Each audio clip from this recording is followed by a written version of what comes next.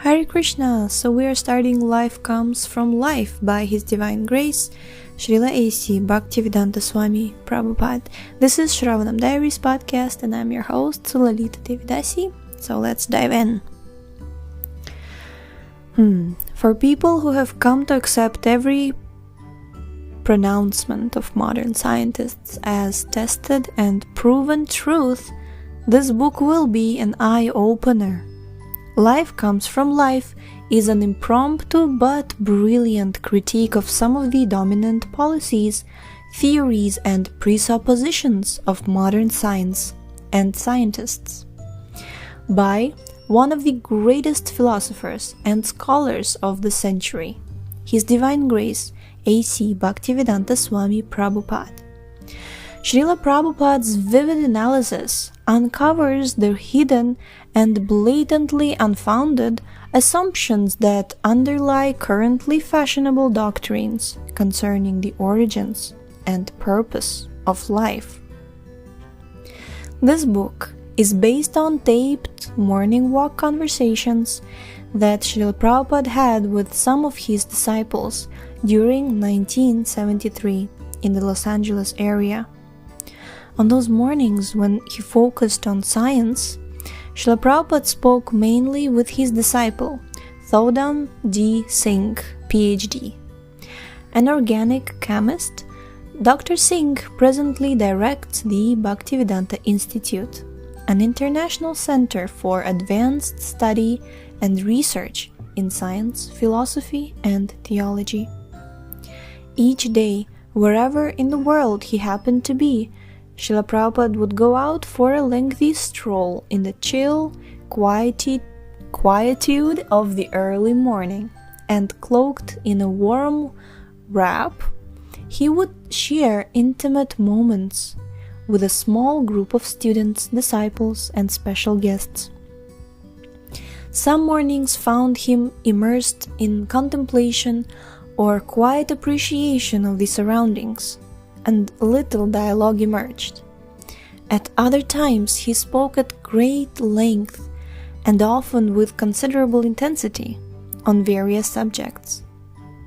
During these animated discourses he demonstrated that philosophical analysis need not be a dull, abstruse affair, but can be a dynamic cutting edge into every sphere of life. Nothing could escape his keen intellect, deep spiritual insight, and uncommon wit. Rejecting superficial and dogmatic thinking, he edified, challenged, cajoled, charmed, and enlightened his disciples, students, and he carefully guided them to increased insight and understanding. Srila Prabhupada, 1896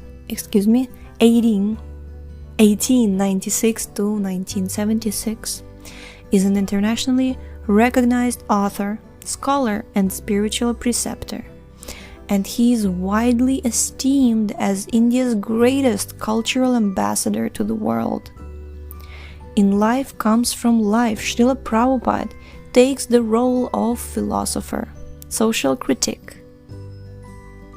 With philosophical rigor, profound common sense, and disarming frankness, he exposes not only modern science's methodological shortcomings and unexamined biases, but also the unverified and unverifiable speculations that scientists present to the trusting public as known fact. Thus, Srila Prabhupada breaks the spell of the materialistic and nihilistic myths, which, masquerading as science, have so bewitched modern civilization. The publishers. Wow, that's a very nice foreword.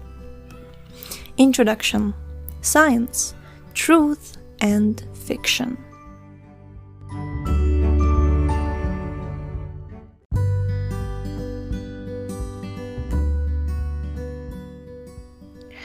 Once upon a time, as in a fairy tale, most of us believed that the food we ate was basically wholesome, nutritious, and free from dangerous chemicals, that advertising may have been believable, and that product labels truly described the qualities and contents of what we fed our families and ourselves. Once upon a time, most of the world believed in the integrity of our heads of state, high-ranking political officials, and local leaders. Once upon a time, we thought our children were getting a solid education in the public school system. Once upon a time, many of us believed atomic energy had peacetime uses that were perfectly safe and completely congruous with a happy and healthy society. Yet, in recent times, our illusions have been shattered. Repeated exposes of widespread consumer fraud and grand political collusion and bribery have all but destroyed our former innocence. We now know that through mass marketing and the media, a veil of fantasy and deception can be created with such unprecedented expertise that it can become impossible for us to distinguish between substance and simulation, reality and illusion. Today, many scientists are propagating the doctrine that life originates from matter. However, they cannot provide proof either experimentally or theoretically. In fact, they hold their stance essentially on faith, in the face of all sorts of scientific objections. Srila Prabhupada points out that this groundless dogma has done great damage to moral and spiritual standards worldwide, and has thus caused incalculable suffering. Though beset by internal doubt and division, modern scientists have somehow managed to present a united front to the unscientific, non-scientific public. Their behavior brings to mind the worst in political and corporate trickery. For instance, despite the recent outcry over their masking the difficulties of maintaining safety standards at nuclear power plants, the scientists and the government remain committed to nuclear power, and even make light of the fact that there is no safe way of dealing with radioactive waste. In popular works and in textbooks, scientists present their account of the material origin of life as the only possible scientific conclusion. They claim that no other theory can be scientifically acceptable. And so everyone is taught that life gradually arose from chemicals, a primordial soup consisting of amino acids, proteins, and other essential ingredients. Yet, in their journals and private discussions, the same scientists acknowledge that their theory has grave, sometimes insuperable, difficulties. For example, certain features of the DNA coding mechanism cast serious doubt upon the substance of evolutionary thought. The noted biologist W.H. Thorpe writes, "Thus we may be faced with the possibility that the origin of life, like the origin of the universe, becomes an impenetrable barrier to science and a block which resists all attempts to reduce biology to chemistry and physics." Unquote. The highly committed evolutionist Jacques Monod has pointed out these same difficulties. Theodosius Dobzhansky, another prominent advocate of evolution, can only agree, quote, Our scientific knowledge is, of course, quite insufficient to give anything like satisfactory accounts of these transitions from no life to life, from no mind to mind. Biologists, as basically different in their views as W.H. Thorpe and Jacques Monod, agree that the origin of life is a difficult and thus far intractable and unsolved problem. I concur. Unquote. Dobzhansky goes on to call the origin of life, in quotes, miraculous. These admissions by Dobzhansky, Monod, and Thorpe are by no means unique. Yet, in popular presentations and textbooks, one finds little hint of such widespread doubt. Nobel Prize-winning physicist Eugene Wigner has shown that the probability of the existence of a self-duplicating unit is 0. Since the ability to reproduce is one of the fundamental characteristics of all living organisms, Wigner concludes that our present understanding of physics and chemistry does not enable us to explain the phenomenon of life. Herbert Yockey has demonstrated by information theory that even a single informational molecule such as cytochrome C, what to speak of complex organisms, could not have arisen by chance in the estimated lifetime of the Earth. Quote, one must conclude, contrary to the established and current wisdom, a scenario describing the genesis of life on Earth by chance and natural causes, which can be accepted on the basis of fact and not faith, has not yet been written. Has not yet been written. Unquote. As we can see, on the one hand, many scientists have a deep personal commitment to the concept that life comes from matter. On the other hand, they admit that they do not have the evidence to corroborate their conviction and that their theory is beset with intractable problems. They are convinced that life arose from matter and is reducible to matter, yet at the same time they must confess to having scant scientific grounds for their conviction.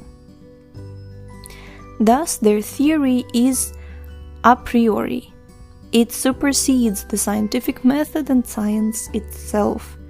Their fervent, almost messianic hope is that someday, somehow, someone may be able to validate it, and in the meantime, their faith is unshakable.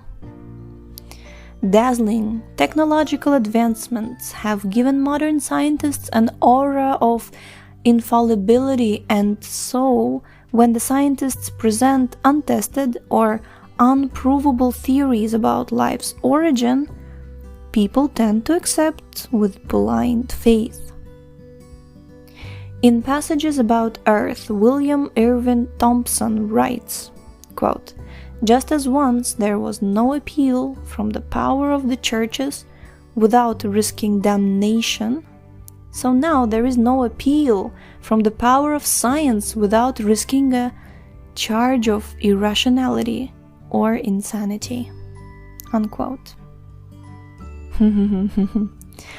And as botanist Garrett Hardin notes, anyone who questions the status of Darwin, in quotes, inevitably attracts the speculative psychiatric eye to himself.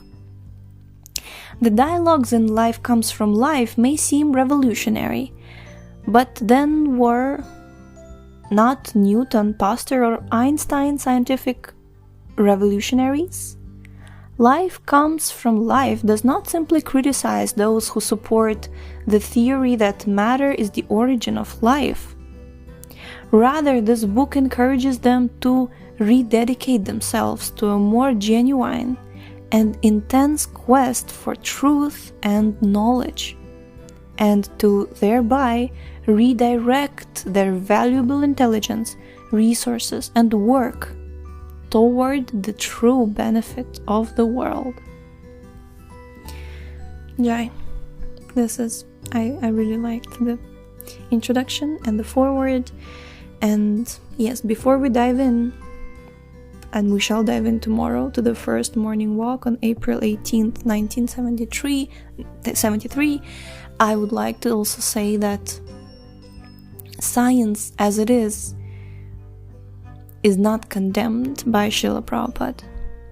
But Srila Prabhupada really questions when you don't really know something and you deny the Vedic explanation of it, which is infallible, blindly and unreasonably, just for the sake of denying the Supreme Personality of Godhead. That's where Srila Prabhupada is strongly exposing or strongly opposing such basically unreasonable opposition.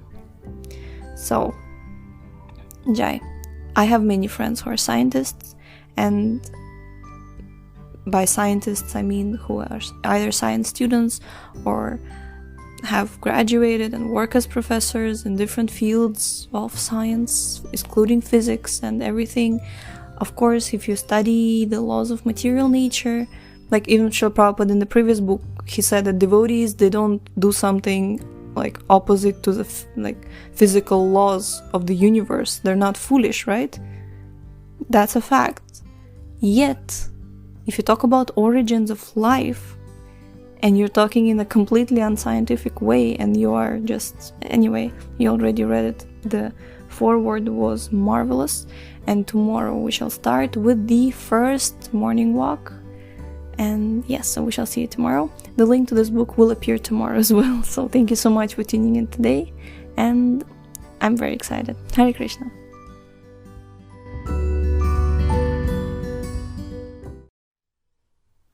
I remember last time I read this book, I opened Google and I started typing something like Interpol, or whom did I type, or NASA, and I wanted to send this book to some, high in charge people who are topmost scientists of the world right now, if they could only read this book and really, with an open mind and open, reason and common sense, go through this book. And as we will be reading this book, you will know what I'm talking about. Oh my God. The whole world would really, really change direction towards a very, very bright future. And a lot of problems that we're facing right now would have been finally solved. And we don't even need to invent a cycle.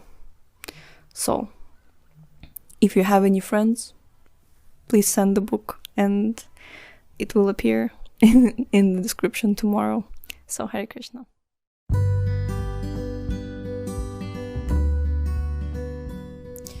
Hare Krishna. So we are starting the first chapter of Life Comes From Life by His Divine Grace, Srila A.C. Bhaktivedanta Swami Prabhupada. This is Sravanam Diaries podcast, and I'm your host, Lalita Devidasi. So, this is Morning Walk, April 18th, 1973, recorded on April 18th in Cheviot Hills Park, Los Angeles. Srila Prabhupada is accompanied by Dr.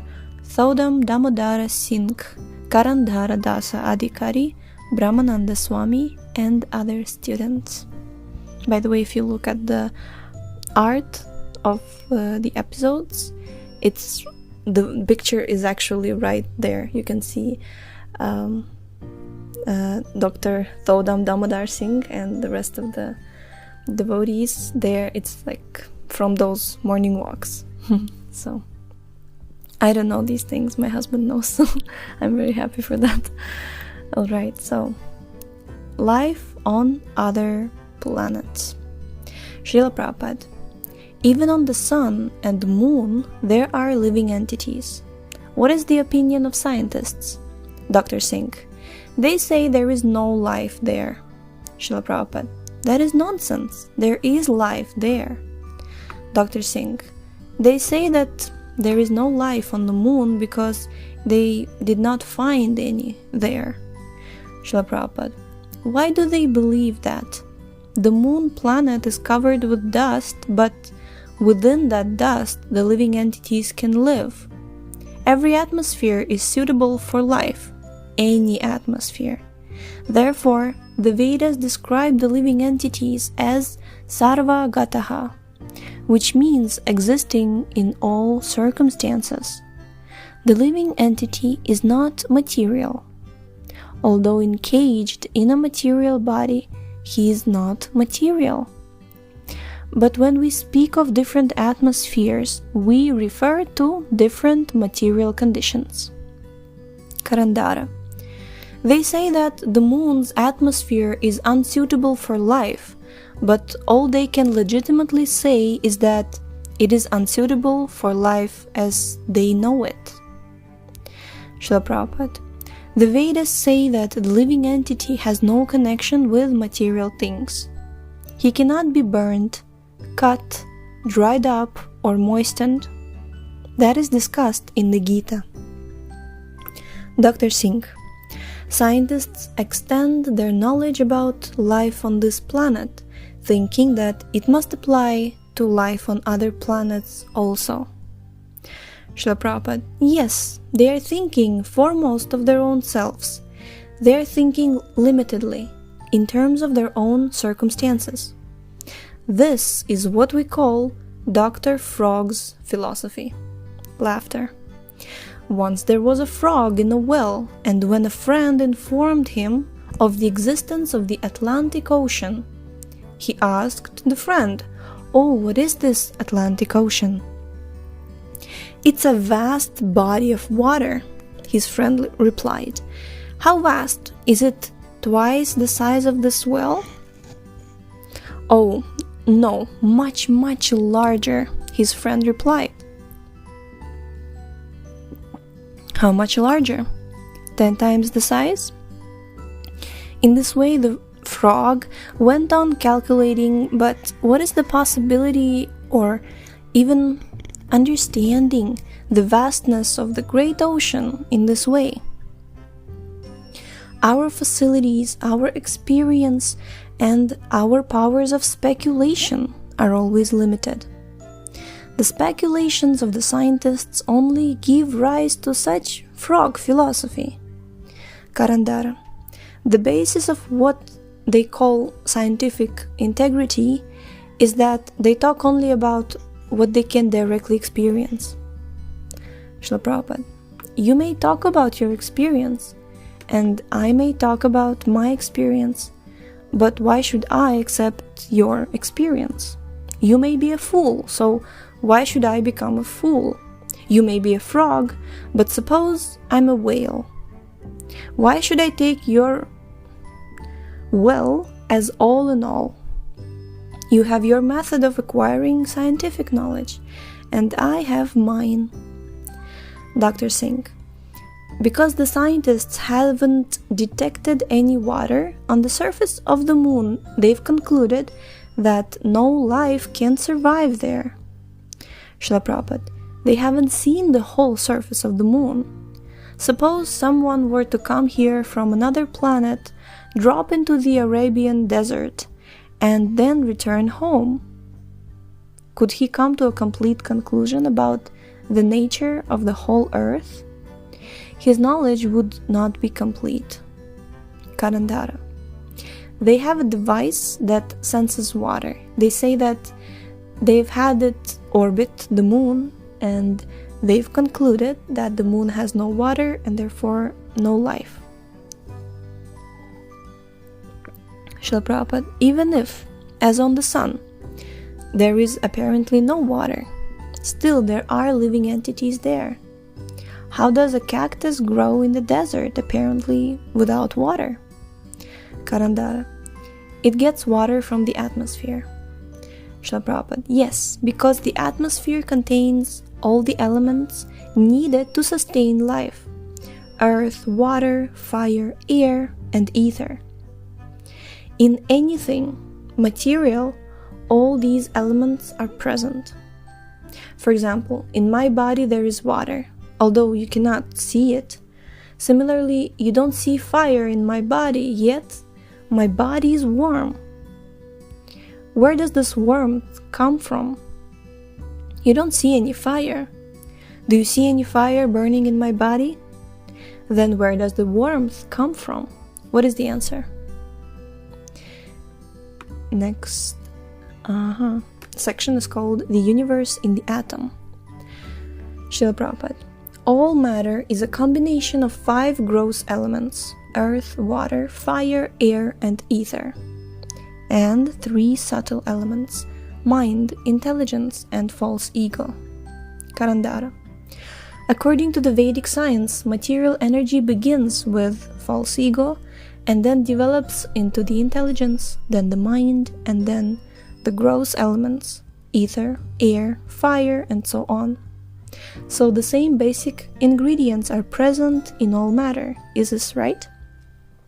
Srila Prabhupada. Yes. The creation of this material universe is like the growth of a great banyan tree from a tiny seed.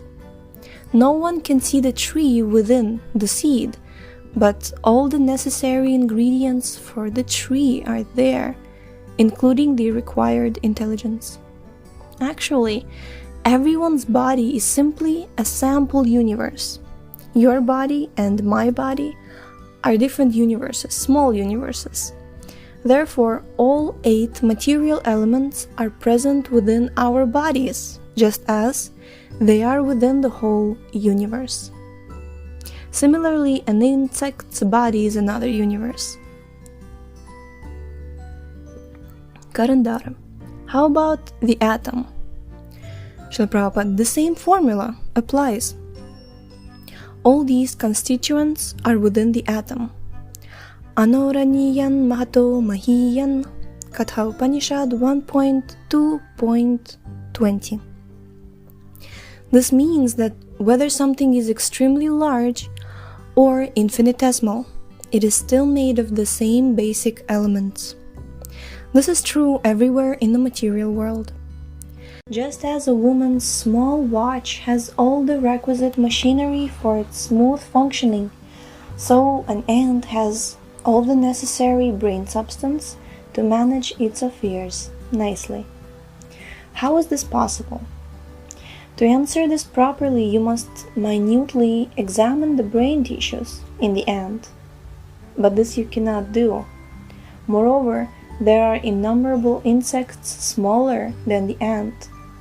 So there must be a mechanical arrangement for all this detailed activity.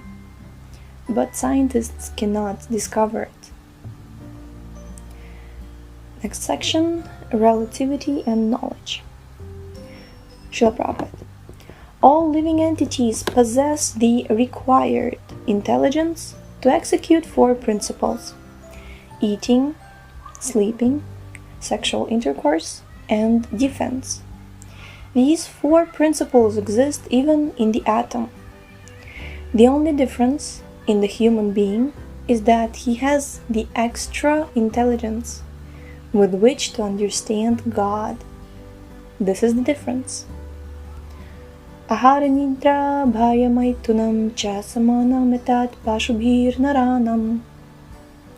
Eating, sleeping, sex life, and defense are to be found everywhere.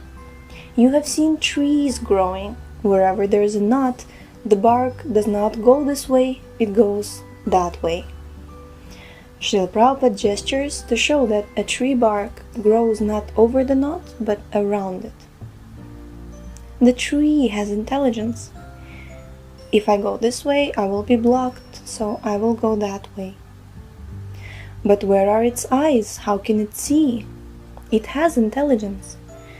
That intelligence may not be as good as yours, but it is intelligence. Similarly, a child also has intelligence, though not as developed as his father's.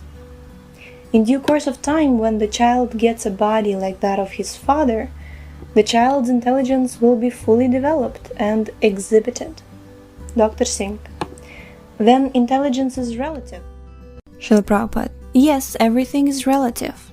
You have your body, your duration of life, and your intelligence, and the ant has his. Both we and the ant live for 100 years, but the length of our 100-year lifespan is relative to our bodies. Even Brahma, the longest living entity in this universe, lives for 100 years. To us, the ant's lifespan may seem only a few days.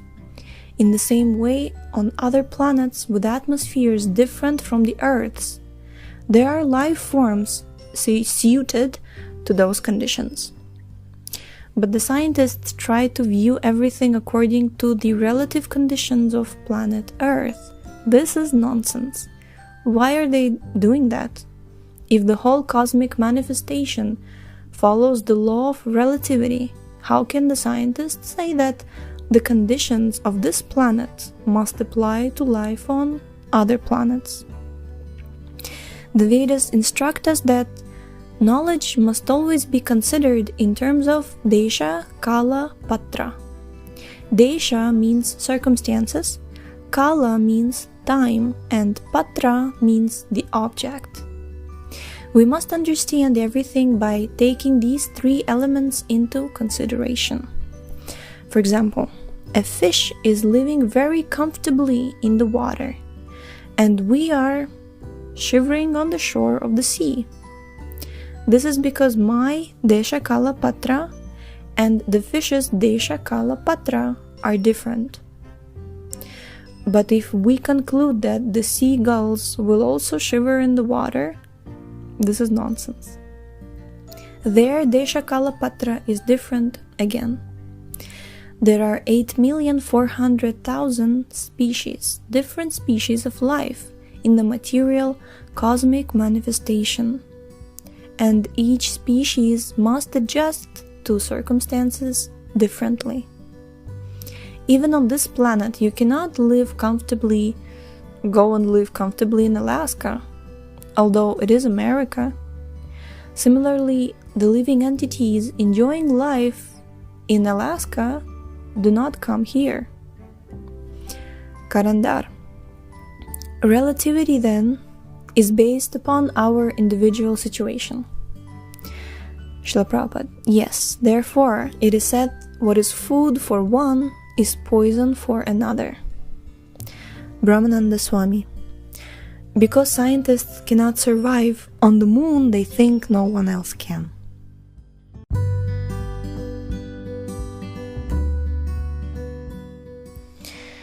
The 8.6 billion year day. Dr. Singh. The problem with the world is that practically everyone is thinking only in terms of his own circumstances, and that is nonsense. Student. Someone who has never gone out of his village thinks that his village is the whole world. Srila Prabhupada. Yes. The frog is always thinking in terms relative to his will. He has no power to think otherwise. The ocean is great, but he's thinking of the ocean's greatness in terms relative to his own greatness. Similarly, God is great, but we are thinking of God in terms of relative greatness, greatness relative to our own. There are certain insects that are born at night, and they grow, bear offspring, and die, all before daybreak. They never see the morning. So if they conclude that there is no morning, that is nonsense. In the same way, as soon as we hear from the Shastras, revealed scriptures, that Brahma's duration of life is equivalent to millions of years, we do not believe it. We say, how can it be? But Bhagavad-Gita 8.17 says, Sahasrayuga paryantam aharyad brahmano viduh. 4,300,000,000 Earth years equal Brahma's 12 hours. Even a leading Indian politician who was known as a great scholar of the Gita could not accept this information. He said it is mental speculation. Such a rascal. Yet he is passing as an important scholar. This is the problem. Rascals and fools are passing as scholars, scientists and philosophers, and therefore the whole world is being misguided. Haribol, wow. Krishna, Krishna. Okay, I'm speechless, so yes, we shall continue tomorrow with the second chapter of the morning walk next day. So thank you so much for tuning in today. The link to this book is in the description, and we shall see you next time. Hare Krishna.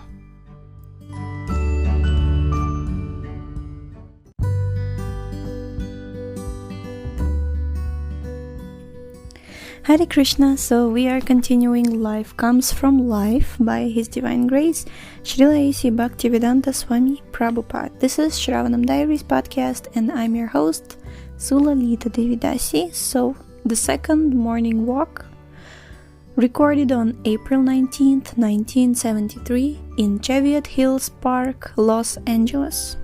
Srila Prabhupada is accompanied by Dr. Singh, Karandhar Dasa, Brahmananda Dasa, and other students. Okay, so Darwinism extinct. Srila Prabhupada, this material world is a composition of three qualities: sattva, rajas, and tamas, goodness, passion, and ignorance, which are working everywhere. These three qualities are present in various proportions in all species of life. For example, some trees produce nice fruit, while others are simply meant for fuel. This is due to the association of particular qualities of nature. Among animals also, these three qualities are present. The cow is in the quality of goodness, the lion is in passion, and the monkey in ignorance. According to Darwin, Darwin's father is a monkey. Laughter. He has theorized foolishly. Dr. Singh. Darwin has said that some species become extinct in the struggle for survival. Those which are capable of surviving will survive, but those which are not will become extinct. So he says survival and extinction go side by side. Srila Prabhupada, nothing is extinct. The monkey is not extinct. Darwin's immediate forefather, the monkey, is still existing. Karandara. Darwin said there must be a natural selection, but selection means choice, so who is choosing? Srila Prabhupada. There must be a person. Who is allowing someone to survive and someone to be killed? There must be some authority with discretion to give such an order. That is our first proposition. Who is that authority? That is explained in Bhagavad-Gita. Krishna says, Maya Dyakshena Prakriti, nature is working under my supervision. In quotes, Bhagavad-Gita 9.10. Dr. Singh. Darwin also says that the different species were not created simultaneously, but evolved gradually. Srila Prabhupada.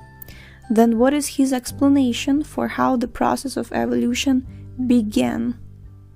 Karandhara. Modern proponents of Darwinism say that the first living organism was created chemically. Srila Prabhupada. And I say to them, if life originated from chemicals, and if your science is so advanced, then why can't you create life biochemically in your laboratories? In the future, Next section. Karandara, they say they will create life in the future. Srila Prabhupada, what future?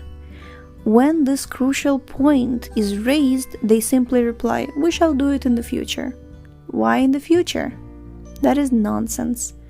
Trust no future, however pleasant. If they are so advanced, they must demonstrate now how life can be created from chemicals. Otherwise, what is the meaning of their advancement? They're talking nonsense. Karandara, they say that they are right on the edge, on the verge of creating life.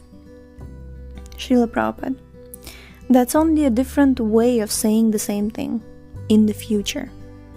The scientists must admit that they still do not know the origin of life. Their claim that they will soon prove a chemical origin of life is something like paying someone with a post-dated check. Suppose I give you a post-dated check for $1,000, $10,000, but I actually have no money. What is the value of that check? Scientists are claiming that their science is wonderful, but when a practical example is wanted, they say they will provide it in the future. Suppose I say that I possess millions of dollars, and when you ask me for some money, I say, yes, I will now give you a big post-dated check. Is that all right? If you are intelligent, you will reply, at present give me at least $5 in cash so I can see something tangible. Similarly, the scientists cannot produce even a single blade of grass in their laboratories, yet they are claiming that life is produced from chemicals. What is this nonsense? Is no one questioning this? Karandara, they say that life is produced by chemical laws.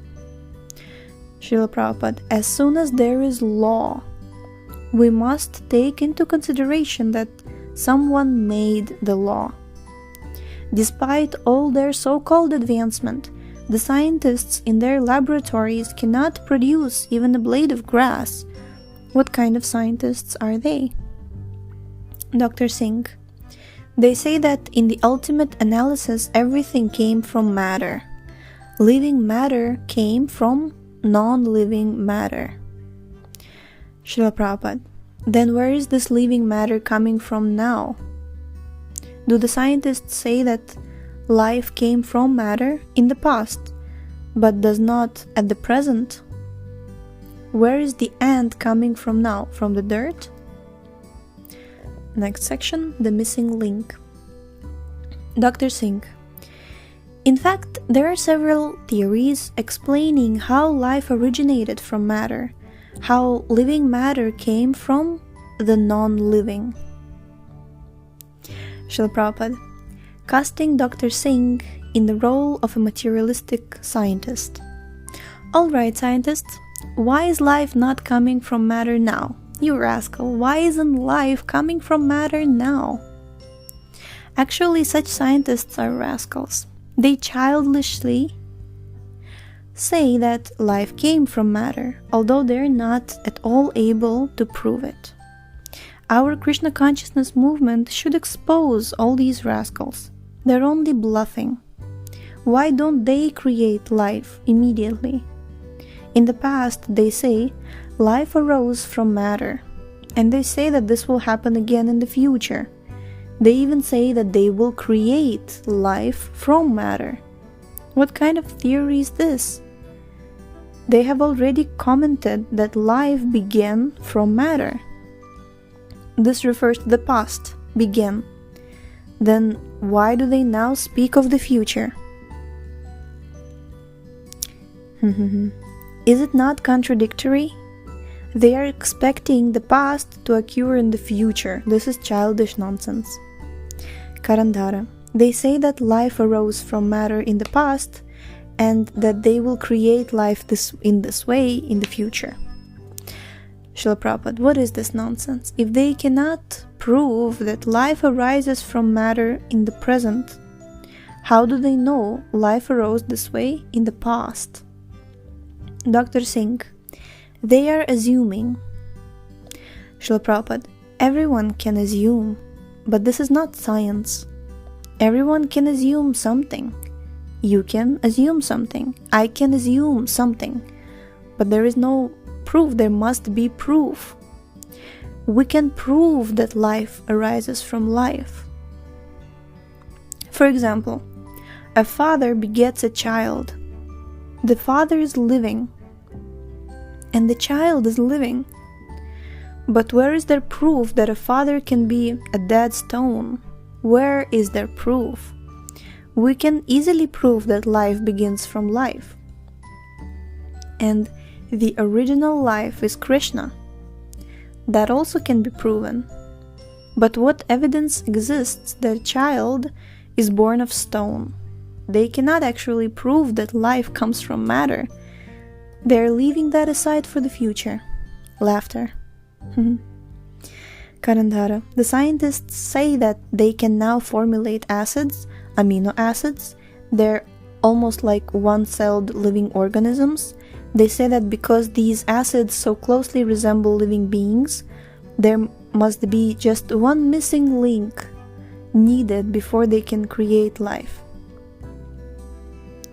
Srila Prabhupada, nonsense, missing link. I'll challenge them to their face, laughter. They're missing this challenge. The missing link is this challenge to their face. You rarely see Srila Prabhupada in this mode. But I'm just... okay, next section is called Nobel Prize for an Ass. Dr. Singh. Some scientists hope that in the future they will be able to make babies in test tubes. Srila Prabhupada. Test tubes? Dr. Singh. Yes, they intend to combine male and female elements in biological laboratories. Srila Prabhupada. If they begin with living entities, what is the purpose of the test tube? It is only a place for combination, but so is the womb. Where is the credit for the scientists if this is already being done in nature's test tube? Nature's test tube. Karandar. It is already being done by nature, but when some scientist does it, people will give him the Nobel Prize. Srila Prabhupada. Yes, this is stated in Srimad Bhagavatam. Svavidvarahostra karaih samstutah purushah pashu. This verse indicates that those who praise man, who are like animals, are no better than dogs, hogs, camels, and asses. Shva means dog, Vidvaraha means stool-eating hog, Ushtra means camel, and Kara means ass. If the Nobel Prize is given to a scientist who is a rascal, the men on the committee who give him that prize are no better than dogs, hogs, camels, and asses. We don't accept them as human beings. One animal is praised by another animal. Where is the credit in that? If the men on the committee are no better than animals, anyone who receives the Nobel Prize in science is fool number one, because animals are praising him, not human beings. Dr. Singh. For some scientists, the Nobel Prize is the ultimate. Srila Prabhupada, they're rascals. They're speaking nonsense. And because they're juggling words, others are being misled. Brahmananda Swami. Noble is the person who invented dynamite. Srila Prabhupada. He has created great misfortune, and he has left his money for creating further misfortune. Laughter. Brahmananda Swami. The Gita says that demoniac people perform acts meant to destroy the world. Srila Prabhupada. Yes. Ugra karmanah kshayaya jagato hitah. Oh, 1 second. Bhagavad-Gita 16.9. They perform acts meant for inauspiciousness and the destruction of the world. Next section, the difference between the living and the non-living. Srila Prabhupada points at a dead tree with his cane. Srila Prabhupada: formerly, leaves and twigs were growing from this tree. Now they're not. How would the scientists explain this? Karandara: they would say the tree's chemical composition has changed. Srila Prabhupada: to prove that theory, they must be able to inject the proper chemicals to make branches and leaves grow again. The scientific method includes observation, hypothesis, and then demonstration. Then it is perfect. But the scientists cannot actually demonstrate in their laboratories that life comes from matter. They simply observe and then speak nonsense. They're like children. In our childhood, we observed the gramophone box and thought that within the box there was a man singing, an electric man. We thought there must have been an electric man or some kind of ghost in it. Laughter. Dr. Singh, one of the popular questions that arises when we start studying biology is, what is the difference between a living organism and that which is non-living, not living? The textbooks say that the chief characteristics that distinguish the two are that a living being can move and reproduce, whereas dead matter can do neither. But the books never talk about the nature of the soul or about the consciousness of the living entity. Srila Prabhupada: but consciousness is the primary indication that life is present. Only because of consciousness can a living being move and reproduce. Because a person is conscious, he thinks of marrying and begetting children, and the original consciousness is described in the Vedas. Tadaikshata bahusyam Chandogya Upanishad 6.2.3. This means that God, the original conscious being, said, I shall become many. Without consciousness, there is no possibility of byproducts. Next section, the individual living force. Oh, the last section. Okay. Srila Prabhupada: the gardeners supply water to the trees, to the green trees, so why don't they supply water to this dead tree and make it green? Dr. Singh: from experience they know that it will not grow. Srila Prabhupada: then what is the element that is lacking? Scientists say that chemicals are the cause of life, but all the chemicals that were present when the tree was alive I'm very sorry. All the chemicals that were present when the tree was alive are still there. All these chemicals are still supporting the lives of many living entities, such as microbes and insects. So they cannot say that life energy is lacking in the body of the tree. The life energy is there. And Dr. Singh: but what about the life energy of the tree itself?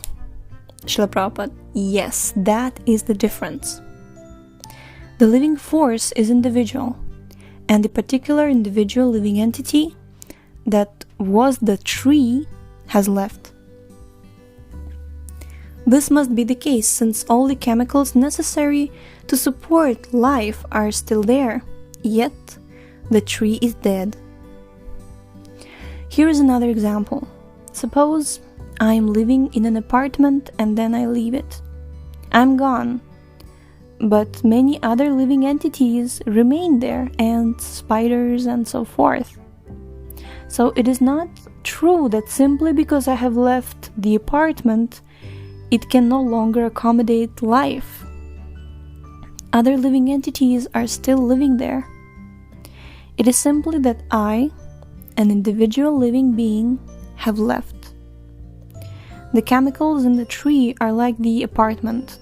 They're simply the environment for the individual force the soul to act through. And the soul is an individual. I am an individual, and therefore I may leave the apartment. Similarly, the microbes are also individuals. They have individual consciousness. If they are moving in one direction but are somehow blocked, they think, let me go the other way. They have personality. Karandara. But in a dead body, there is no personality.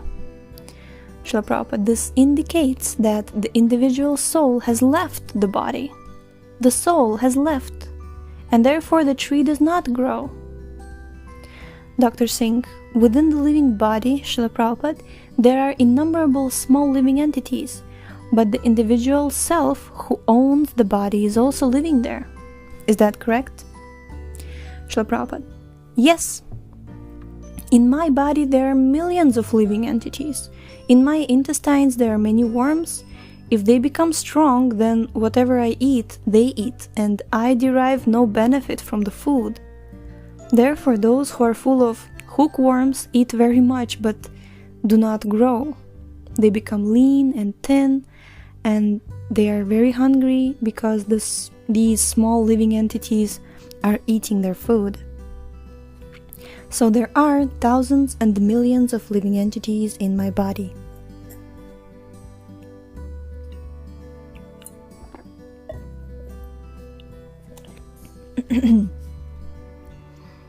They're individuals, and I am an individual.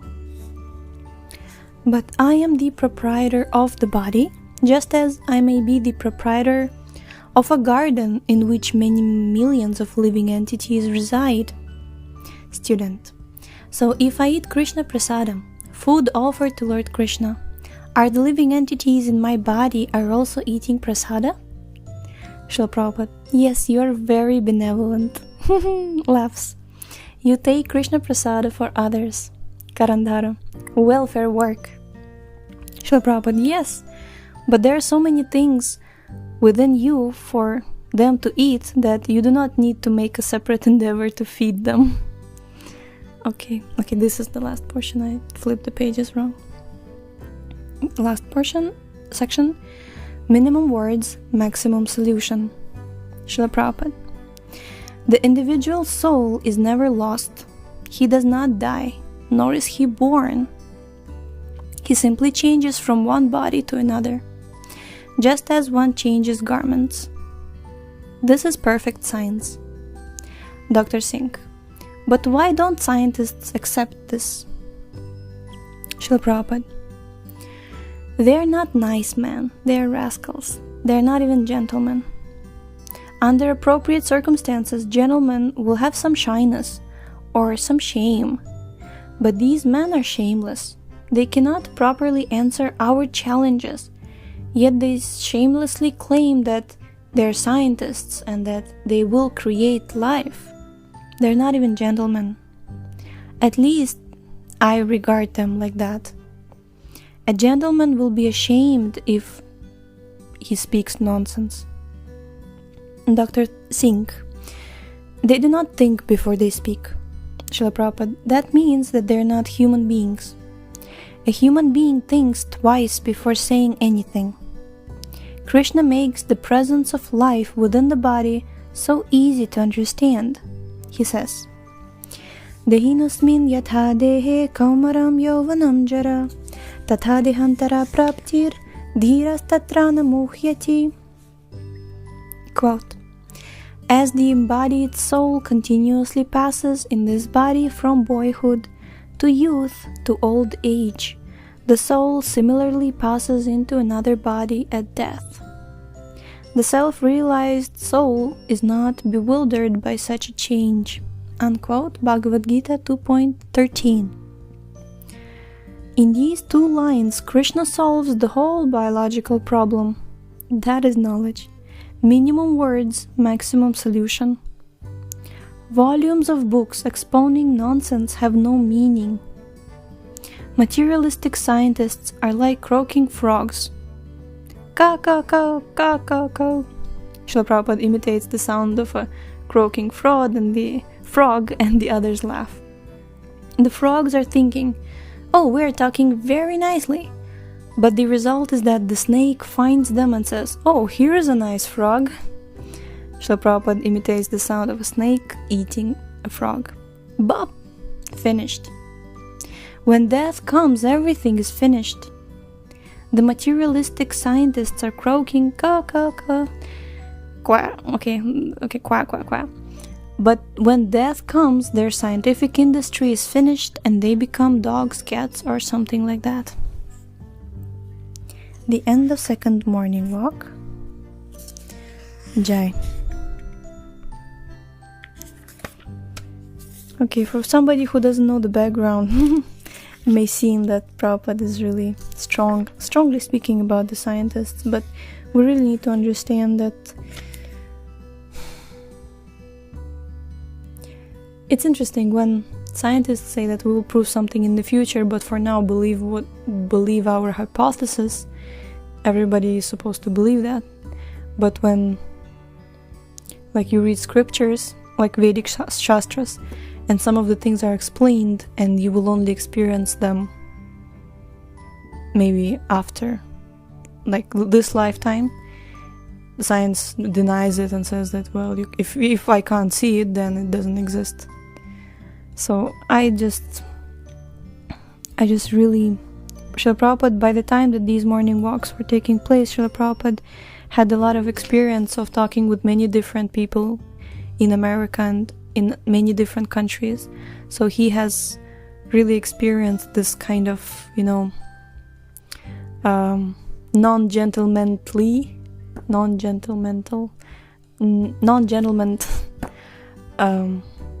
behavior of scientists towards the actual Vedic science. So actually today I read on iskonnews.org that some institute in Vegas, they said that whoever proves afterlife to us in an essay, we will give them, what was it, $500,000, something like that. And they mentioned that you can't give as evidence scriptural, scriptures, holy scriptures, because holy scriptures are based on faith, and faith is not scientific, of course. And I was just thinking, my God, Vedic scriptures are so scientific, you won't believe it. Vedic astrology predicts all the astronomical movements of the planets. By Vedic astrology, you can know everything about eclipses and when everything occurs, moon, and all the movements of the planets. And they don't need telescopes for that. And everything is exact, super according to the degrees of the planets and everything. And they just don't know that exists. So I don't know. I guess we'll find out if anybody wins the prize, but it's still a step forward that they're interested and these topics are discussed about consciousness. What is consciousness? And Prabhupada speaks about consciousness so clearly, and maybe back in 1973 this topic was completely not discussed at all in the scientific realm. Now in 2021 they are questioning that, so it's a step forward. Okay, so Hare Krishna. Yes, so thank you so much for tuning in today. The link to this book is in the description, and we shall see you next time. Hare Krishna. And sorry about my voice.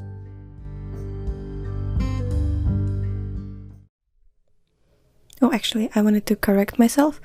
The Vedic science is more scientific, even more scientific, because you don't need to actually wait for the future to experience the results, or even for the next lifetime.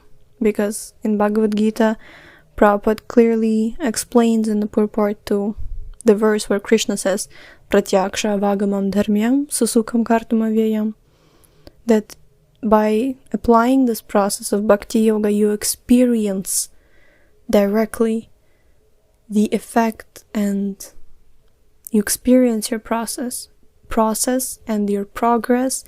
And there are many examples of how, just like you're eating and you feel satisfied, you feel nourished, you feel full, and you're not hungry anymore. In the same way, bhakti yoga is like that. So there are no checks that will come to fruition in the future, false promises or so-called, it will happen in the future right now. No, nothing like that. So even from that perspective, it's more superior. So, yeah.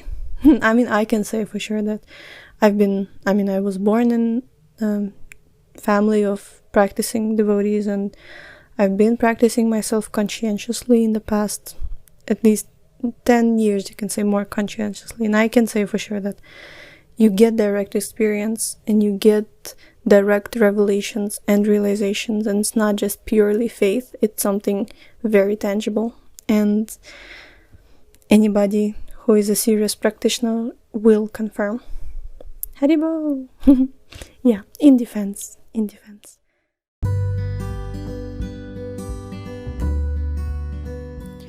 Hare Krishna, so we are continuing the book called Life Comes from Life by His Divine Grace, Srila A.C. Bhaktivedanta Swami Prabhupada.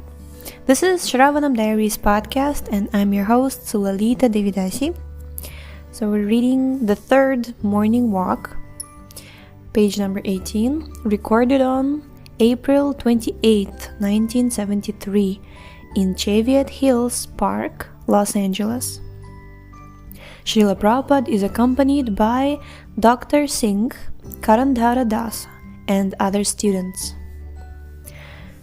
The first section, Scientists as Thieves. Srila Prabhupada, holding a rose in his hand. Can any scientist create a flower like this in the laboratory? Dr. Singh, that is not possible. Srila Prabhupada, no, it is not. Just see how wonderfully Krishna's energy is working. No scientist can create a flower like this in his laboratory. They cannot create even a few grains of sand, yet they claim to possess the most advanced intellects in the universe. This is foolish. Dr. Singh, they take matter from Krishna, manipulate it, and then claim that they have created something wonderful. Srila Prabhupada, at least if they would admit that they have taken the matter from Krishna, that would be good. We understand that everything comes from Krishna. Dr. Singh, but they will not admit that they are taking anything from Krishna. Instead, they say that they are the creators. Srila Prabhupada, how have they created anything? They take the sand and mix it with some chemicals and make glass. They have not created the sand or the chemicals. They have taken them from the earth. How have they created anything? Dr. Singh, they say, in quotes, we have taken the materials from nature. Srila Prabhupada, in quotes, from nature, means from a person. They have taken from nature, but they are thieves because everything in nature belongs to Krishna. Ishavasyam idam sarvam, in quotes, everything in God's creation, unquote, Ishopanishad 1. In Bhagavad-Gita, Krishna states that if one does not perform yagya, sacrifice, he is a thief. Yagya means acknowledging that things have been taken from Krishna. We should think, Krishna, you have given us many, many things for our maintenance. This much acknowledgement Krishna wants, that's all. Otherwise, what can he expect from you? What are you in his presence? We should acknowledge Krishna's kindness. Therefore, before we eat, we offer the food to Krishna and say, Krishna, you have given us this nice food, so first you taste it. Then we eat it. Krishna is not hungry, yet he can eat the whole world and then again produce it exactly as it was.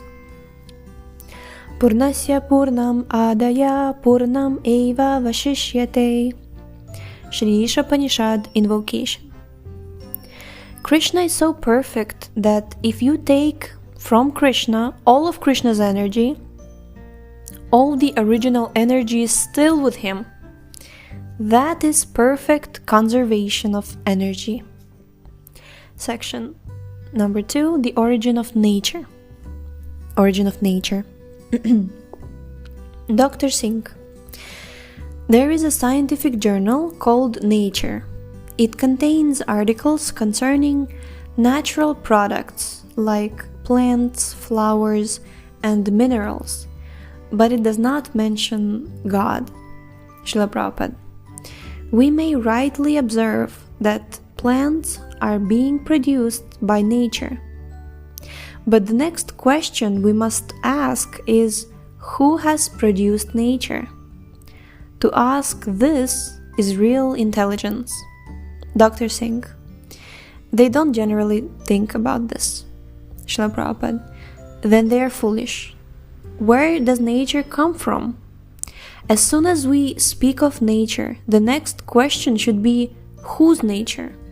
Is it not so? For instance, I speak of my nature, and you speak of your nature. Therefore, as soon as we speak of nature, the next inquiry should be, whose nature? Nature means energy. And as soon as we speak of energy, we must inquire into the source of that energy. For example, if you speak of electric energy, you must accept its source, the powerhouse. How can you deny it?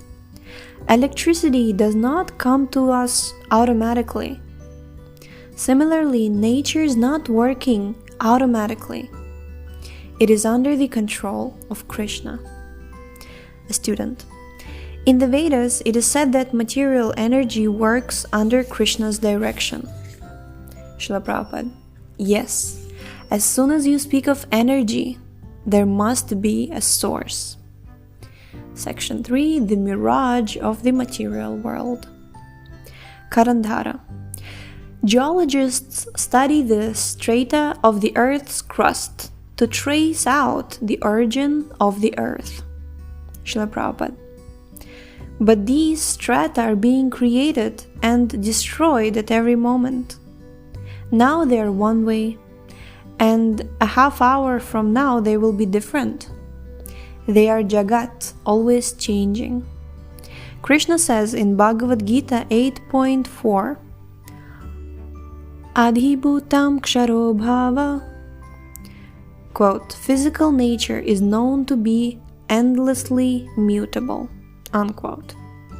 Therefore, one cannot find out the source of all energy simply by observing the energy itself. Now the Earth's strata may be black, later they may be white, and then again black. So the geologists study the black color, then the white color, again the black, and so on. This is called Punah Punashcharvita Charvananam. Srimad Bhagavatam 7.5.30. Chewing the chewed. Now it is cold, at midday it will be warm, and at night it will be cold again.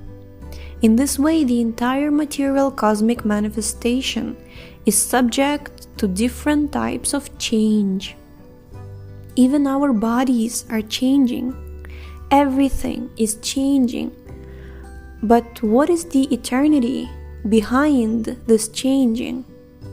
That is the subject of real knowledge. The scientists do not find that eternity, and therefore they are disappointed. They think that the background of everything is zero, void. They think that eternity is zero. And when they are asked where this zero comes from, they say, it comes from nothing. So we must ask them, how have the varieties come about? The Vedic conclusion is that variety is eternal, although the changing varieties the scientists study in the material world are temporary. These varieties are shadow varieties. Real variety exists eternally in the spiritual world. Dr. Singh. So the material universe is like a mirage. Srila Prabhupada. Yes.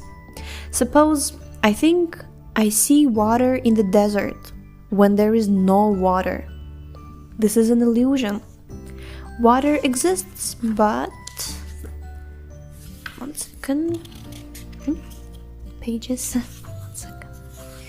Water exists, but not in the mirage. Similarly, the material varieties we see, the varieties of enjoyment, are like that mirage. We, the living entities, are meant for enjoyment. But we are seeking enjoyment in a false place, in an illusion. We're like the desert animals who run after water in a mirage and eventually die of thirst.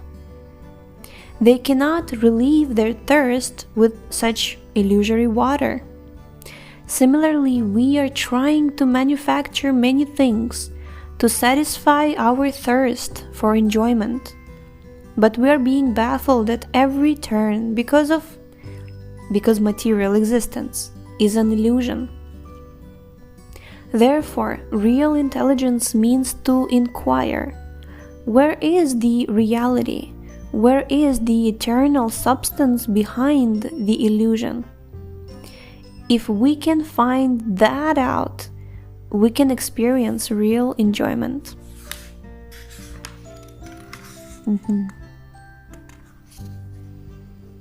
Hare Krishna. This is interesting. Okay, this is the end of the chapter actually. Okay, so thank you so much for tuning in today. The link to this book is in the description. And we shall see you tomorrow with the 4th morning walk. Hare Krishna.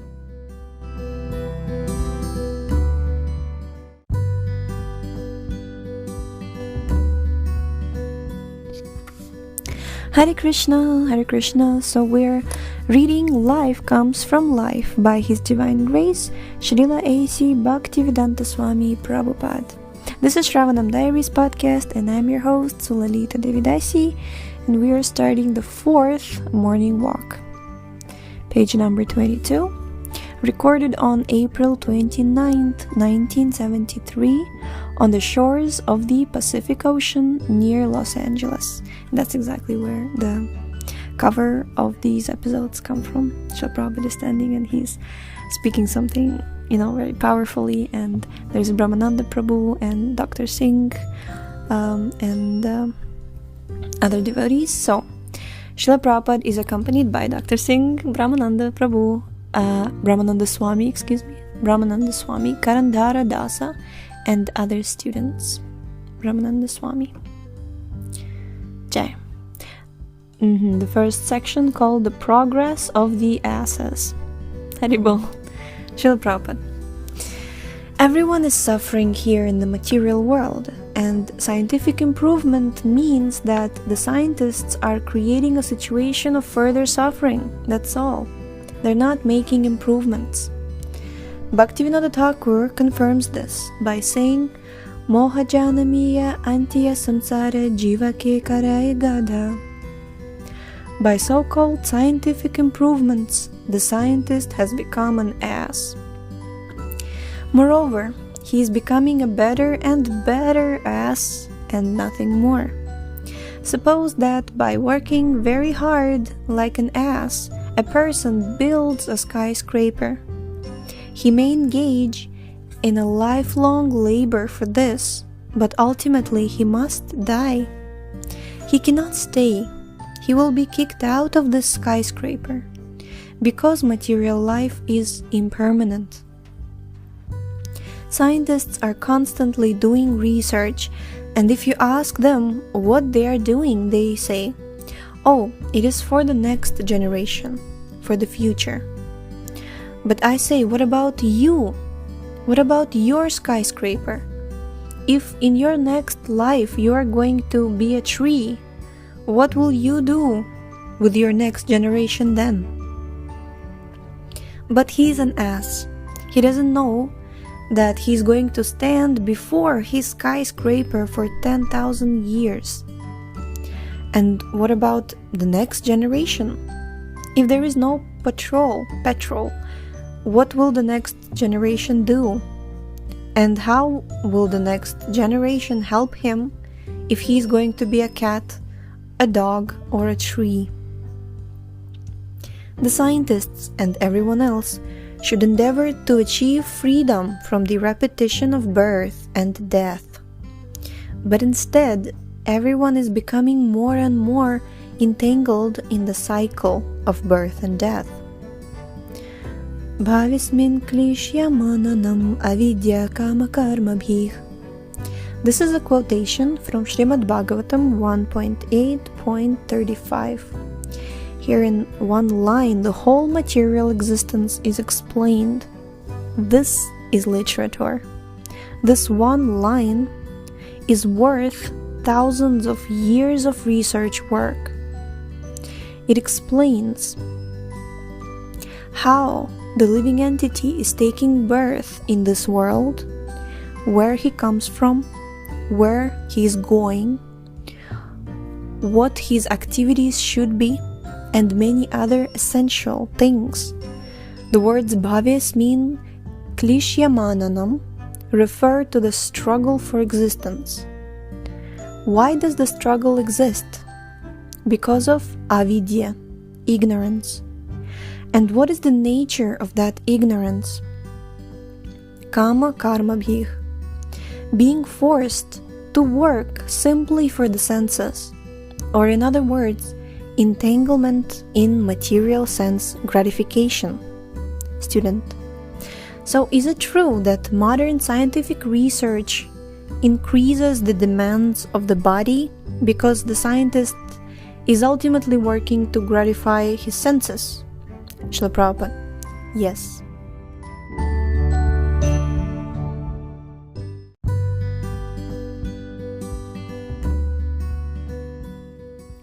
Word jugglery and world crisis. Srila Prabhupada: it is said in the Vedas, Yasmin vigyate sarvam evam vigyatam bhavati. Mundaka Upanishad 1.3. Quote, if one knows the absolute truth, then all other things become known. Unquote.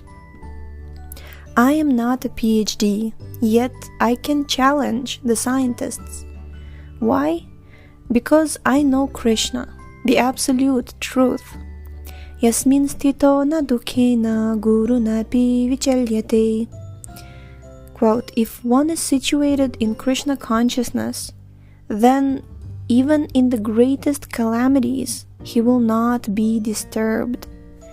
Unquote. Bhagavad-Gita 6.22. And Srimad Bhagavatam 1.5.22 declares, Avichyutorthah kavibhih nirupito yaduttama shloka gunanuvarnanam. Quote, great personalities have decided that Krishna consciousness is the perfection of life. Unquote.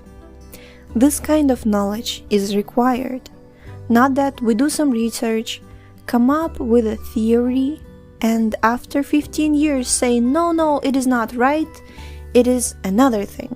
That is not science. That is child's play. Dr. Singh: this is how they discover things, by research. Srila Prabhupada: and what is the cost of the research? It is a scientific method for drawing money from others, that's all. In other words, it's cheating. Scientists juggle words like plutonium, photons, hydrogen, and oxygen, but what good will people get from this? When people hear this jugglery of words, what can they say? One scientist explains something to some extent, and then another rascal comes along and explains it again, but differently, with different words. And all the time, the phenomenon has remained the same. What advancement has been made? They have simply produced volumes of books. Now there is a petrol problem. Scientists have created it. If the petrol supply dwindles away, what will these rascal scientists do? They are powerless to do anything about it. Next section, the $1 billion dust heap. Srila Prabhupada. Now there is a scarcity of water in India. But what are the scientists doing about it? There is more than enough water in the world. So why don't the scientists bring water where it is urgently required? They should employ irrigation immediately. But instead, they are going to the moon, the dusty planet, to make it fertile. Why don't they irrigate this planet? There's plenty of seawater, so why don't they irrigate the Sahara or Arabian or Rajasthani desert? Yes, they say, in the future, we're trying. In their pride, they immediately say, yes, we are trying. In Bhagavad-Gita, it is said that when one is engaged in the business of satisfying unnecessary desires, he becomes bereft of all intelligence. Kamaistair harita jnana, Bhagavad-Gita 7.20. This moon project is childish. Those who aspire to go to the moon are like crying children. A child cries, "Mother, give me the moon." So the mother gives the child a mirror and says, "Here is the moon, my dear son." And the child takes the mirror, sees the moon in it, and says, "Oh, I have the moon." Unfortunately, this is not just a story. Karandhara. After spending all that money to go to the moon and bring back just a few rocks, the people on the space project decided that there was nothing more to do there. Brahmananda Swami. Now they want to go to another planet, but they are short of money. Going to other planets costs millions and billions of dollars. Srila Prabhupada. People work very hard while the rascal government takes taxes and spends money unnecessarily. There should be no sympathy when so much hard-earned money comes from the public and is spent so foolishly. Now the leaders are presenting another bluff. Don't worry, we're going to another planet. Now we shall bring more dust. We shall bring tons of dust. Oh yes, now we shall bring tons of dust. Dr. Singh. They believe there may be life on Mars. Srila Prabhupada. They may believe or not believe. What is the difference? Life exists here, but people are fighting. So suppose there is life on Mars.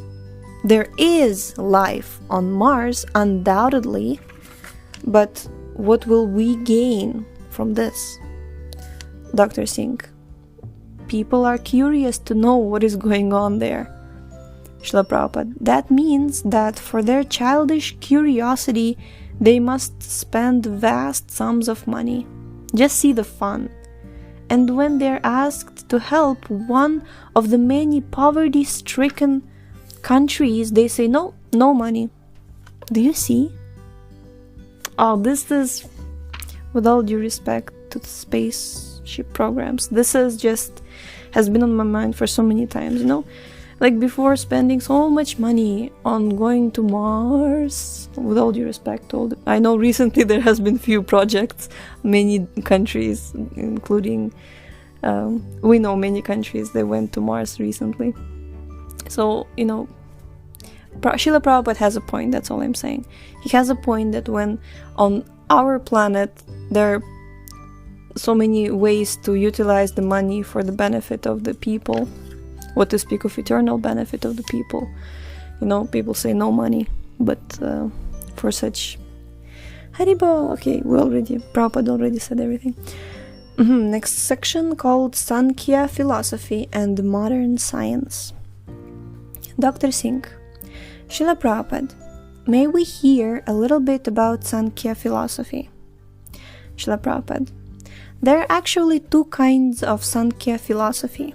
The ancient Sankia philosophy, originally taught by Lord Kapila Deva, and the modern Sankia philosophy taught more recently by the atheist Kapila. Lord Kapila, his Sankia explains how to become detached from matter and search out Lord Vishnu within the heart. This Sankia is actually a process of devotional service. But the modern Sankia philosophy simply analyzes the world into its various elements. In that respect, it is just like modern scientific research. Sankia means to count. We are also Sankia philosophers to some extent because we count the material elements. This is land, this is water, this is fire, this is air, this is ether. Furthermore, I can count my mind, my intelligence, and my ego. Beyond my ego, however, I cannot count. But Krishna says that there is something beyond the ego, and that is the living force. This is what scientists do not know. They think that life is merely a combination of material elements. But Krishna denies this in the Bhagavad-Gita 7.5. Apareyam itastvanyam prakritim vidhi me param jiva bhutam mahabaho yayidham dharyate jagat. Quote, besides this inferior nature, earth, water, fire, air, ether, mind, intelligence, and false ego, there is a superior energy of mind which consists of all the living entities who are struggling with material nature and sustaining the universe. Unquote. Dr. Singh, are both the inferior and the superior energies studied in modern Sankhya philosophy? Srila Prabhupada, no. Modern Sankhya philosophers do not study the superior energy. They simply analyze the material elements, just as the scientists are doing. The scientists do not know that there is spirit soul, nor do the Sankhya philosophers. Dr. Singh, they're analyzing the creative material elements. Srila Prabhupada, the material elements are not creative. Only the soul is creative. Life cannot be created from matter, and matter cannot create itself. You, a living entity, can mix hydrogen and oxygen to create water.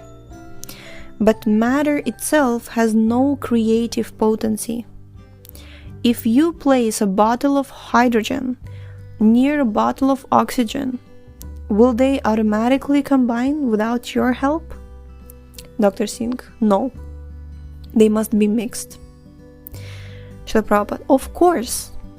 Oxygen and hydrogen are Krishna's inferior energy. But when you, the superior energy, mix them, then they can become water. Jai.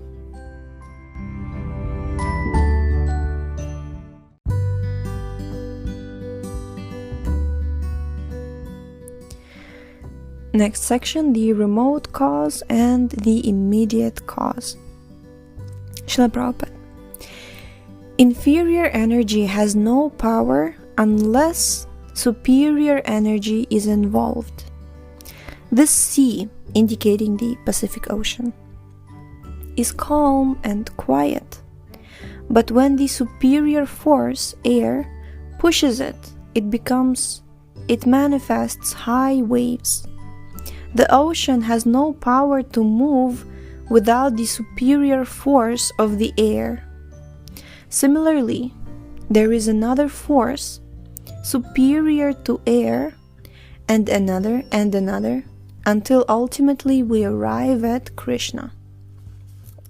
This is real research. Krishna controls nature just as an engineer controls a train. The engineer controls the locomotive which pulls one car, and that car in turn pulls another, which pulls another, and so the whole train is moving. Similarly with the creation, Krishna gives the first push, and then by means of successive pushes, the entire cosmic manifestation comes into being and is maintained. This is explained in Bhagavad-Gita 9.10. Maya dyakshena prakriti suyate sacharacharan. Quote, this material universe, material nature, is working under my direction and is producing all moving and unmoving beings. Unquote. And in the 14th chapter, 14.4, Krishna says, Sarva yonishu kaunteya murtayah sambhavantiyah tasam brahma mahadyonir aham bija pradahpita. Quote, all species of life are made possible by birth in this material nature, O son of Kunti, and I am the seed-giving father.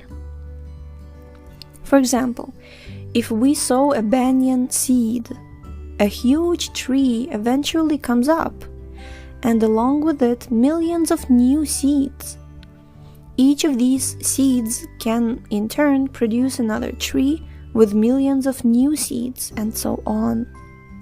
This is how Krishna, the original seed-giving father, is the primary cause of everything we see.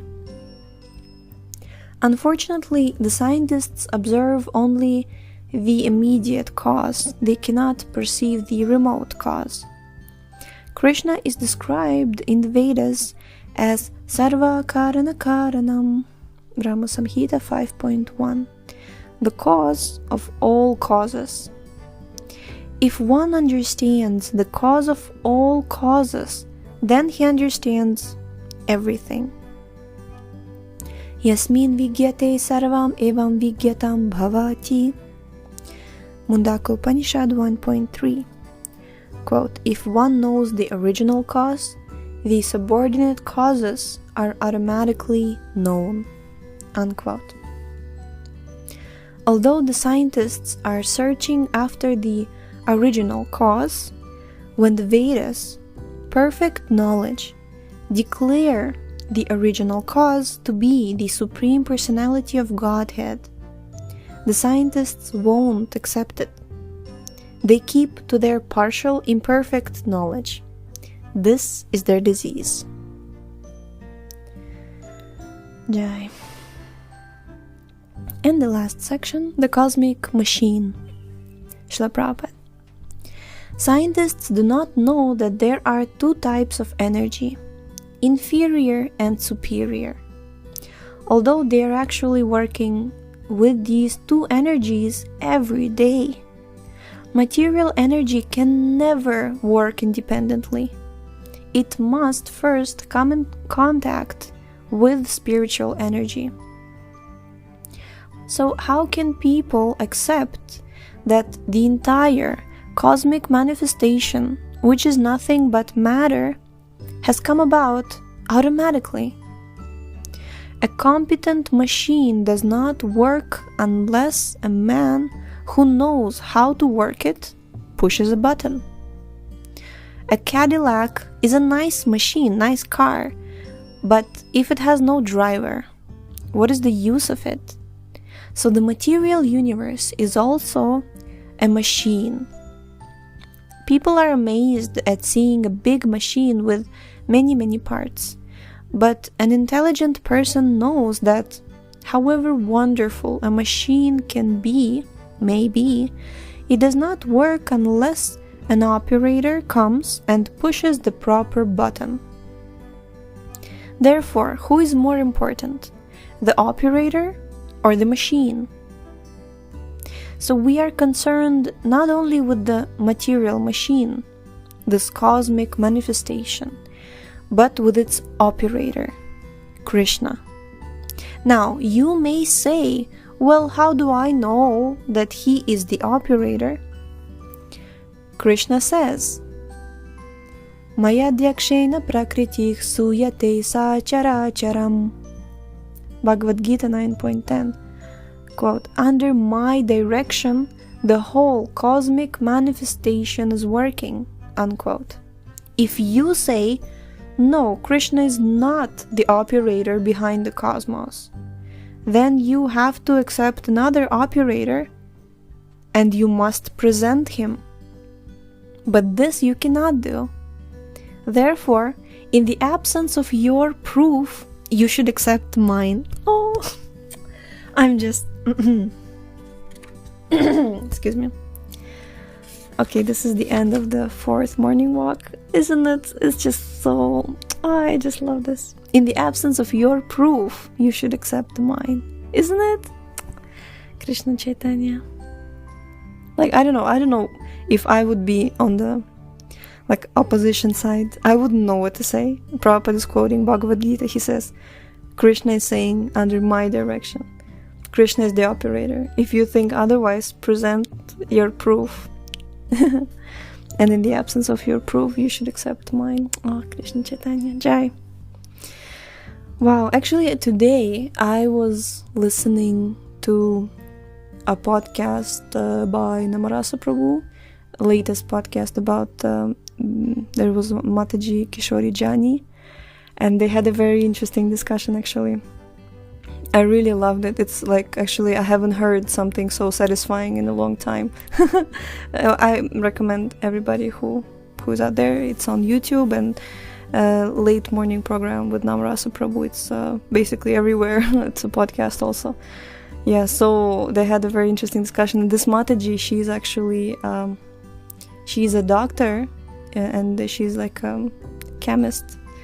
Not a chemist, she was studying microbiology or biology, I'm sorry, and she was like explaining some of the things about ladies in terms of hormones, and she used this term, she said something like, and then Krishna, he how did you say,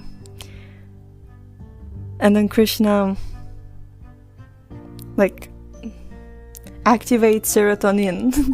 And this sentence, Krishna activates serotonin, it just made me so, I don't know, pleased with how devotees actually, there's always two camps. Some people say that, we believe in God and God is everything, but then science, right? Science, it's just hormones, this, that. But when a devotee, he studies science and he sees all these different laws of nature, and he sees that actually he knows, right, Krishna is behind all of these laws, and he connects it together, and then you can actually see the actual picture of everything, and it's so true.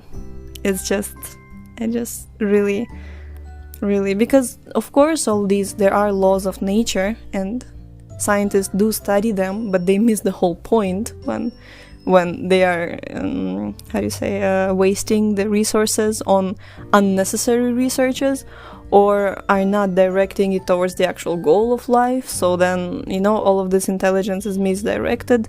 So, and when you see that devotees, practicing devotees, she's a very, very nice devotee she was born in devotee family, and basically her whole journey is it has a beautiful culmination, and now she's married with 4 kids. It's like one of those devotees who inspire. And how she said, and then Krishna activates that serotonin, and I'm like, I don't know, today I'm in a very inspired mood, because it actually connected, or even more enthused me in reading this particular book right now, Life Comes From Life, right? We're talking about scientists, and okay. too much talking.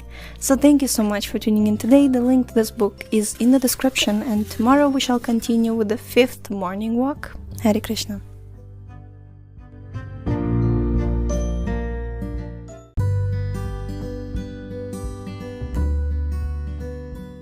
Hare Krishna. So we are continuing the book called Life Comes From Life by His Divine Grace, Srila A.C. Bhaktivedanta Swami Prabhupada. This is Sravanam Diaries podcast, and I'm your host, Sulalita Devidasi. So let's dive in. Page 30, the 5th morning walk, recorded on May 3rd, 1973, on the shores of the Pacific Ocean near Los Angeles. Srila Prabhupada is accompanied by Dr. Singh and Brahma Nanda Swami. Section 1, The Invisible Pilot. Srila Prabhupada. Almost everyone in the world is under the false impression that life is born from matter. We cannot allow this nonsensical theory to go unchallenged. Life does not come from matter. Matter is generated from life. This is not theory, it is a fact. Science is based on an incorrect theory. Therefore, all its calculations and conclusions are wrong, and people are suffering because of this. When all these mistaken modern scientific theories are corrected, people will become happy. So we must challenge the scientists and defeat them. Otherwise, they will mislead the entire society. Matter changes in 6 phases: birth, growth, maintenance, production of byproducts, dwindling, and death. But the life within matter, the spirit soul, is eternal. It goes through no such changes. Life appears to be developing and decaying, but actually it is simply passing through each of these 6 phases until the material body can no longer be maintained.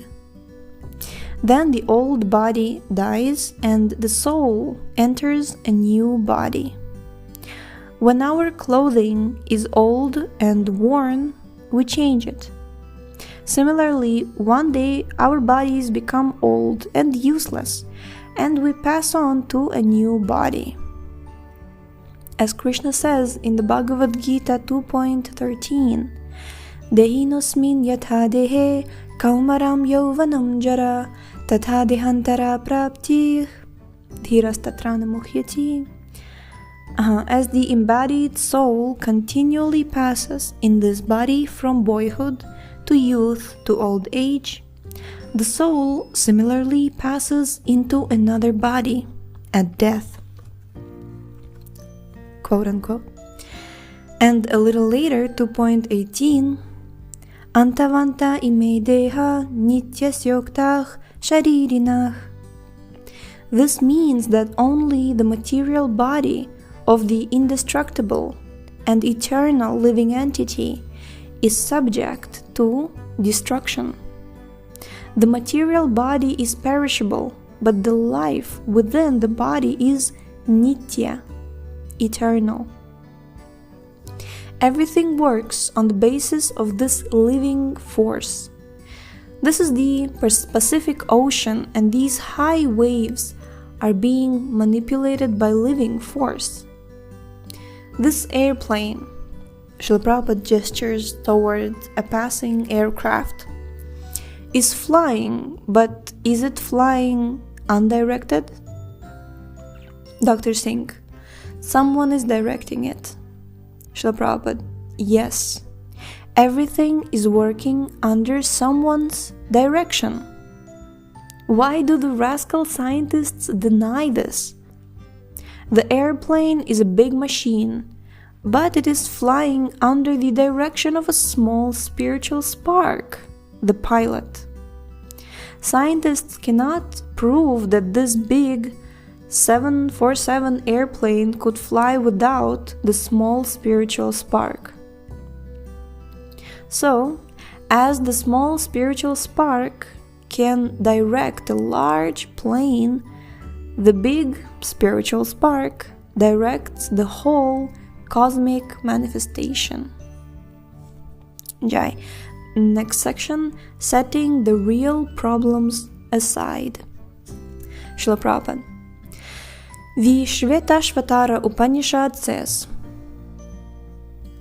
Keshagra Shata Bhagasya Shatam Shah Sadrishatmakah Jivah Sukshma Svarupoyam Sankia Tito Hichitkana. It's also quoted in Chaitanya Charitamrita Madhya Lila 19.140. According to this verse, the measurement of the soul, the proprietor of the body, is 1/10,000th part of the tip of a hair. So 1/10,000th part of the tip of the hair. This is very small, atomic. But because of that atomic spiritual energy, my body is working. That atomic spiritual energy is within the body, and therefore the body works and the airplane flies. Is it so difficult to understand? Suppose a man thinks himself very stout and strong. Why is he stout and strong? It is only because within him there exists a spiritual spark. As soon as the small spiritual spark is gone, his strength and vigor disappears, and the vultures come and eat his body. If scientists say that matter is the cause and origin of life, then let us ask them to bring back to life just one dead man, one great man like Professor Einstein. Let them inject some chemicals so that just one dead man may come back to life and work again. But this they cannot do. There are so many things they do not know, but still they're called scientists. Dr. Singh. Sometimes when a problem is too dreadfully serious, we tend to take it lightly. Srila Prabhupada. Yes. When a monkey confronts a tiger, the monkey closes its eyes, and the tiger immediately attacks. Similarly, if scientists cannot solve a problem, they may think, all right, let it go on. This is actually what they're doing, because our real problem is death. No one wants to die, but scientists cannot stop death. They speak superficially about death because they cannot give any relief from it. We do not wish to die. We do not wish to become old, and we do not wish to become diseased. But what help can the scientists offer? They cannot do anything about it. They have to set aside the major problems. Next section is called President Jackal. Jai. Srila Prabhupada. Just a side point, I'll just add one thing, is that naturally when we talk about, especially because in the light of 2020, it's not like, say, in the Vedic culture there were no doctors or those who have treated disease, but disease as a problem of material life, it can be addressed, but it cannot be completely solved, because material world means birth, death, old age, and disease. So in that sense, just like Ayurvedic doctors, they would treat disease, but it's not like they were all powerful. In the same way, scientists may address a disease, may come up with some solution, but it's not like they're all powerful and they can just solve the entire problem. They have to set it aside. Okay, next section is called President Jackal. President Jackal. Srila Prabhupada. In Bengal, there is a story called Jackal Ki Jungle Ki Raja. Okay, Jackal Ki Jai. I was thinking Jackal Ki Jai. Okay, in Bengal there is a story called Jungle Ki Raja, concerning a jackal who became king of the forest. Jackals are known for their cunning. One day, this jackal came into a village and fell into a tub of blue dye. He fled to the forest, but he had become blue. So all the animals, they said, "What is this? What is this? What is this animal?" Even the lion was surprised. "We have never seen you before, sir. So who are you?" The jackal replied, "I have been sent by God." So they began to worship him as God. But then one night, some other jackals began to cry, "Wah, wah, wah." And since jackals cannot restrain themselves from returning the call of their own kind, this blue jackal also began to cry, "Wah, wah, wah." And thus he exposed himself before all the other animals as being nothing more than a jackal.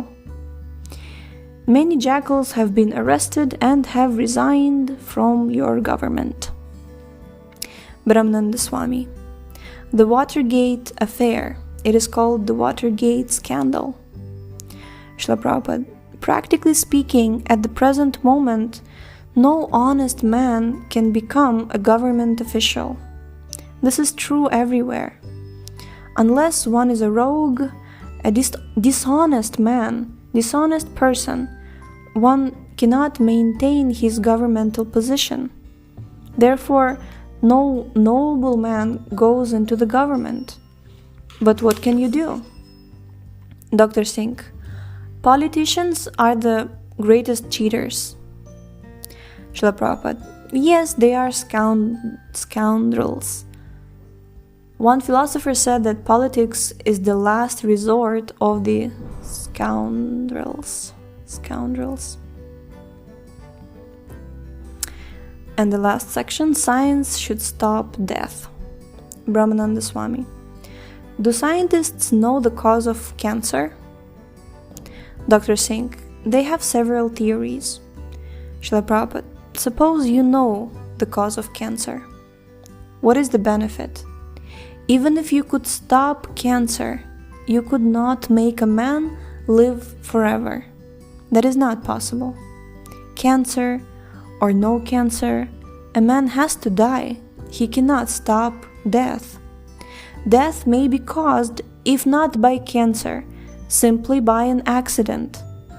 Real scientific research should aim at stopping death.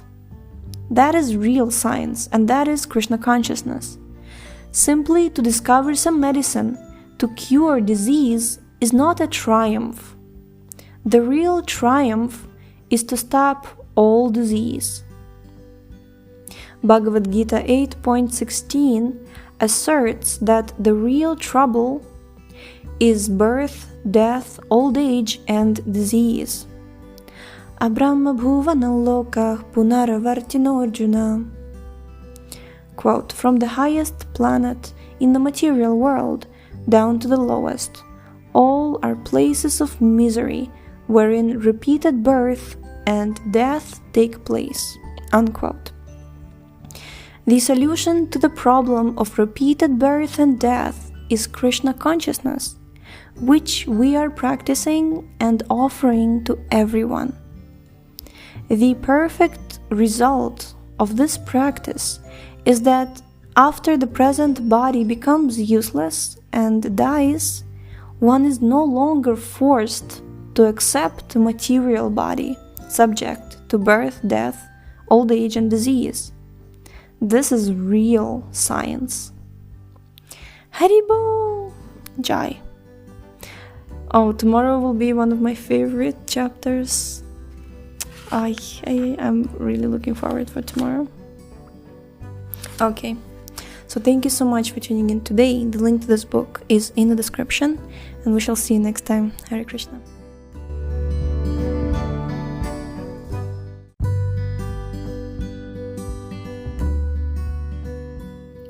Hare Krishna, everyone. So, we are continuing to read Life Comes From Life by His Divine Grace, Srila A.C. Bhaktivedanta Swami Prabhupada, and this is Sravanam Diaries podcast, and I'm your host, Sulalita Devidasi.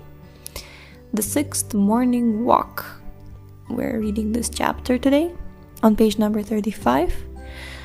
Recorded on May 7th, 1973 on the shores of the Pacific Ocean near Los Angeles.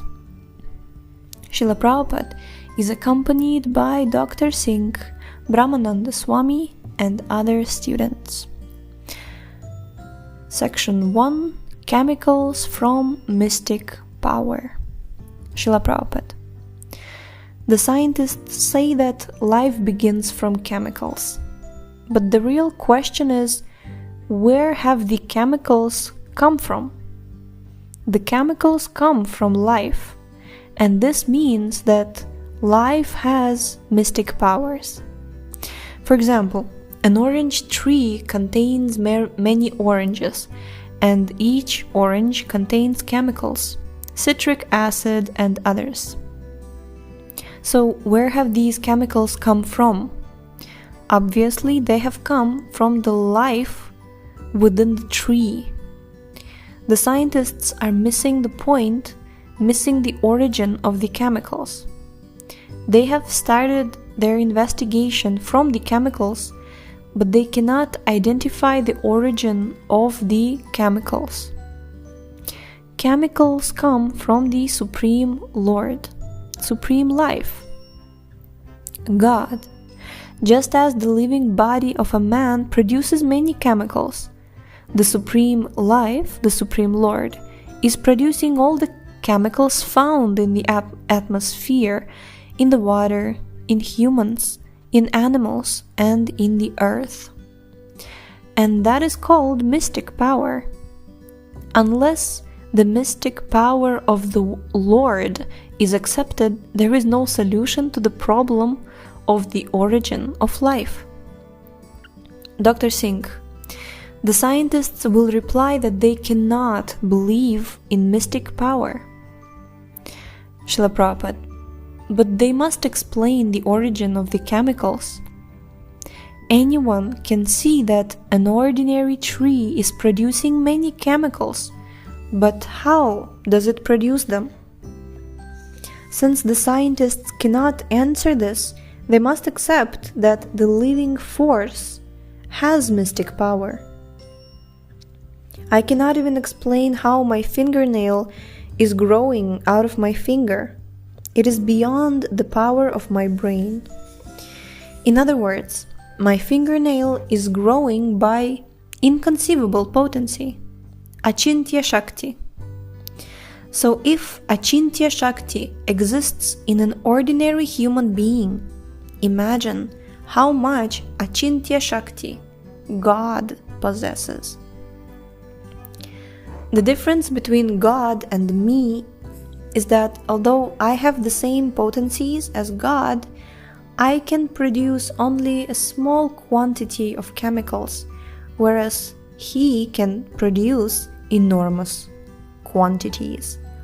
I can produce a little water in the form of perspiration, but God can produce the seas. Analysis of one drop of seawater gives you the qualitative analysis of the sea without any mistake. Similarly,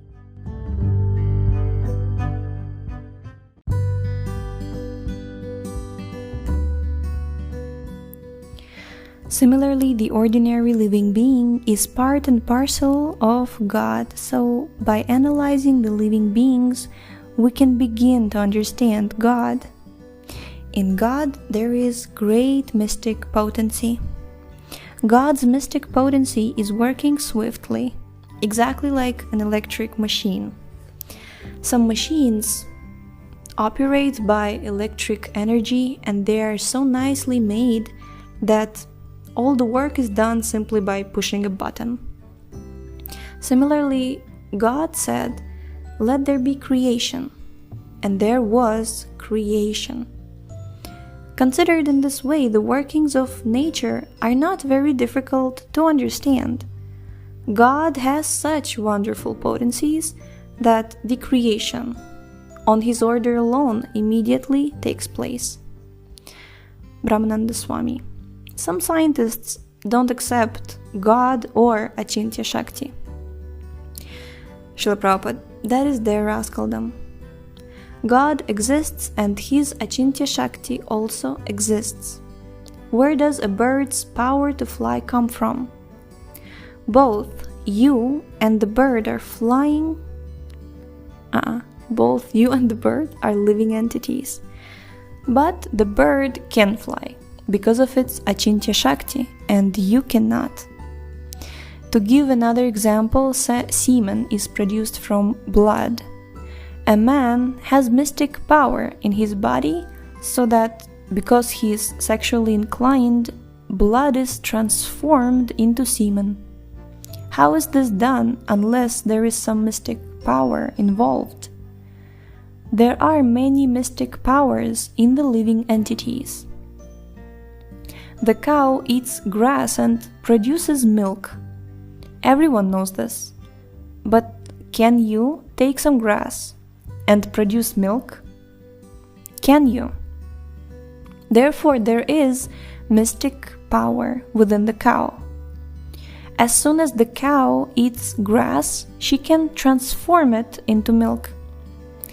Man and woman are basically the same, but as a man, you cannot eat food and produce milk, although a woman can. These are mystic powers. Dr. Singh. Scientists would say that there are different enzymes or chemicals inside different types of bodies, and that these account for the cows producing milk. Srila Prabhupada. Yes, but who produced those enzymes and that arrangement? That was done by mystic power. You cannot make these enzymes or that arrangement. You cannot produce milk from dry grass in your laboratory. Within your body, by mystic power, you can transform food into blood and tissue. But in your laboratory, without mystic power, you cannot even transform grass into milk. Therefore, you must accept the existence of mystic power. Haribol! The origin of mystic power, next section. Srila Prabhupada. Yogis are mainly concerned with developing different mystic powers. A yogi can walk on the water without drowning. The law of gravity does not operate on him. That is a mystic power known as laghima. Laghima means that a person can become lighter than cotton and counteract the law of gravity. The yoga system simply develops the inconceivable potency already present in the practitioner. These boys are swimming, gesturing to surf bathers. But I cannot swim. Yet, that swimming power is potential within me. I simply have to practice it. So, if yogic power is so potent in the human being, think how much more yogic power God has.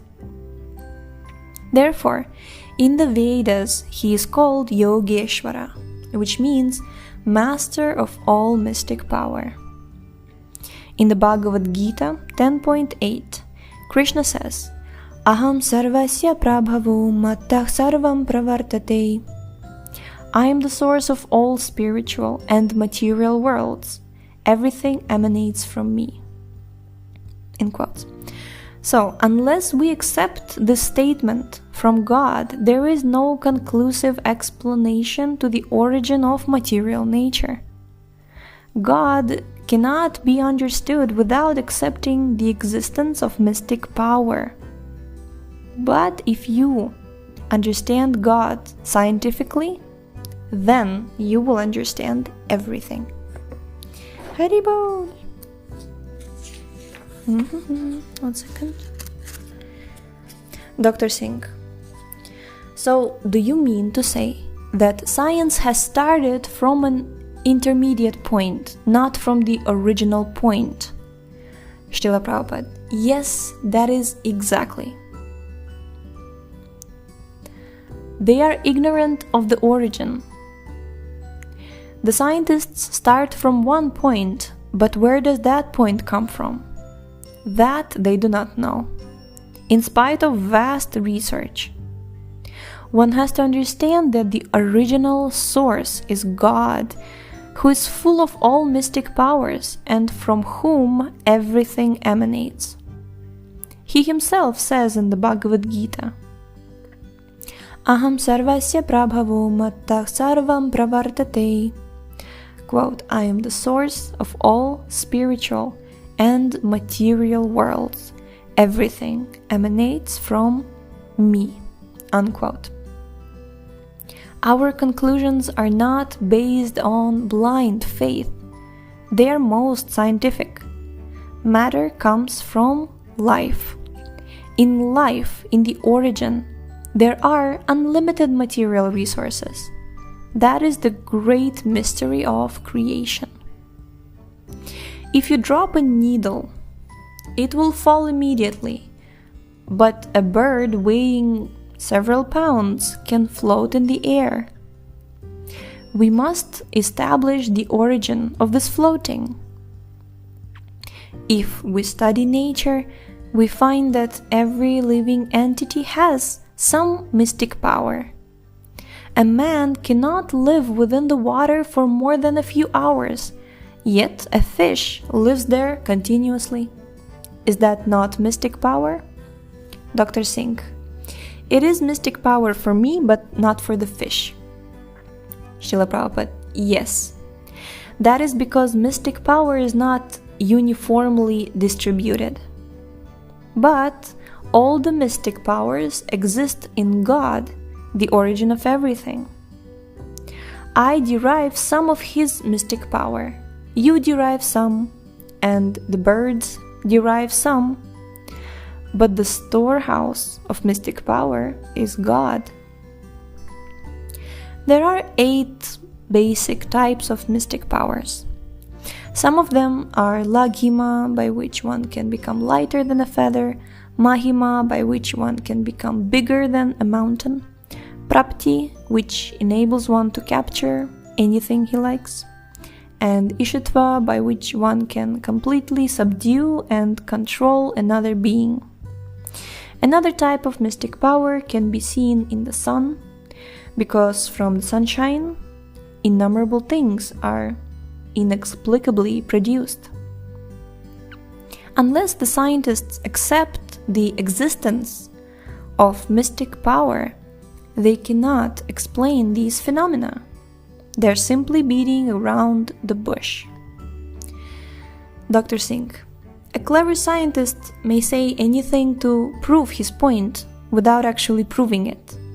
A real scientist must reach the ultimate, original source, the final analysis. Srila Prabhupada. Yes, unless he finds the ultimate source, he is not actually practicing science. Dr. Singh. Does understanding mysticism mean knowing that every day our bodies are dying? Srila Prabhupada. Yes. Dr. Singh. But the average man does not think he is dying. Srila Prabhupada. That is due to foolishness. Every moment he is dying, but he is thinking, I shall live forever.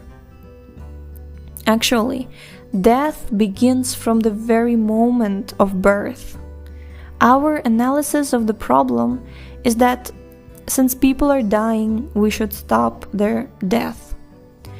But the so-called scientists are not only accelerating the process of death, but also refusing to take constructive advice to correct themselves. Haribol. Jai. So, This is something I would really like to this and like all of these morning walks, this is something I would really want to see some scientists who are in some good position to really contemplate about. So hopefully this podcast reaches somebody. And thank you all so much for tuning in today. The link to this book is in the description. Please read along and share it with your friends, and we shall see you next time. Tomorrow there will be such sections like the cheaters and the cheated, compassion, and beyond the cage. So stay tuned and we shall see you next time. Hare Krishna.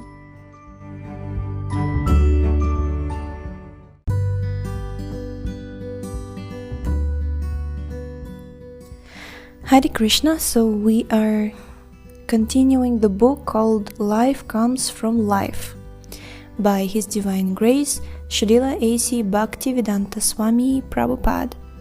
This is Sravanam Diaries podcast and I am your host Lalita Devidasi. We are starting the 7th morning walk, page number 40, recorded on May 8, 1973 on the shores of the Pacific Ocean near Los Angeles. Srila Prabhupada is accompanied by Dr. Singh and other students. Section 1. The Cheaters and the Cheated. Srila Prabhupada. Natural phenomena such as the law of gravity or weightlessness are achintya shakti, inconceivable energies, and real science means to understand this achintya shakti. To observe a chain of events only from a certain point in time is unscientific and gives only incomplete knowledge. We must know where things begin. If we carry our investigation far enough, we will find that the origin of nature is achintya shakti. For example, with brain, brush, and color, we can paint a flower, but we cannot conceive how vegetation throughout the whole earth is automatically growing and fructifying. We can explain the painted flower, but we cannot explain the real flower. Scientists actually cannot explain biological growth. Scientists actually cannot explain biological growth. They simply juggle words like molecule and chromosome, but they cannot actually explain the phenomena. The essential fault of the so-called scientists is that they have adopted the inductive process to arrive at their conclusions. For example, if a scientist wants to determine by the inductive process whether or not man is mortal, he must study every man to try to discover if some or one of them may be immortal.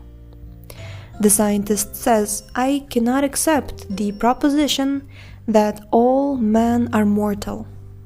There may be some men who are immortal. I have not yet seen every man. Therefore, how can I accept that man is mortal? This is called the inductive process. And the deductive process means that your father, your teacher, or your guru says that man is mortal, and you accept it. Dr. Singh. So there is an ascending process of gaining knowledge and a descending process. Srila Prabhupada. Yes, the ascending process will never be successful because it relies on the information gathered through the senses, and the senses are imperfect. So we accept the descending process. God cannot be known by the inductive process. Therefore, he is called adhokshaja, which means unknowable by direct perception. The scientists say that there is no God because they're trying to understand him by direct perception. But he is adhokshaja. Therefore, the scientists are ignorant of God because they're missing the method of knowing him. In order to understand transcendental science, one must approach a bona fide spiritual master, hear from him submissively, and render service to him. Lord Krishna explains that in the Bhagavad-Gita 4.34, Tadvidhi pranipatena pariprashnena sevaya. My Guru Maharaja once said, the modern world is a society of cheaters and the cheated.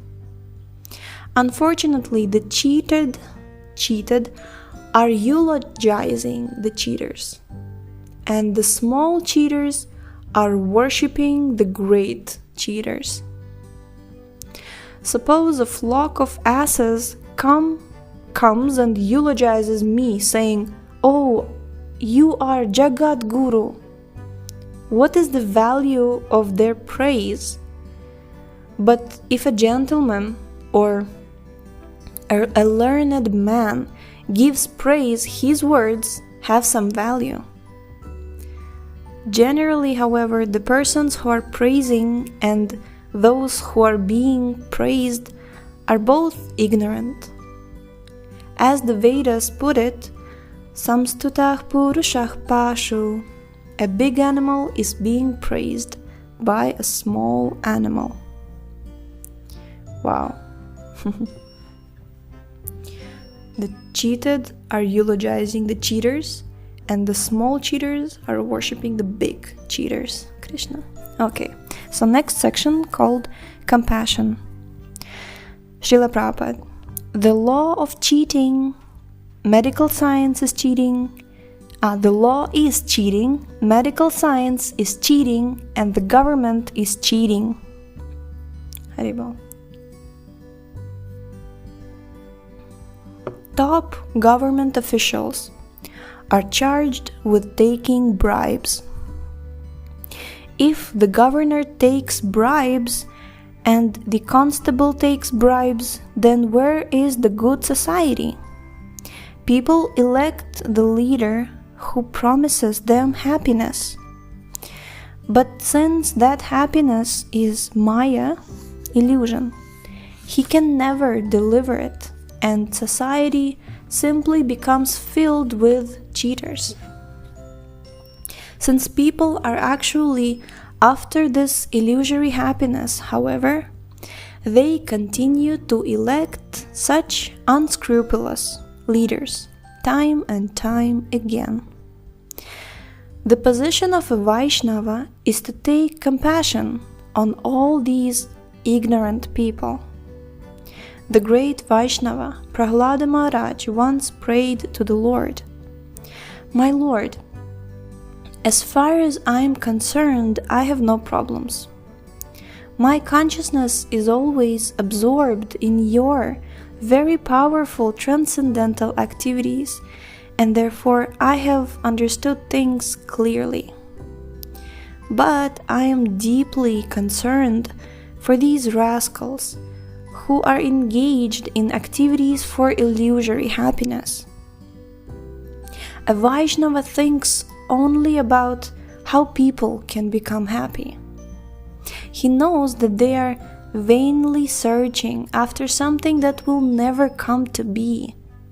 For 50 or 60 years, people search after illusory happiness, but then they must die without completing the work and without knowing what will happen after death.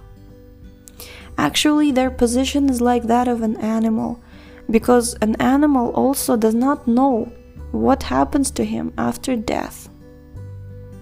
The animal does not know the value of life, nor why he has come here. By the influence of Maya, he simply eats, sleeps, mates, defends, and dies. That's all.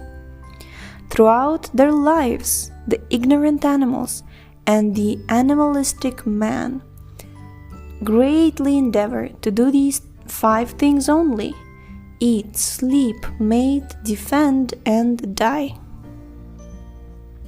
Therefore, the business of a Vaishnava is to instruct people that God exists, that we are His servants, and that we can enjoy an eternally blissful life serving Him and developing our love for Him. Haribo! Next section is called Beyond the Cage. Dr. Singh: but doesn't the living entity need matter as long as he is in material nature? Srila Prabhupada: no, the living entity is purely spiritual. Therefore, he doesn't require matter. Because his thinking is diseased, however, he believes he does. The conditioned living entity is like a drunkard who doesn't require drinking. I like this. Never heard this one before.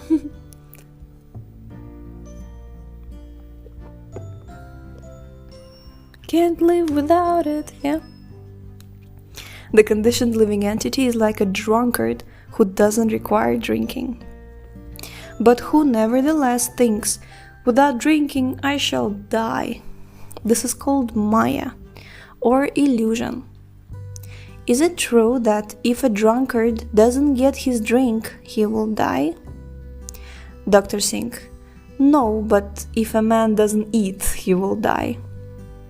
Srila Prabhupada: that's also not a fact. Last night we were discussing Raghunath Das Goswami. In his later life, he almost completely abstained from eating and sleeping. He would drink only a little buttermilk every 3 or 4 days, and he worked 22 hours a day, sleeping 2 or 3 hours, and some days he did not sleep at all. So you may ask, how could he survive? Actually, he lived for 100 years. Eating, sleeping, mating, and defending were not problems for Raghunath Das Goswami, but still he lived.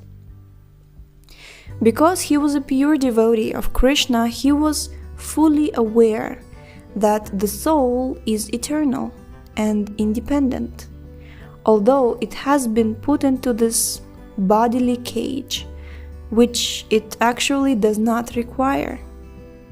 Suppose a bird is encaged. Is he living simply because he is in the cage? Without the cage, he is free. People are thinking that by being encaged within the body, they're happy. That is nonsense.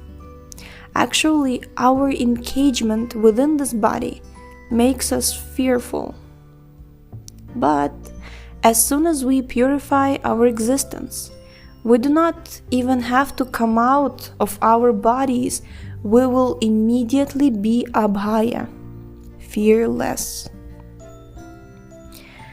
Brahma bhuta prasannatma na shochati na kankshati samah sarveshu bhuteshu mad bhaktim labhate param. Lord Krishna says, quote, one who is thus transcendently situated at once realizes the Supreme Brahman and becomes fully joyful. He never laments nor desires to have anything. He is equally disposed to every living entity. In that state, he attains pure devotional service unto me. Unquote, Bhagavad-Gita 18.54. We can immediately awaken to our original spiritual existence in which there is no more fear, no more lamentation, and no more material desire. Dr. Singh: but the scientist would still want some more explanations as to how the living entity can be independent of matter. Srila Prabhupada: as long as you are conditioned, you are dependent on matter. For example, a man from Africa is conditioned because he cannot tolerate this cold weather. Therefore, he feels discomfort. But there are many people here, gesturing toward children playing on the beach, who are not affected by the cold. The ability to tolerate is simply a question of conditioning. When you are conditioned, you think in terms of dualities, like hot and cold, pain and pleasure. But when you are liberated, you have no such conditioned thoughts. Spiritual life means to become unconditioned, to come to the Brahma Bhuta stage. Srimad Bhagavatam 4.30.20. That is the perfection of life. Being conditioned means that although the living entity is eternal, due to his conditioning, he thinks that he's born, he's dying, he's diseased, and he's old. But an unconditioned person is not even old. Krishna is described in the Brahma Samhita as Advaitam Achyutam Anadi Manantarupam Adyam Purana Purusham Navayovanam Cha. Brahma Samhita 5.33. This means that he is the oldest person, the first person, but that he has no old age. He always appears like a young man of 20 because he is fully spiritual. Haribol Jai. Such a beautiful, every chapter is beautiful. This one's also very beautiful. Okay, so thank you so much for tuning in today. The link to this book is in the description. And happy Nityananda Trayodashi, and tomorrow we shall continue with the 8th morning walk, and we will read sections like the evolution of consciousness, bodies for eternal desires, H2O plus mystic power, the definition of life, and Darwin condemned. So yeah, so we shall read that tomorrow, so stay tuned. Hare Krishna.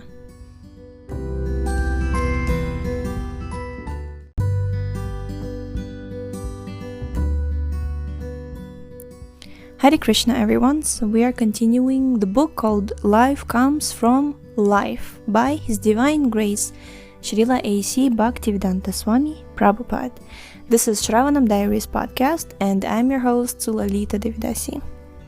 So the 8th morning walk on page number 45, recorded on May 11th, 1973, on the shores of the Pacific Ocean near Los Angeles. Srila Prabhupada is accompanied by Dr. Singh and other students. Section 1, The Evolution of Consciousness. Dr. Singh: Srila Prabhupada, I came across a statement in the Bhagavad-Gita to the effect that all 8,400,000 species of living entities are created simultaneously. Is that correct? Srila Prabhupada: Yes. Dr. Singh: Does that mean that there are some living entities who come directly to the human species without undergoing the evolutionary process?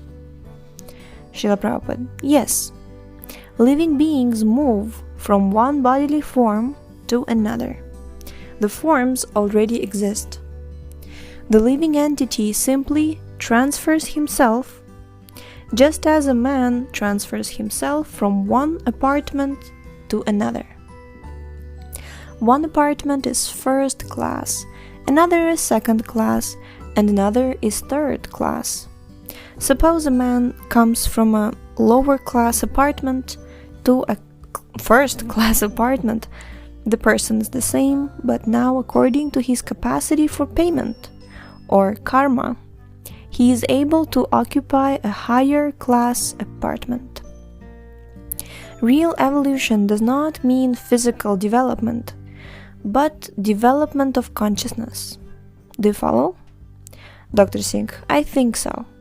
Do you mean that if one falls to one of the lower stages of life, he must evolve step by step up to the higher stages? Srila Prabhupada, yes. As you get more money, you can move to a better apartment. The apartment already exists, however. It is not that the lower class apartment becomes the higher class apartment. That is Darwin's nonsensical theory. He would say that the apartment has become first class, high class. Modern scientists think that life has come from matter. They say that millions and millions of years ago there was simply matter, but no life. We do not accept that. Of the two energies, life and matter, life or spirit is the original, superior energy, and matter is the resultant, inferior energy. Dr. Singh, do they exist simultaneously? Srila Prabhupada, yes, but spirit is independent and matter is dependent. For example, I can live even without my hands or legs. If they were amputated, I could survive.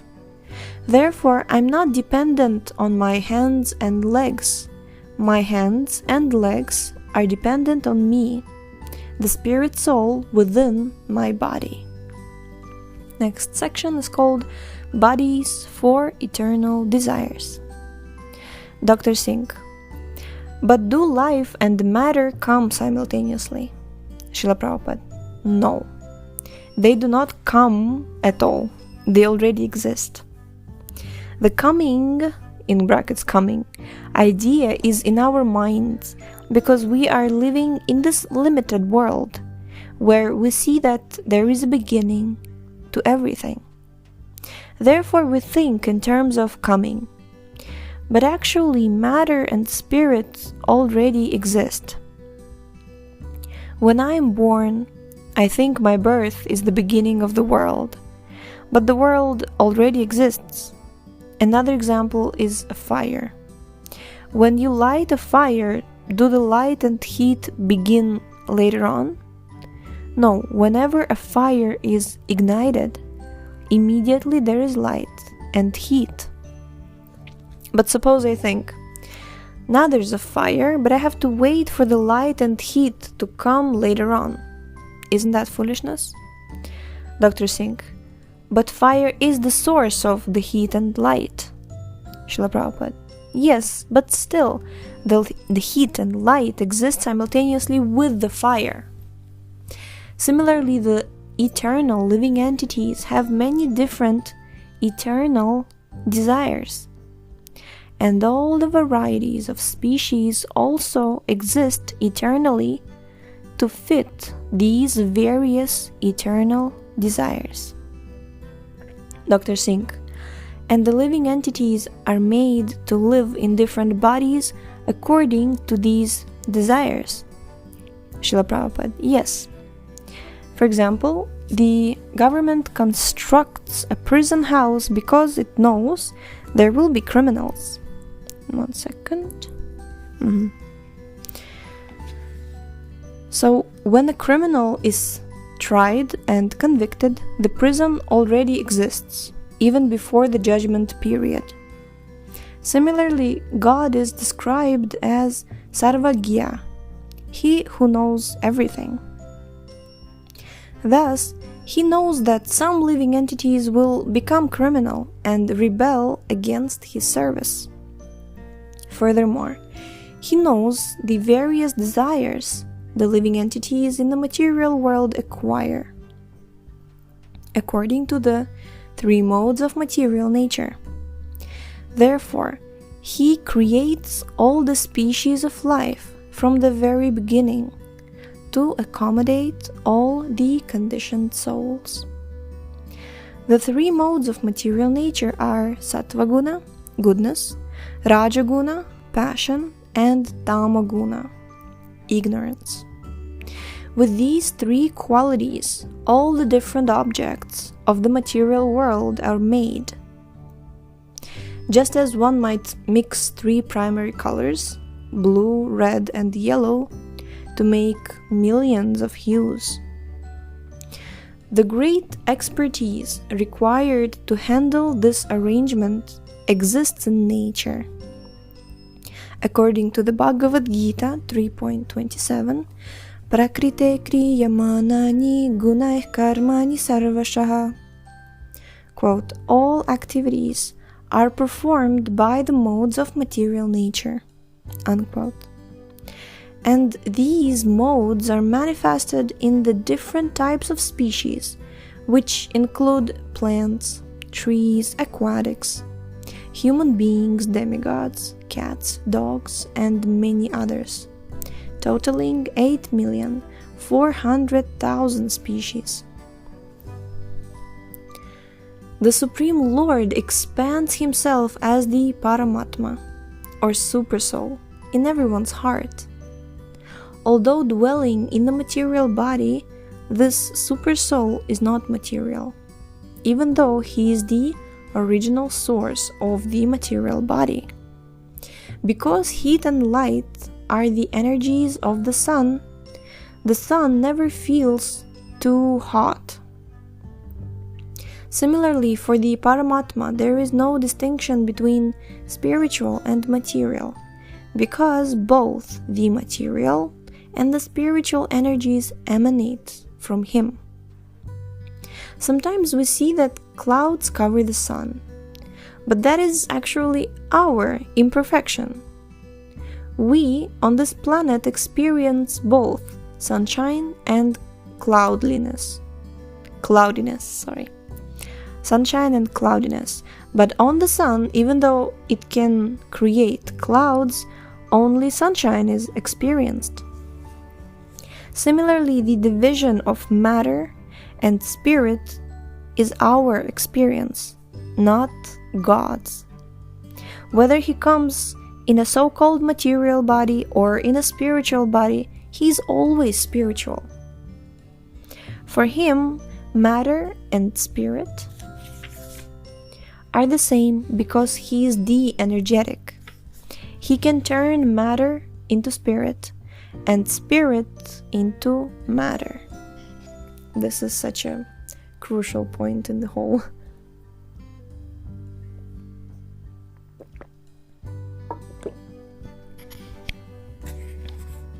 Very important to understand. This reminds me of Ahamevasam Evagre, Chatushloki of Srimad Bhagavatam, where Krishna is saying that anything without Krishna, that is Maya actually. Material means that which there is like absence of the Supreme Lord, supposedly. It's actually preposterous if you think of it, because everything is Krishna's energy.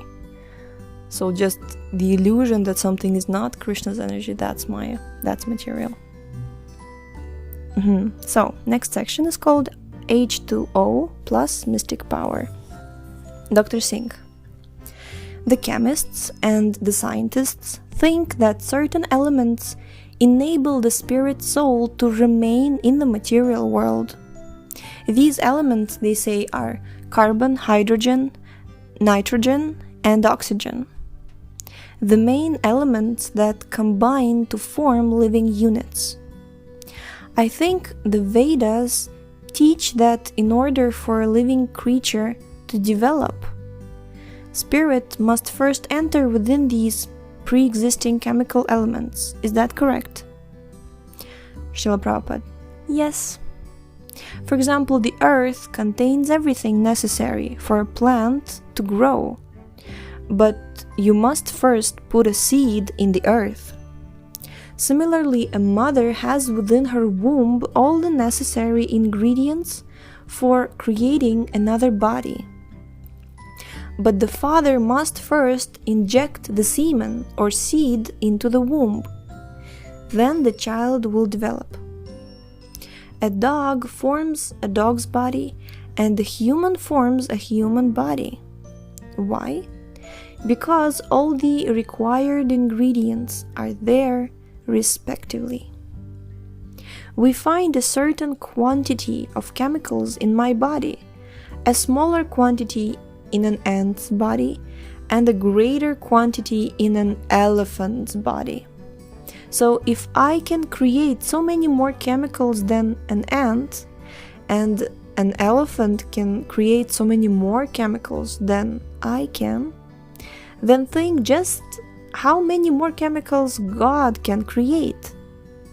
This is the basis on which the scientists should consider how hydrogen and oxygen combine to form water.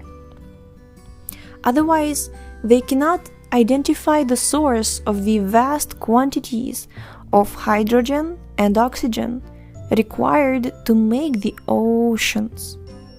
But we can. This hydrogen and oxygen exist in the Virat Rupa, the universal body of the Lord. Why do the scientists fail to understand this plain truth? Hydrogen and oxygen combine to form the water in the seas. We both accept this fact, but the scientists are surprised to hear that the origin of this huge quantity of hydrogen and oxygen is actually Achintya Shakti, or the inconceivable mystic power of the Lord. Next section, definition of life.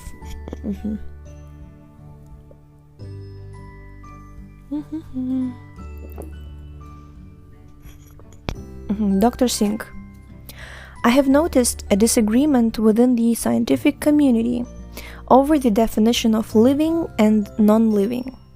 Some say that if a being can reproduce, it is alive. Therefore, they claim to have created life because certain large DNA molecules produced in the laboratory can replicate themselves. That is, they can reproduce other chains of molecules by their own power. Some scientists say that these DNA molecules are living, and others say that they are not. Srila Prabhupada, because somebody is saying one thing and somebody is saying another, their knowledge must be imperfect. Dr. Singh, can we define living as containing consciousness and non-living as without consciousness? Srila Prabhupada, yes, that is the difference. As Krishna says in the Bhagavad-Gita 2.17, Avinashe tu tadvidhi yena sarvam idam tatam. Quote, that which is spread all over the body is indestructible. Unquote. Anyone can understand what is spread all over a living body. It is consciousness. According to our consciousness, at the time of death, we are awarded a particular bodily shape. If you have a dog's consciousness, you will get a dog's body. And if you have a godly consciousness, you will get a demigod's body. Krishna gives everyone the freedom to take whatever body he wants. Yanti deva vrata devan pitrin yanti pitri vrata bhutani yanti bhuteja yanti madhyajino pimam. Quote, those who worship the demigods will take birth among the demigods. Those who worship ghosts and spirits will take birth among such beings. Those who worship the ancestors go to the ancestors. And those who worship me will live with me. Unquote, Bhagavad-Gita 9.25. And just a side point, I heard this verse so many times, of course, and I was always wondering, okay, those who worship demigods, they go to the demigods. We've heard that many times. They go to heavenly planets, moon planets, all those planets. Those who worship ghosts and spirits, we get it. Such people exist. They are scary people, okay. But who worships the ancestors? Go to the ancestors. And I was like, who worships the ancestors? Like, I've never... And then, of course, like, because I'm a person who's not much of a historian, but my husband is. And then he told me that actually, you know, there are cultures, especially Asian cultures, like Chinese and some of the, like, Japanese, I think also. But Chinese specifically, I remember that they actually worshipped their ancestors. So, like, they meditated on that. And, like, in the Asian or Central Asia, so somewhere also you can find a lot of demigod worshippers if you go to Central Asia, but it is common, like, it is the culture of some ancient cultures that they worship the ancestors. So it existed 5,000 years ago, it existed, I'm sure, many times before that also. There were always people who were worshipping ancestors or ghosts and spirits or demigods, but those who worship me, Krishna says, will live with me. Those who worship the Supreme Lord, they will go to the Supreme Lord. And that is what we want, because that is eternal. Last section, called Darwin Condemned. Hare Krishna. Dr. Singh, if a human being doesn't attain liberation, does he have to pass through all 8,400,000 species of life before again coming to the human form? Srila Prabhupada, no, only in the lower forms of life does the living entity progress step by step, according to the laws of nature. In the human form of life, he is endowed with developed consciousness. He has discretion. Therefore, if he is advanced in consciousness, he's not going to get the body of a dog or a cat. He will get another human body. Prapya punya kritam lokam ushitva shashvatih samah shuchinam shrimatam gehe yoga brashto bijayate. Bhagavad-Gita 6.41. The word yoga brashta refers to someone practicing yoga who somehow or other could not fully succeed. There's no question of evolution here. He is again awarded a human body. He does not get a cat's body or a dog's body. As with the apartments we were discussing, if you can pay more, you get a nicer apartment. You do not have to come to the lower class apartment again. First, okay. You're right. You do not have to come to the lower class apartment first. So some go from the lower and higher, and some, if they can pay higher price, they can just have a better apartment.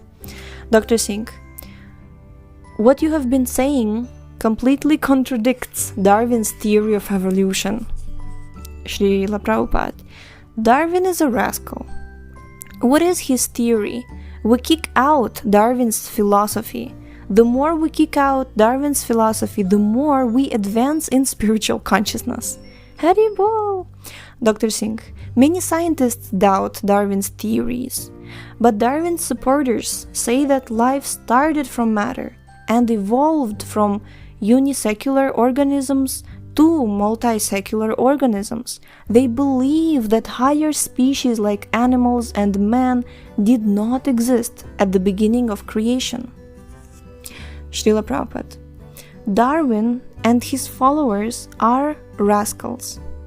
If originally there were no higher species, why do they exist now? Also, why do the lower species still exist? For example, at the present moment we see both the intellectual person and the foolish ass. Why do both these entities exist simultaneously? Why hasn't the ass form evolved upward and disappeared? Why do we never see a monkey giving birth to a human? The Darwinist theory that human life began in such and such an era is nonsense.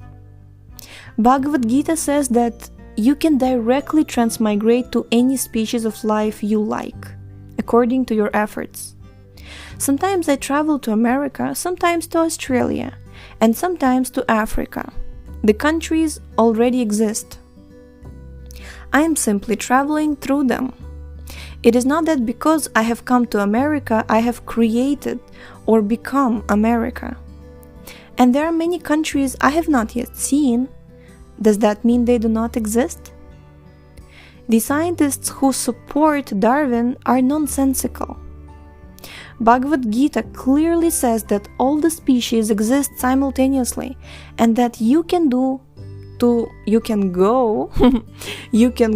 whichever species you like. You can even go up to the kingdom of God if you so desire.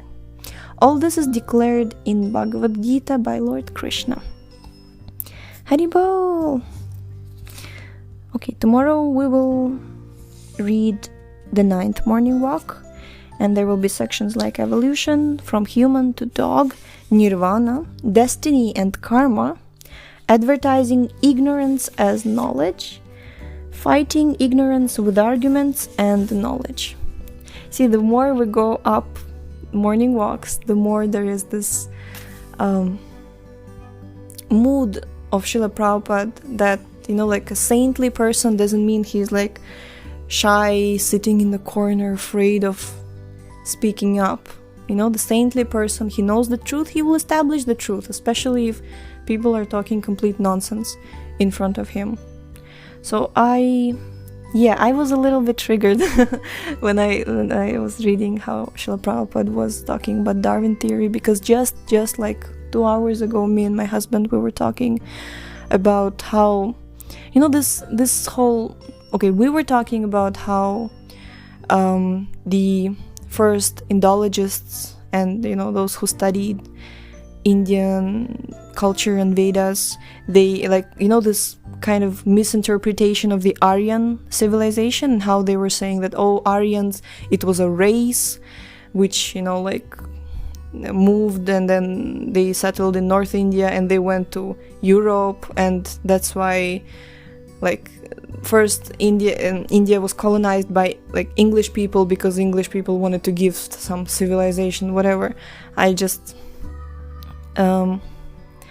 maybe that's why I began to love history when I started listening to my husband, because we can learn from that, and there are basically you can learn from history and you can actually understand history repeats itself. I understand all of that, but I just get so angry and so sad when I hear about how actually India was harassed, basically, how I wanted to learn some basics of Ayurveda, and they also started from history, and I started reading about how Ayurvedic universities were just destroyed by one kind of invader, Muslim invaders, and then British invaders didn't do much contribution as well, or they did contribution in the sense of destruction. Anyhow, so I just and then you hear that people have faith in somebody's theories just purely based on speculation, and I just my God, I just don't understand how can you live your life based on somebody's pure speculations. And it's just completely I guess as a person who just grew up, or who spent many years and grew up in Krishna consciousness, and who knew that Vedas come from the breathing of the Lord, and they are the absolute truth, and the Sanatana Dharma, and you don't have to doubt it because it's the actual fact. And yesterday my Guru Maharaj was giving a class on Nityananda Trayodashi, Was it yesterday? Yes, it was yesterday. Or was it before yesterday? When was it? Yeah, it was yesterday, of course. And he was saying a few words after kirtan, and he was saying this thing that many present gentlemen are from India, so you know about Lord Ramachandra, you know about different avatars of Krishna. He's like, and it's not mythology. And he just like repeated that few times. It's not mythology, it's history. It was there. And sometimes when I think about it, like it's just how the misinterpretation and the speculation and complete, like backwards the history of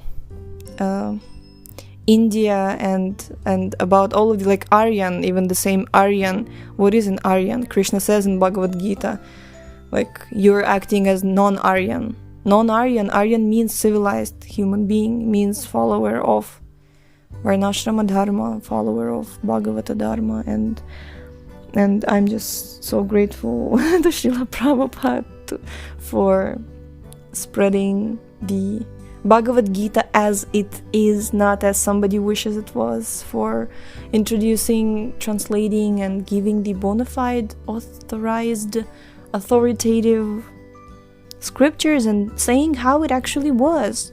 Like Srila Prabhupada, he doesn't have a agenda, or he's not making money off of anybody by presenting his version of the story. He doesn't have some ulterior motives. He just says it as it is, and we know that some people don't gain much from it because it means that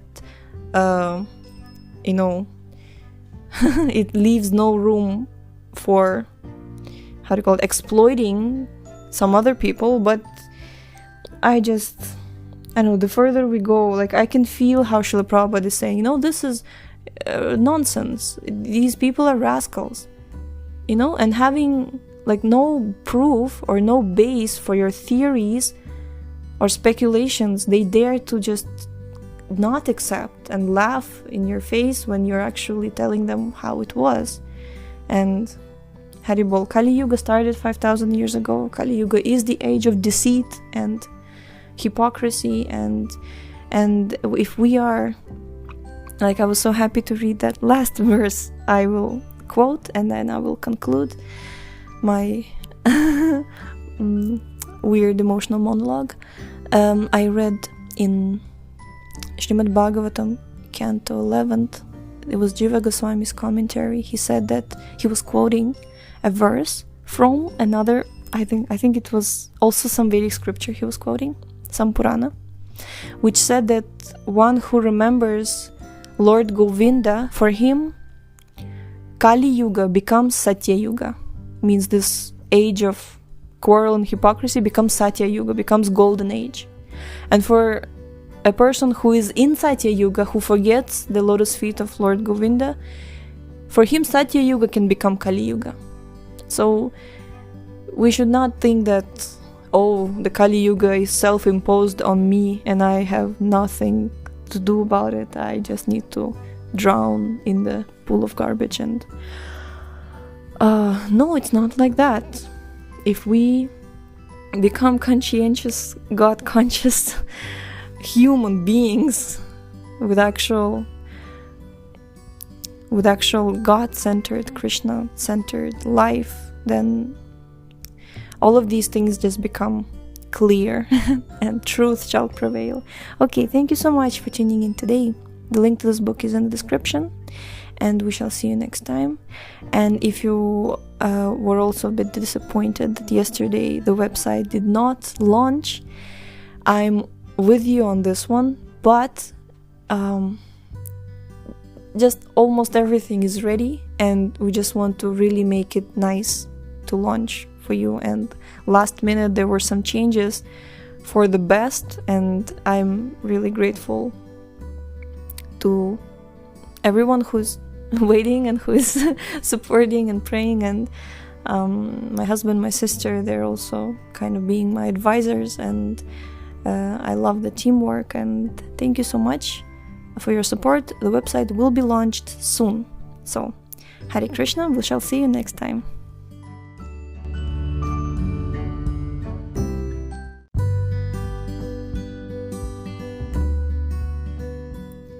Hare Krishna, so we are continuing Life Comes from Life by His Divine Grace, Srila A.C. Bhaktivedanta Swami Prabhupada. And this is Sravanam Diaries podcast, and I'm your host, Sulalita Devidasi. We're starting the 9th morning walk today, recorded on May 13th, 1973, in Cheviot Hills Park, Los Angeles. Srila Prabhupada is accompanied by Dr. Singh, Karantara Dasa, and other students. Section 1. Evolution from human to dog. Srila Prabhupada. The so-called scientists are putting their faith in a fraudulent theory. Krishna says, Aham sarvasya prabhava, quote, I am the origin of everything, unquote. Bhagavad-Gita 10.8. Krishna is life. Krishna is not a dead stone. Dr. Singh. So matter is caused by life. Srila Prabhupada. Yes, and matter grows upon life. My body grows upon me, the spirit soul. For example, I have put on this overcoat, which is made according to the size of my body. But I would be foolish if I thought, I am this overcoat. Student. Srila Prabhupada, mineralogists have proven that mountains are growing by sedimentary activity. Is this growth due to the presence of the spirit soul? Srila Prabhupada, yes. Srimad Bhagavatam describes mountains as the bones of God and the grass as the hair on his body. So in this sense, God has the biggest body. Dr. Singh. Srila Prabhupada, what is the difference between the transmigration of souls in animal bodies and the transmigration of human souls? Srila Prabhupada. Animals transmigrate in only one direction, upward. But human beings can transmigrate to either a higher or a lower form of life. This body is awarded due to the living entity's desire. The lower animals have one kind of desire, but the human being has thousands and millions of desires, animal desires as well as human desires. By nature's law, the lower species are coming up from animal forms to the higher human forms. But once you come to the human form, if you don't cultivate Krishna consciousness, you may return to the body of a cat or dog. Next section, Nirvana. Dr. Singh. The scientists have no information that there is evolution up or down from the human platform. Srila Prabhupada. Therefore, I say they are rascals. They have no knowledge, yet they still claim to be scientists. Real science is in the Bhagavad-Gita, where Krishna says, Yanti deva vrata devan, pitrin yanti pitrivrata. Bhagavad-Gita 9.25. This means that whatever one worships in this life will determine the type of body he gets in his next life. But if one worships Krishna, he ends the process of transmigration entirely. Yam prapyanani vartante tadhama. Tadhama. When one goes to that supreme abode of mind, he never returns to this material world of birth and death. Unquote. Bhagavad-Gita 8.29. Promotion to the spiritual world samsiddhim paramam, is the ultimate perfection of human life. Read Bhagavad-Gita, everything is there. But the scientists have no idea of this perfection. They do not even believe in the existence of the living entity apart from the gross body. Dr. Singh, they do not speak of the living entity. They speak only of bodies. Student, their conception is something akin to Buddhism. The Buddhists say that the body is like a house. Just as a house is put together with wood, the body is put together with chemicals. And when the body dies, it is just like a house that falls apart. Just as the house becomes simply pieces of wood and then there is no more house, so the body becomes simply chemicals and there is no more body and no more life. Srila Prabhupada, that state is called nirvana. And then with the ingredients you can build another house or another body. That is Buddhism. The Buddhists do not have any information regarding the soul. Next section, destiny and karma. Student, some scientists argue that there are several souls within each body. They use the earthworm as an example. If you cut it in half, both parts will live. They say this proves that two souls occupied the original worm's body. Srila Prabhupada, no. It is simply that a new soul has come to occupy the other half of the worm's body. Dr. Singh, must the spirit soul necessarily have a body, either spiritual or material? Srila Prabhupada, the soul already has a spiritual body, which the material body covers. The material body grows upon me, my spiritual body, but my material body is unnatural. The real body is spiritual. I am accepting various bodies that are unnatural to my constitution. My real constitutional position is to be the servant of Krishna. Ribo. Excuse me. To be the servant of Krishna. As long as I do not come to that position, I remain a servant of matter and get many material bodies according to the laws of material energy. I get one body and then give it up. I desire something else and again get another body. This process is going on under the strict laws of material nature. People think they completely control their destinies, but they are always under the nature's law of karma. Prakrite kriyamanani gunai karmani sarvashaha ahankara vimudhatma kartaham iti manyate. Quote, the bewildered spirit soul, under the influence of the three modes of material nature, thinks himself to be the doer of activities that are in actuality carried out by nature. Unquote. Bhagavad-Gita 3.27. The source of this bewilderment is that the living entity thinks, I am this body.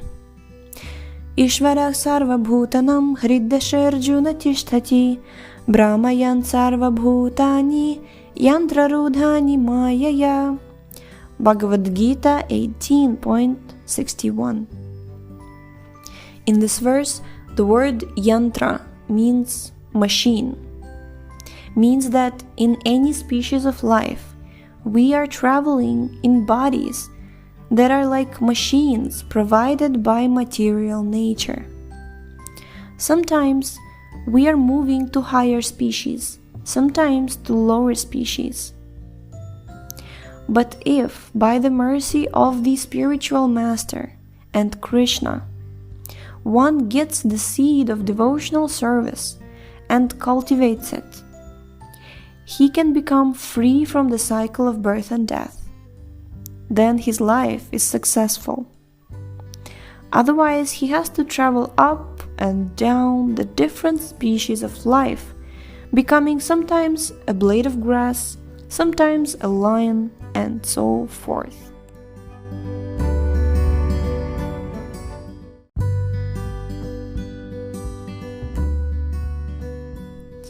Next section is called Advertising Ignorance as Knowledge. Student: so it is our desire to enjoy that causes us to take on these material bodies, and our desire to achieve Krishna that brings us to our natural position? Srila Prabhupada: yes. Dr. Singh: but there seems to be a constant struggle with our lower nature. We are constantly fighting our desires for sense gratification, even though we want to serve Krishna. Does this continue? Student: the body is almost like a dictator from within. Srila Prabhupada: yes, that means you are strongly under the control of material energy, or Maya. Dr. Singh: even though we also desire to serve Krishna? Srila Prabhupada: yes. A thief may know that if he steals, he will be arrested and put into jail. He may have even seen others being arrested, yet he still steals. Even though he is aware that he is under the authority of the state, he still acts according to his desires. This is called tamas, or ignorance. Therefore, knowledge is the beginning of spiritual life. In Bhagavad-Gita, Krishna gives Arjuna knowledge. He teaches, you are not this body. This is the beginning of knowledge. But where is the university that teaches this knowledge? Dr. Singh, can you tell me where that university is that teaches this knowledge? Dr. Singh, there is none. Srila Prabhupada: that is the position of education. There is no knowledge. They simply advertise ignorance as knowledge. Dr. Singh: but if scientists knew that they were not their bodies, their whole outlook would change.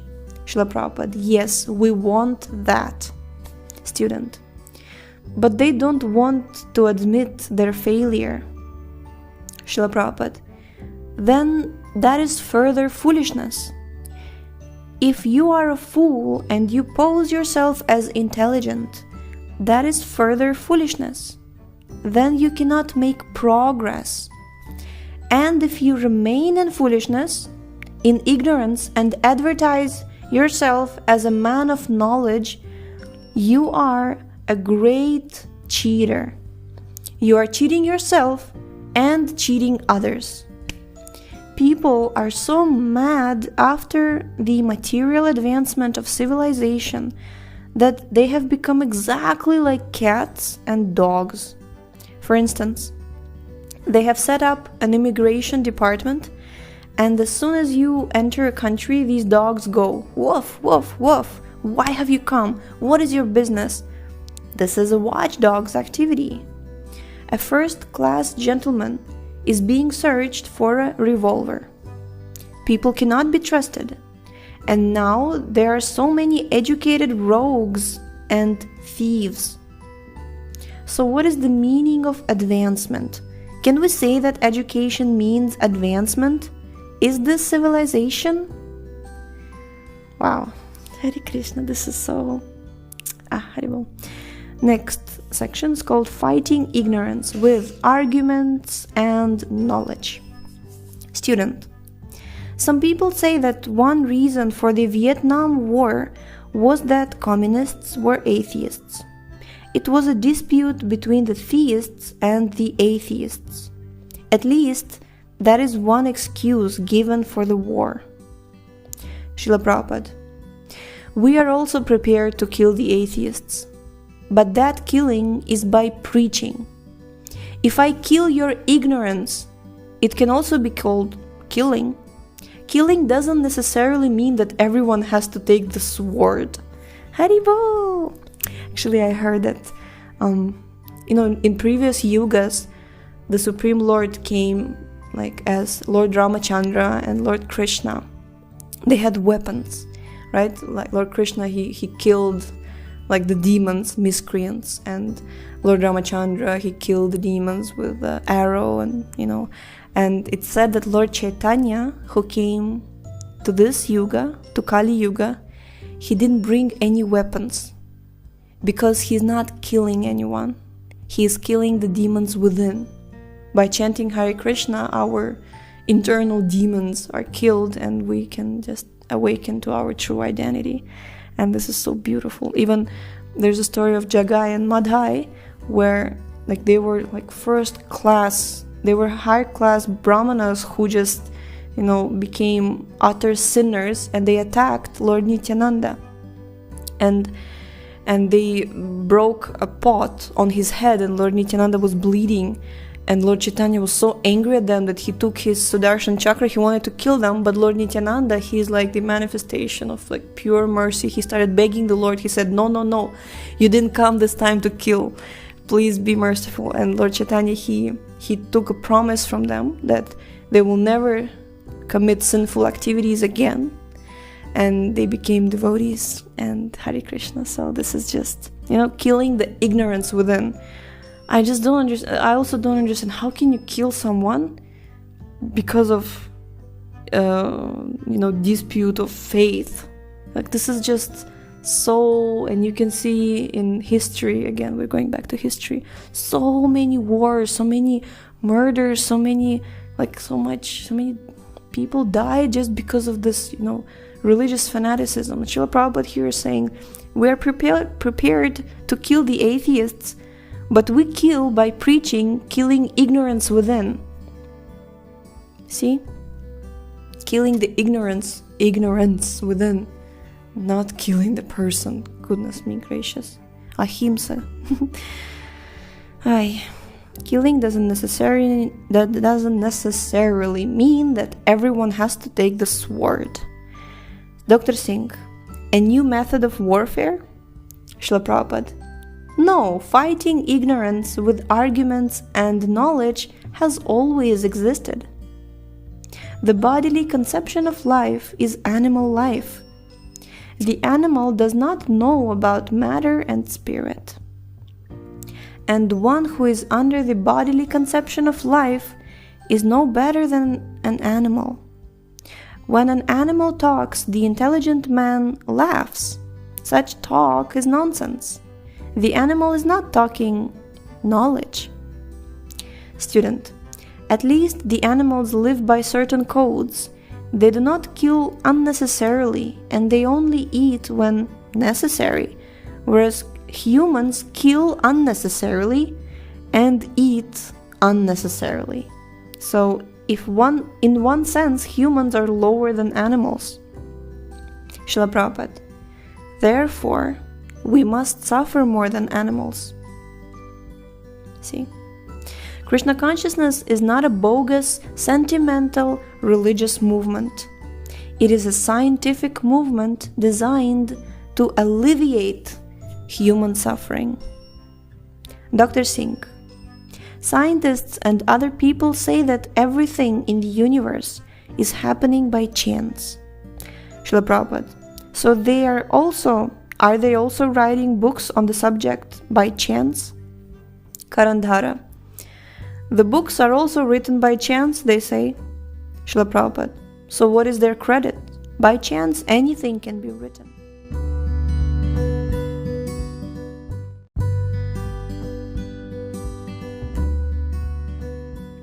Dr. Singh, the French scientist Dr. J. Monod got the Nobel Prize in 1965. He says that everything started by chance, that by chance certain chemicals combined and formed the basic molecules. Srila Prabhupada, but where did the chemicals come from? Dr. Singh, according to him, they were created simply by chance, and when the necessity arose, the molecules of the chemicals reoriented themselves. Srila Prabhupada, if everything was happening by chance, how can there be necessity? How can he speak of chance and necessity in the same breath? It is nonsense. If everything is directed by chance, why do people send their children to school? Why not let them grow up by chance? Suppose I break a law. If I say, well, it just happened by chance, will I be excused? Dr. Singh, so is crime caused by ignorance? Srila Prabhupada, yes, that is the cause, my ignorance. Srila Prabhupada, it would certainly be stupid to say that a beautiful instrument like a violin was made by chance. Srila Prabhupada, yes, it is most regrettable that such a rascal can get recognition. He is talking foolishness and getting recognition. Hare Krishna. Okay, this is the end of 9th morning walk. Tomorrow we shall continue. I'm sorry, I was just starting to laugh because, talking foolishness and getting recognition, or doing foolishness and getting recognition in 2020 or 2021, this is what people do and get a lot of recognition, and not only. Hare Krishna. Especially the younger generation. No offense to any TikTokers or YouTubers or those who like different challenges and all, but this concept of talking foolishness and getting recognition, it's Hare Krishna, it's very unfortunate and regrettable, as Srila Prabhupada says. So tomorrow we shall continue and we will read the 10th morning walk, and there will be topics like the scientist's mistake, everything is one, is nonsense, like in quotes, everything is one, is nonsense. We are not these bodies, changing bodies. Everything is spiritual, simultaneously one and different. Yes, these will be the topics tomorrow. So thank you so much for tuning in today. The link to this book is in the description, and we shall see you next time. Hare Krishna.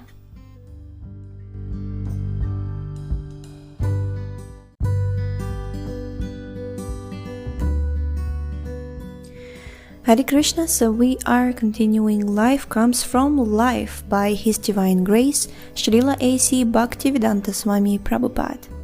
And this is Sravanam Diaries podcast, and I am your host, Sulalita Devidasi.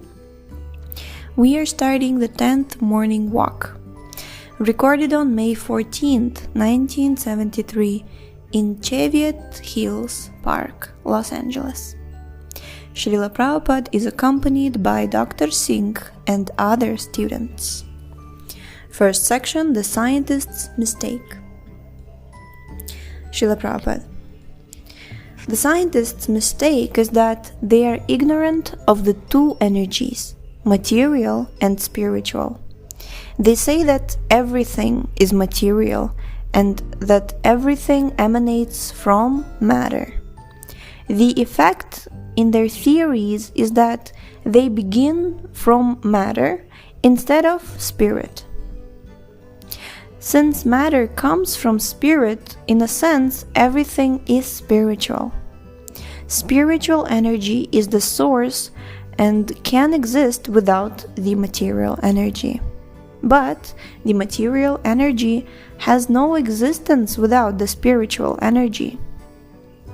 It is correct to say that darkness begins from light, not that light begins from darkness. Scientists think that consciousness comes from matter. Actually, consciousness already exists, but when it is covered or degraded by ignorance, it is a form of unconsciousness. So, material means forgetfulness of Krishna, and spiritual means full consciousness of Krishna. Is this clear? Try to understand. Darkness comes from light. When no light is visible, then we are in darkness. Clouds are not to be found in the sun. That would be against the nature of the sun. But by the energy of the sun, other things are temporarily created, such as mist, clouds, or darkness. These creations are temporary, but the sun remains. Similarly, material nature is temporary, but spiritual nature is permanent. Krishna consciousness means getting out of this temporary nature and attaining a permanent spiritual nature. No one actually wants this temporary nature. No one likes this cloudy atmosphere. Dr. Singh: is this cloudy consciousness created from spiritual energy? Srila Prabhupada: yes. Dr. Singh: and matter is also created from the superior energy. Srila Prabhupada: aham sarvasya prabhavo matta sarvam pravartate. Krishna says, I am the source of all spiritual and material worlds. Everything emanates from me. Unquote. Bhagavad-Gita 8.10. Krishna is the creator of everything, bad and good. Actually, bad and good is a material creation. Krishna's creation is good. God is good. What you think is bad is good for God. Therefore, we cannot understand Krishna. He is doing something that in our consideration may be bad, but for him there is no such thing as good or bad. For example, Krishna married 16,000 wives. Some people may criticize, he is so mad after women. But they do not see the whole picture. Krishna's power is so great that he expanded himself into 16,000 different husbands. Next section, in quotes, everything is one, is nonsense. Dr. Singh: you said this mist of material nature is temporary, but why should we bother to disentangle ourselves from something transitory? Srila Prabhupada: why do you put coverings on your body? You may walk naked. The weather will clear in a few hours. Why do you cover yourself? Dr. Singh: the danger is now. Srila Prabhupada: whenever it may be, why do you take the step of covering your body? Dr. Singh: to avoid discomfort. Srila Prabhupada: yes. Otherwise you would be uncomfortable. Not to bother to dress is the Mayavada philosophy. Everything will come automatically, so why bother? Everything is one. That is a nonsensical theory. The Mayavada philosophy is that God is one and that everything and every living being is equal to God. We have no quarrel with the chemists if they begin from life. But unfortunately, they say that everything begins from darkness, from dead matter. That is what we object to. We say, begin from life. Begin from life. And they say, no, begin from matter, darkness. The reason they are in darkness is simple. If one goes from darkness to light, he thinks that darkness is the beginning. Suppose you have been in darkness all your life and now you suddenly come into the light. You think, oh, light has come from darkness. Actually, darkness occurs when light becomes dim. Darkness does not produce light. Dr. Singh: then darkness is dependent on light. Srila Prabhupada, yes. Or, in other words, in the light there is no darkness. When the light is dim, then we experience darkness. Similarly, when our spiritual consciousness or Krishna consciousness is dim, our consciousness is material. In the morning we awaken, and at the end of the day we become tired and go to sleep. When life is somehow or other interrupted, we sleep. We sleep at night, and when we get up in the morning we understand that our wakefulness, our life, has not come into existence from the sleepy condition.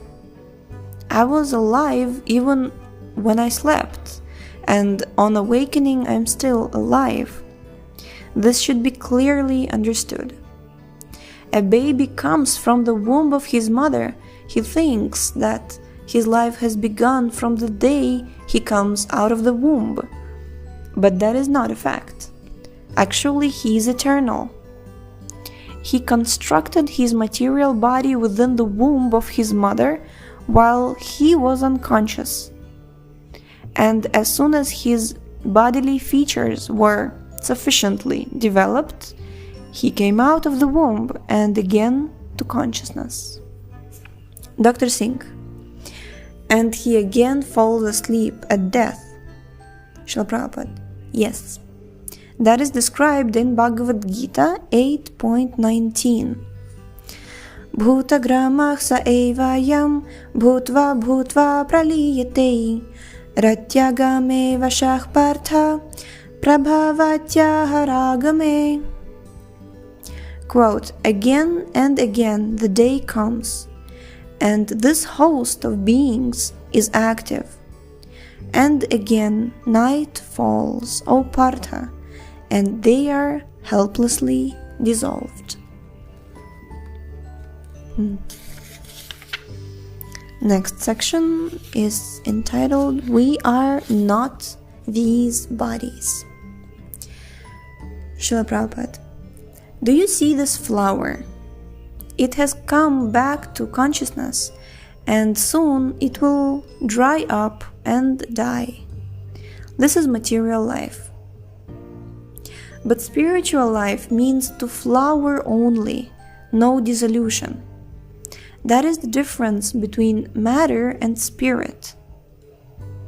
I have achieved this body according to my consciousness in my last life, and I will receive my next body according to my consciousness in this life. This is also confirmed in the Bhagavad-Gita 8.6.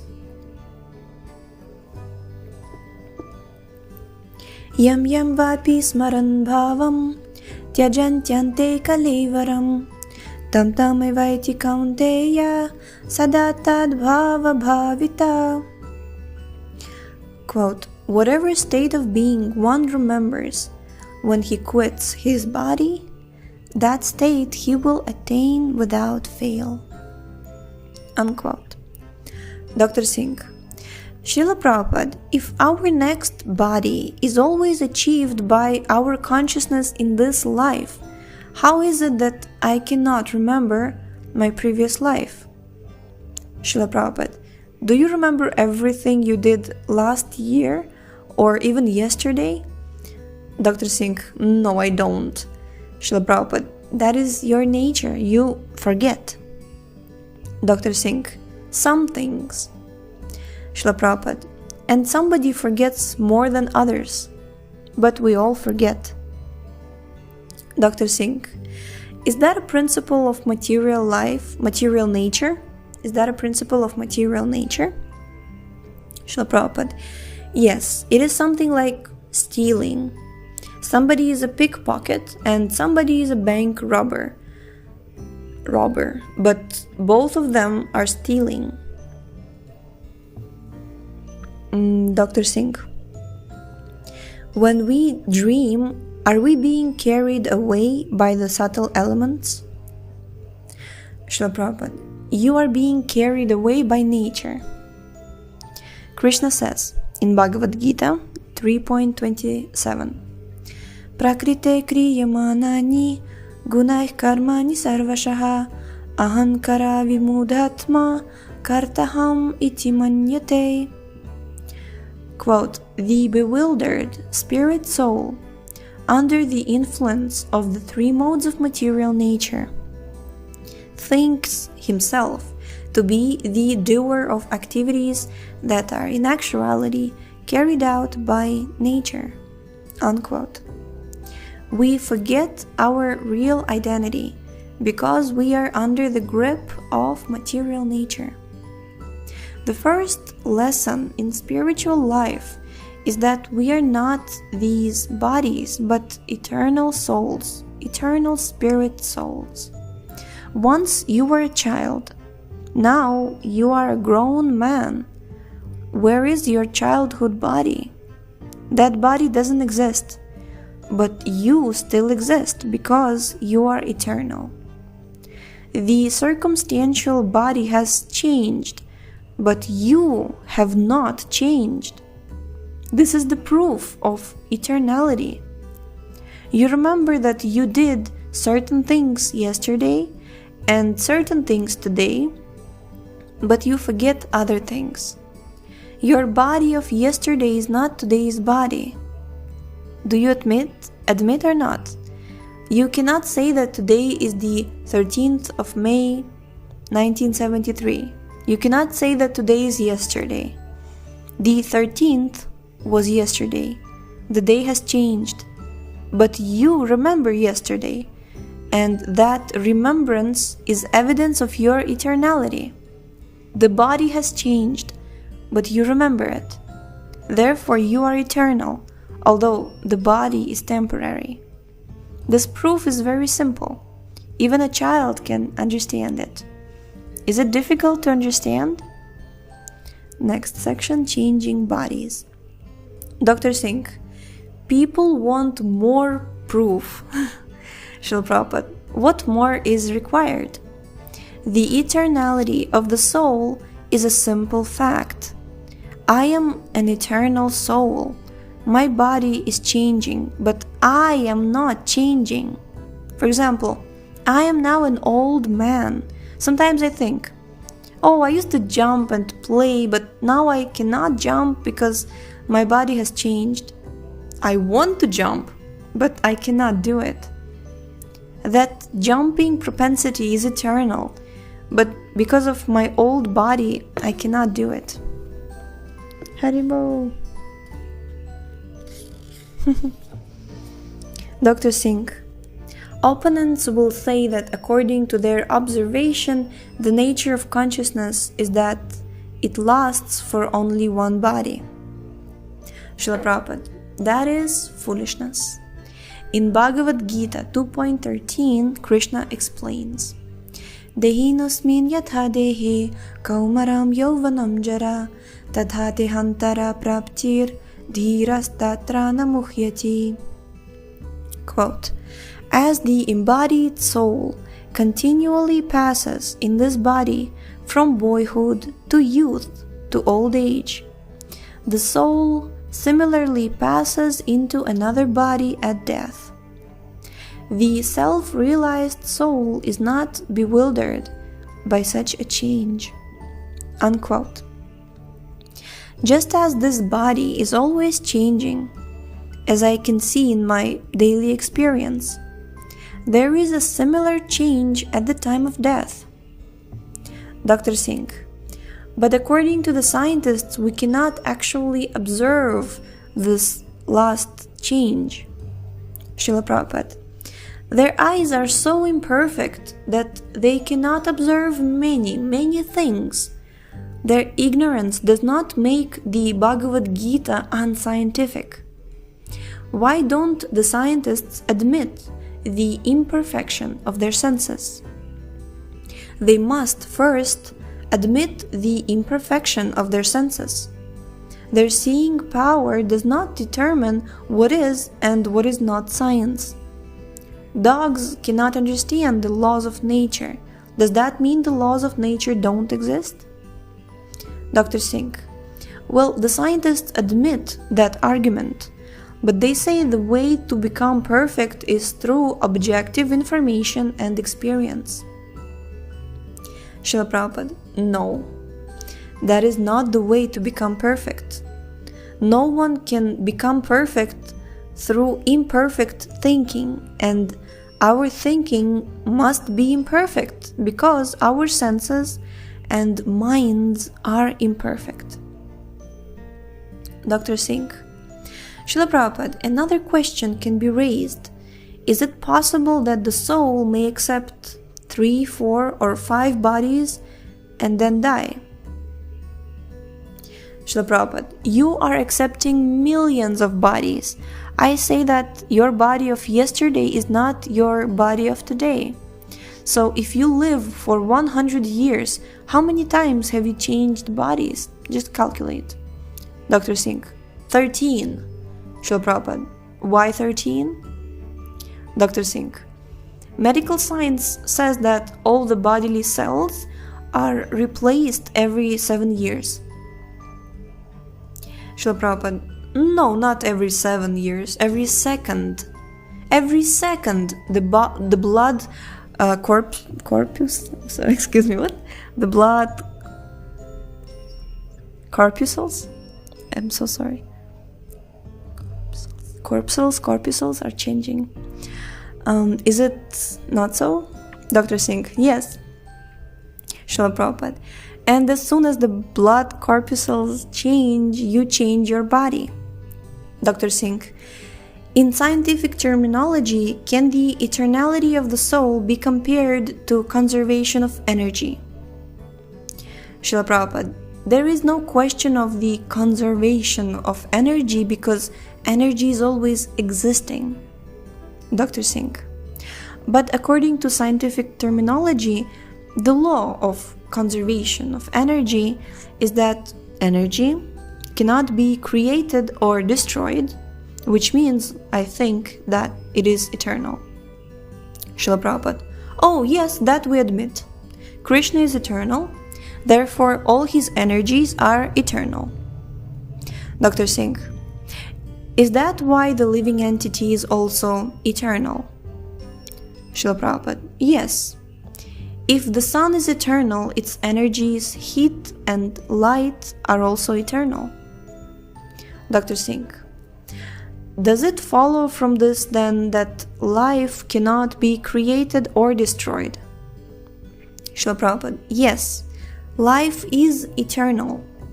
It is not created or destroyed.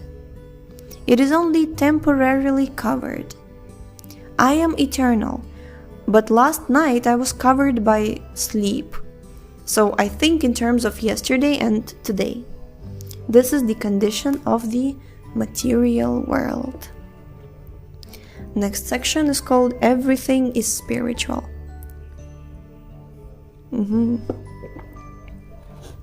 Dr. Singh: is material consciousness the absence of Krishna consciousness? Srila Prabhupada: yes. Dr. Singh: and when there is Krishna consciousness, where is material nature? Srila Prabhupada: if you continue in Krishna consciousness, you will see nothing is material. When you offer a flower to Krishna, it is not material. Krishna will not accept anything material. And this does not mean that the flower is material on the bush, and then it becomes spiritual when you offer it to Krishna. No. The flower is material only as long as you think that it is made for your enjoyment. Look at that. The flower is material only as long as you think that it is made for your enjoyment. But as soon as you see that it is for Krishna's enjoyment, you see it as it really is, spiritual. Aww. Okay, I want to make a post. We'll put a beautiful flower and this quotation there. That's beautiful. Dr. Singh: So the entire world is actually spiritual. Srila Prabhupada, yes. Therefore, we want to engage everything in Krishna's service. That is the spiritual world. Dr. Singh, can we also appreciate Krishna's creation in that light? For example, can we think, this tree is very beautiful because it is Krishna's property? Srila Prabhupada, yes, that is Krishna consciousness. Dr. Singh, if someone looks at the deity of Krishna in the temple and thinks that it is only stone or wood, what does that mean? Srila Prabhupada, he is ignorant of the facts. How can the deity be material? Stone is also Krishna's energy. Just as electric energy is everywhere, but only the electricians know how to utilize it. So Krishna is everywhere, even in stone, but only his devotees know how to utilize stone to appreciate Krishna. The devotees know that stone cannot exist outside of Krishna. Therefore, when the devotees see the deity, they say, "Here is Krishna." They see the real oneness of Krishna and his energy. Next section is called Simultaneously One and Different.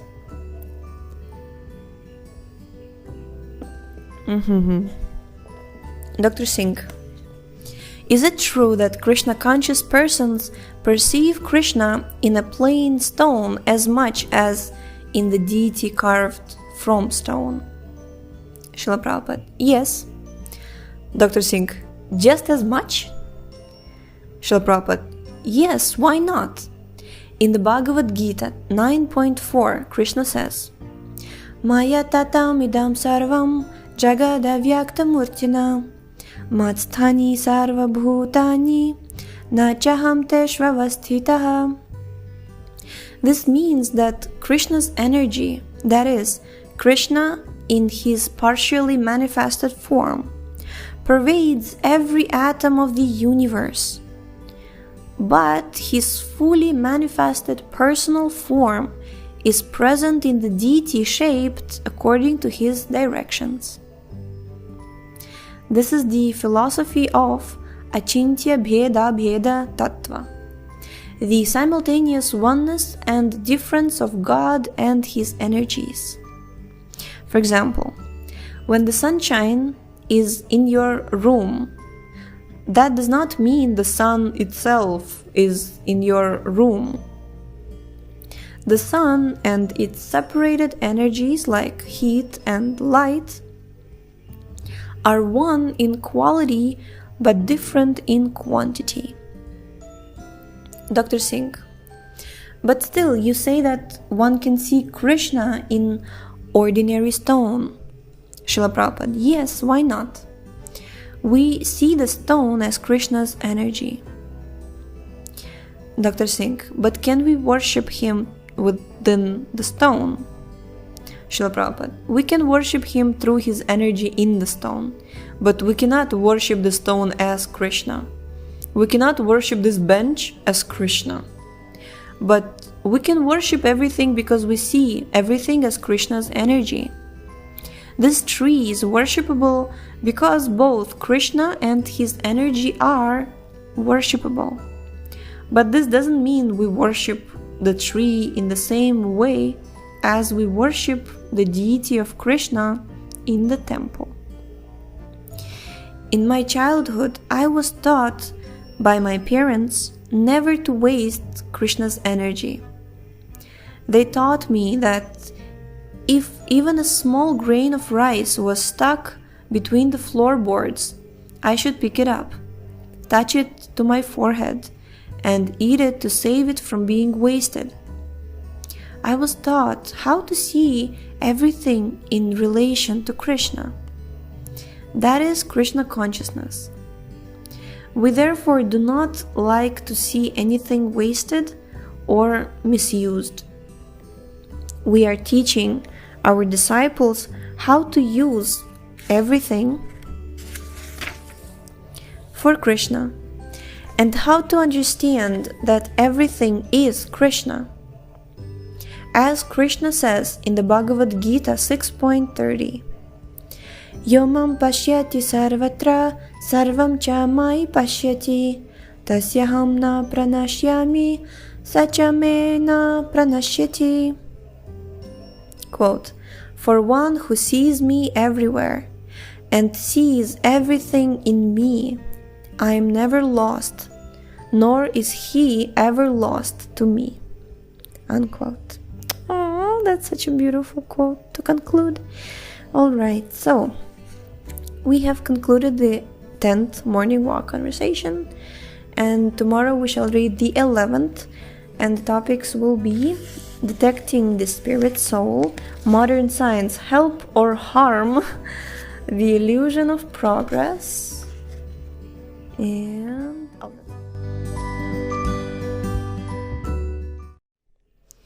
yes, so the link to this book is in the description. Please read it along with us and share it with your friends, and especially your friends scientists.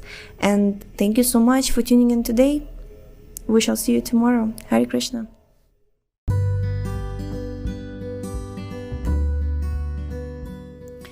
Hare Krishna, everyone. So we are continuing the book called Life Comes From Life by His Divine Grace Srila A.C. Bhaktivedanta Swami Prabhupada. This is Sravanam Diaries podcast, and I'm your host Sulalita Devidasi. We are starting the 11th morning walk today, recorded on May 15th, 1973 in Cheviot Hills Park, Los Angeles. Srila Prabhupada is accompanied by Dr. Singh and other students. Section 1. Detecting the Spirit Soul. Dr. Singh. Scientists find it very hard to see the spirit soul. They say its existence is very doubtful. Srila Prabhupada. How can they see it? It is too small to see. Who has that seeing power? Dr. Singh. Still, they want to sense it by some means. Srila Prabhupada. If you inject someone with just 1/100th of a grain of very venomous poison, he dies immediately. No one can see the poison or how it acts, but it is acting nevertheless. So why don't the scientists see the soul by its action? In such cases, we have to see by the effect. Right, so 1/100th of a grain of a very venomous poison, person dies. So by the effect, you can see. The Vedas say that because of the minute particle called the soul, the whole body is working nicely. If I pinch myself, I immediately feel it because I am conscious throughout the whole of my skin. But as soon as the soul is out of my body, which is the case when my body dies, you can take the same skin and cut and chop it. Nobody will protest. Why is this simple thing so hard to understand? Is this not detecting spirit? Dr. Singh. We may detect the soul in this way, but what about God? Srila Prabhupada. First of all, let us understand the soul. The soul is a sample God. If you can understand the sample, then you can understand the whole. Next section is called Modern Science, Help or Harm. Dr. Singh. Scientists are in the process of trying to create life. Srila Prabhupada. Process of trying to, that we kick out. We do not accept that. A beggar is saying, I am trying to be a millionaire. We say, When you become a millionaire, then talk. Now you are a poor beggar, that is all. The scientists say that they are trying, but suppose I will ask you, what are you? Will you say, I'm trying to be? What are you now? That is the question. We are trying is not a proper answer. What to speak of a scientific proposition? Dr. Singh. Well, although they haven't been able to create life so far, they say that soon they shall be able to do so. Srila Prabhupada. Any rascal may say that. If you say, in the future, I shall be able to do something extraordinary, why should I trust or believe you? Dr. Singh. Well, the scientists say that they have done so much in the past, and they will accomplish more in the future. Srila Prabhupada. In the past, there was death, and people are dying now. So what have the scientists done? Dr. Singh. Helped them. Srila Prabhupada. Scientists have helped to minimize the duration of life. Formerly, man lived 100 years. Now they seldom live more than 60 or 70 years. And the scientists have discovered atomic energy. Now they can kill millions of men. So they have helped only in dying. They have not helped in living, and still they dare to declare that they will create. Dr. Singh. But now we have airplanes and Srila Prabhupada. The scientists cannot stop death. They cannot stop birth. They cannot stop disease. And they cannot stop old age. So what have they done? Formerly, people used to become old, and nowadays they're becoming old.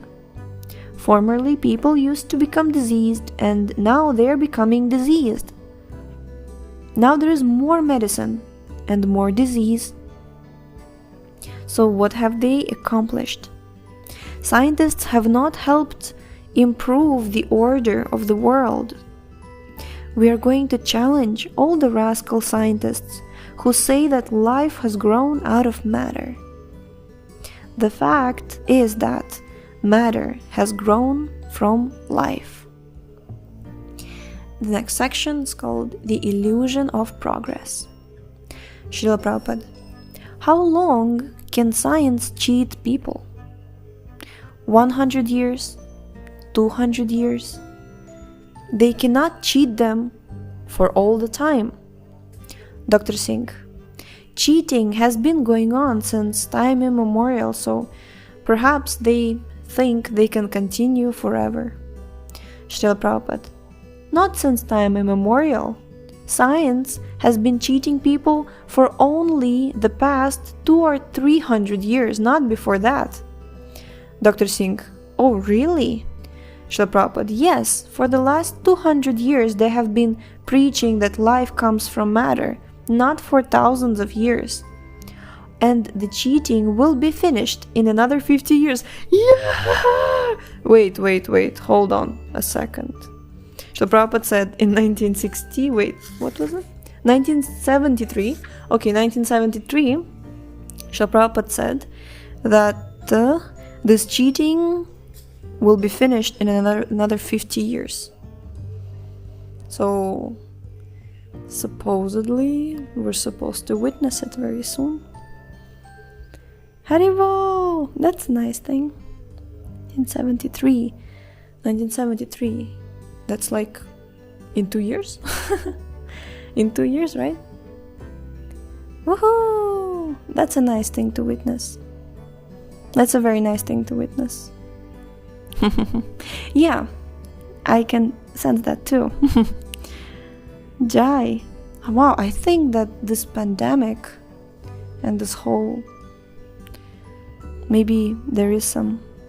Okay, let's see how Krishna unfolds everything. It's a nice thing to read right now. So Prabhupada said, and the cheating will be finished in another 50 years. So we have 2 more years to see. 2 more years, yeah. 2 more years, and let's hope Dr. Singh.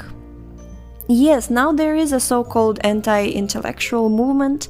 People are rebelling against science and modern progress. Srila Prabhupada. And what is that science? It is not science. It is ignorance.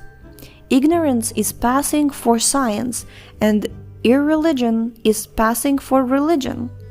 But this cheating cannot go on for long because some people are becoming intelligent. Dr. Singh. In Newsweek, one of the largest magazines in the United States, there was an article about the degradation of Christianity. The article included a cartoon picturing the devil causing earthquakes. There was recently a very large earthquake in South America that killed many thousands of people.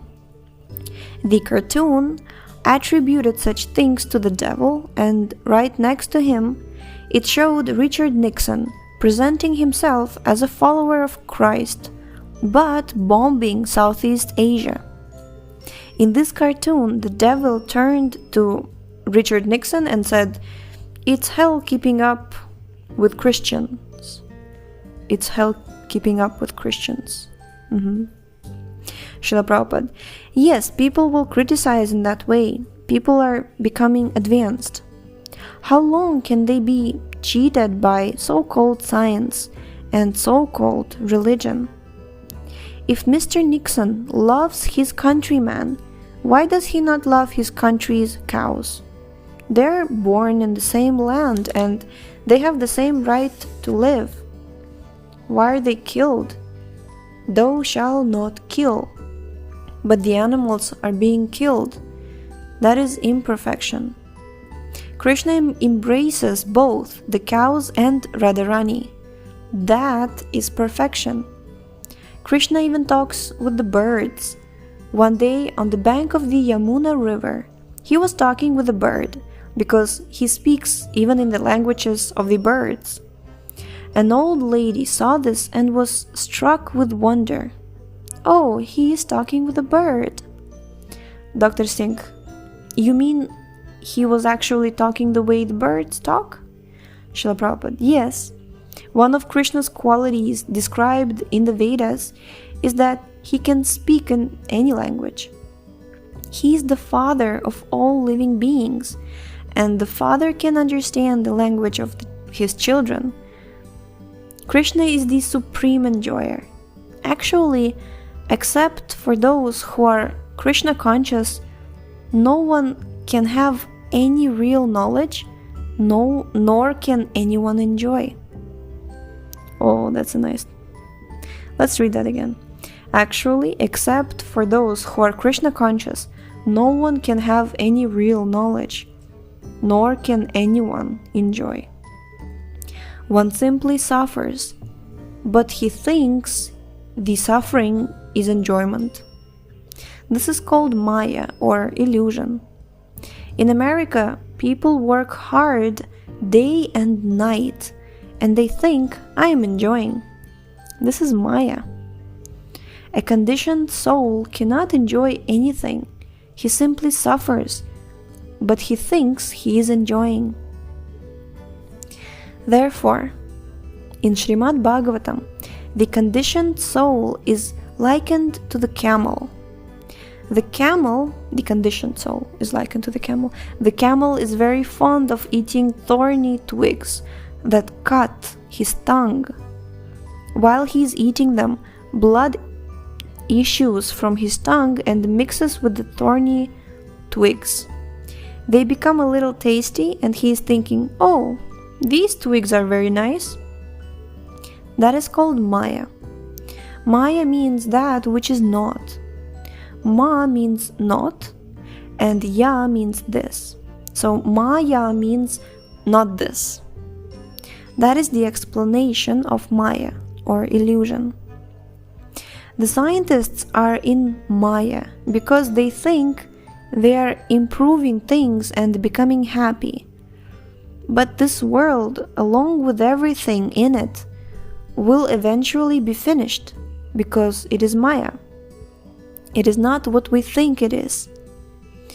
As Srimad Bhagavatam explains, the materialists are thinking they're becoming victorious, but they're actually being defeated. Haribo!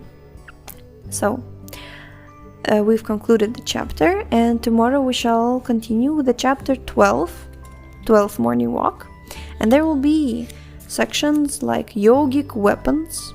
Oh, yes. Yogic weapons. Symptoms of God. Scientific knowledge comes from Krishna. The space program. A childish waste of money and time. Yes, these will be the topics.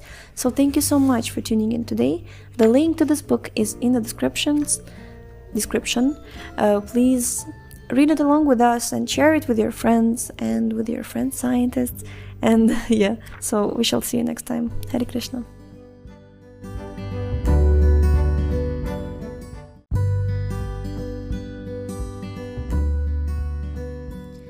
Hare Krishna. So this is Life Comes From Life by His Divine Grace, Srila A.C. Bhaktivedanta Swami Prabhupada. We are Sravanam Diaries podcast. I'm your host Lalita Devidasi, and this is the 12th morning walk, recorded on May 17th, 1973, a misty morning in Cheviot Hills Park, Los Angeles. Srila Prabhupada is accompanied by Dr. Singh, Karandhara Dasa, Krishna Consciousness, and other students. Section 1, Yogic Weapons. Srila Prabhupada. You have no power to drive away this mist. Scientists merely explain it with some word jugglery, saying that it contains certain chemicals he loves. But they have no power to drive it away. Dr. Singh. They do have an explanation as to how the mist is formed. Srila Prabhupada. That they may have, and I may have that also. But that is not a very great credit. If you really know how it is formed, then you should be able to counteract it. Dr. Singh. We know how it is formed. Srila Prabhupada. Then discover how to counteract it. Formerly, in Vedic warfare, the atomic Brahmastra was used, and to counteract it, the opposing army would have to use a weapon that would transform it into water. But where is such a science today? Dr. Singh. Mist is something like milk. Milk looks white, but actually it is a colloidal suspension of certain protein molecules. Similarly, fog is a colloidal suspension of water. Srila Prabhupada. So if you could create some type of fire, the mist would be immediately driven away. Water can be driven away by fire, but that you cannot do. If you were to explode a bomb, it would generate heat and all the mist would go away. Karandhara. That might damage the whole city. Srila Prabhupada. Everyone knows that fire can counteract water, but you cannot drive away the mist without killing people or destroying property.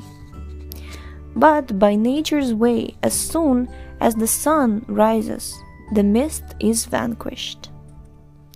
The power of the sun is greater than your power. Therefore, you have to accept that inconceivable power exists. Next section, Symptoms of God. Srila Prabhupada. Without accepting the principle of inconceivable power, no one can understand God. God is not so cheap that any so-called yogi can become God. Such imitation gods are for rascals and fools. Those who are intelligent will test whether or not such a person has inconceivable power. We accept Krishna as God because he has demonstrated his inconceivable power. As a child, Krishna lifted a big hill, and Lord Ram, an incarnation of Krishna, constructed a bridge without pillars by floating stones on water. So, One should not accept God cheaply. Nowadays, some rascal comes along and says, I am an incarnation of God, and another rascal accepts him. But Lord Rama and Lord Krishna actually demonstrated their inconceivable power. Sometimes people say the descriptions of their activities are just stories or myths. But these literatures were composed by Valmiki, Vyasadeva, and other acaryas, who are all great and vastly learned sages. Why would these sages simply waste their time writing mythology? They never said it was mythology. They treated the accounts as actual facts. For instance, in the 10th canto of Srimad Bhagavatam, Vyasadeva tells of a forest fire in Vrindavan. All of Krishna's cowherd boyfriends became disturbed and looked to Krishna for help. He simply swallowed up the whole fire. That is inconceivable mystic power. That is God. Because we are tiny samples of God, of Krishna, we also possess inconceivable mystic power within our bodies, but only in very minute quantities. Next section, scientific knowledge comes from Krishna.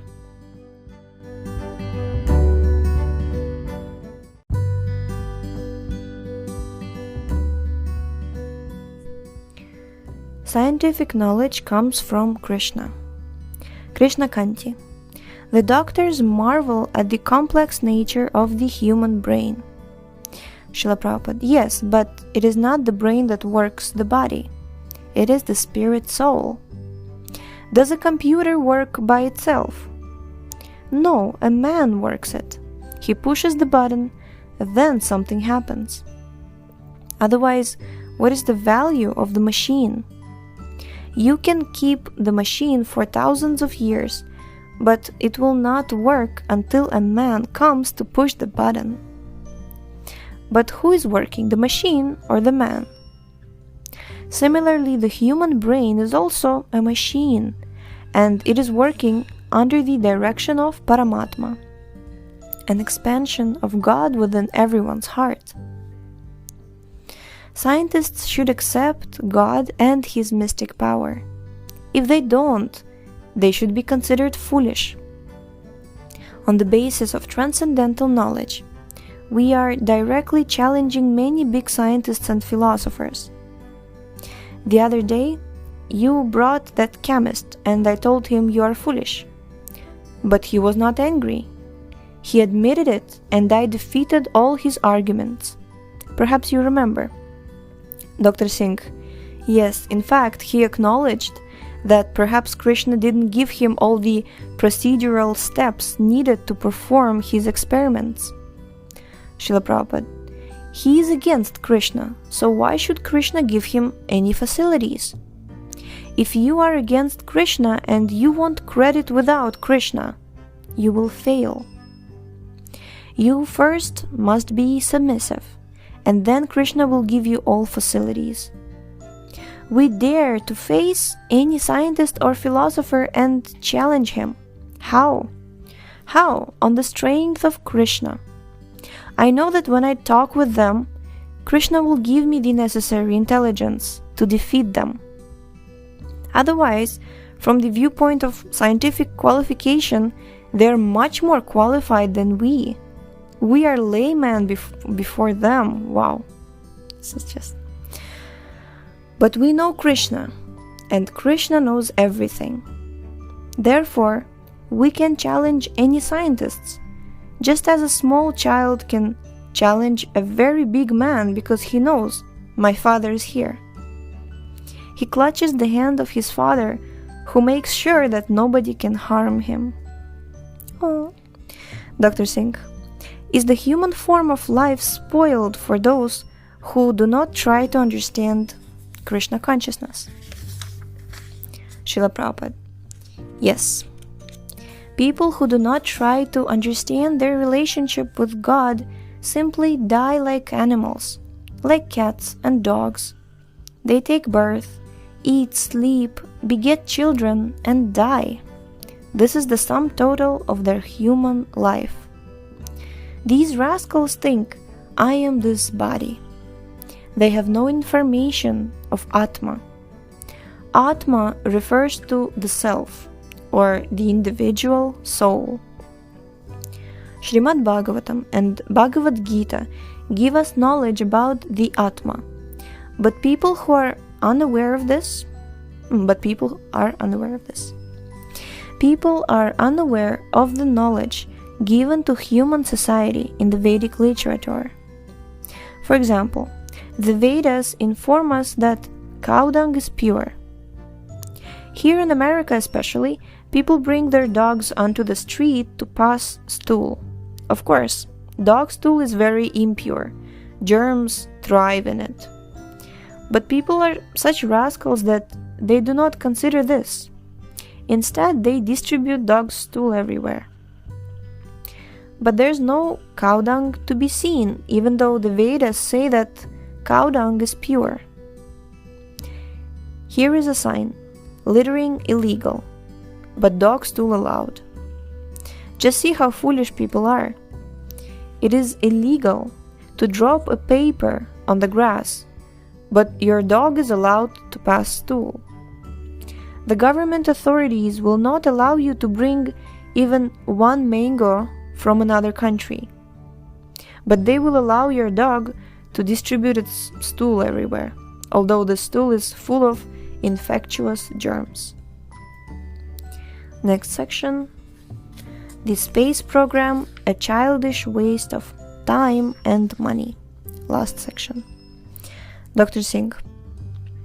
When the astronauts returned from the moon to the surface of the Earth, the scientists in the space program were very careful.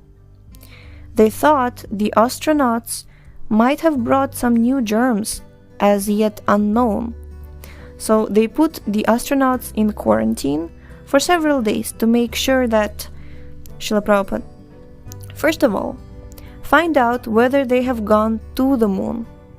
I'm not sure.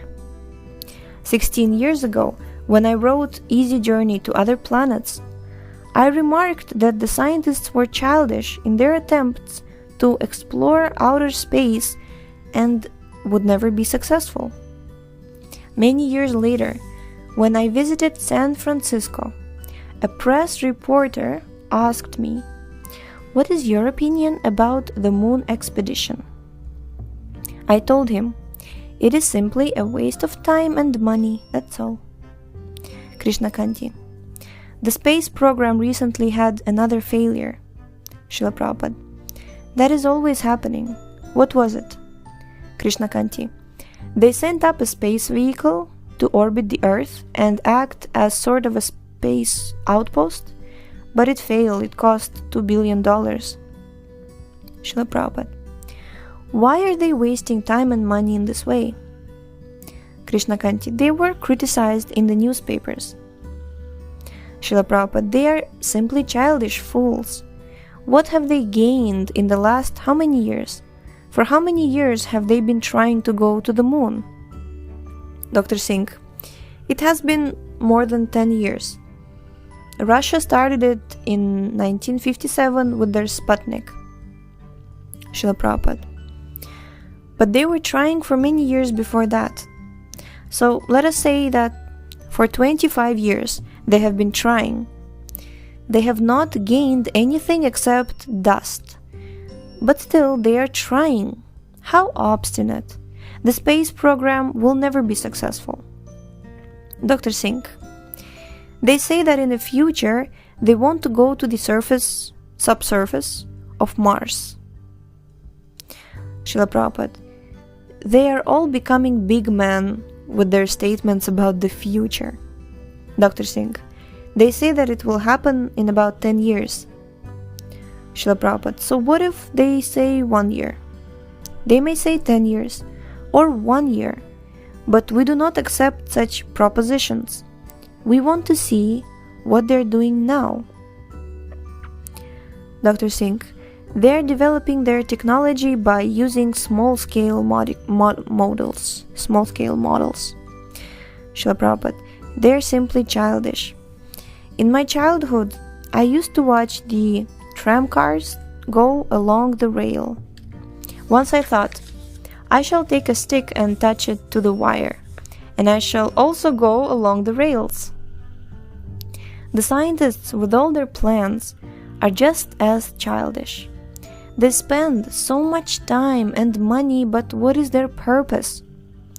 Their effort is hopeless because they do not actually know the purpose of life.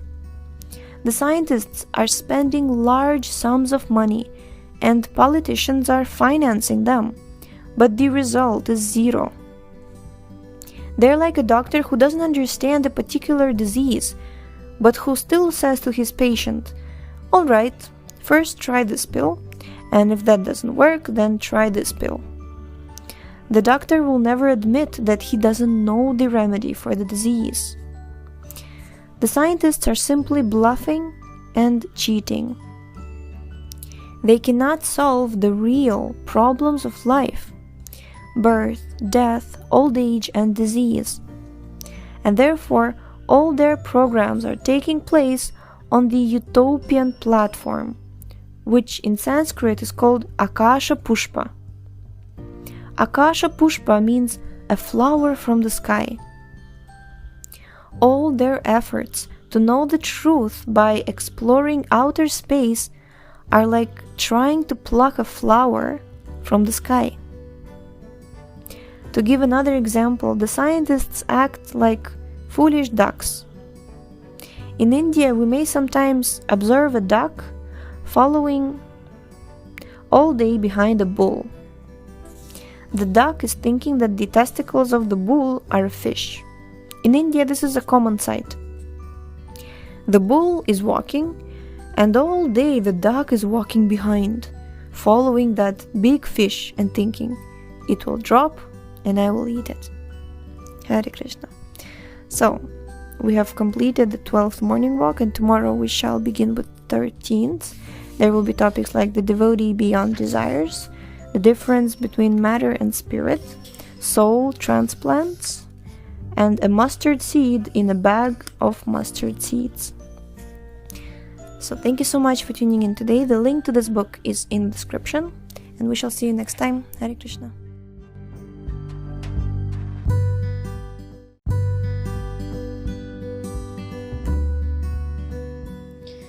Hare Krishna, everyone. So we are continuing with Life Comes From Life by His Divine Grace, Srila A.C. Bhaktivedanta Swami Prabhupada. And this is Sravanam Diaries podcast. I'm your host Sulalita Devidasi, and we are starting the 13th morning walk. Recorded on December 2nd, 1973 on the shores of the Pacific Ocean near Los Angeles. Srila Prabhupada is accompanied by Dr. Singh, Hridayananda Dasa Goswami, Krishna Kanti Dasa, and other students. Section 1. The Devotee Beyond Desires. Srila Prabhupada. Now, who knows the difference between the karmi, the jnani, the yogi, and the bhakta? Hridayananda Dasa Goswami. The karmi wants to enjoy the gross senses. The jnani wants to enjoy the subtle mind, to mentally speculate. And the yogi wants to manipulate the universe with mystic powers. Srila Prabhupada. These are all material powers. Hridayananda Das Goswami. And the bhakta has no material desires. Srila Prabhupada. Yes. And unless one is actually desireless, he cannot be happy. The karmi, the jnani, and the yogi are all full of desires, therefore they are unhappy. Karmis are the most unhappy. The jnani is a little less unhappy, and the yogi is still more advanced. But the bhakta, the devotee, is perfectly happy. Some yogis have a mystic power that enables them to snatch some pomegranates from the trees in another country, thousands of miles away.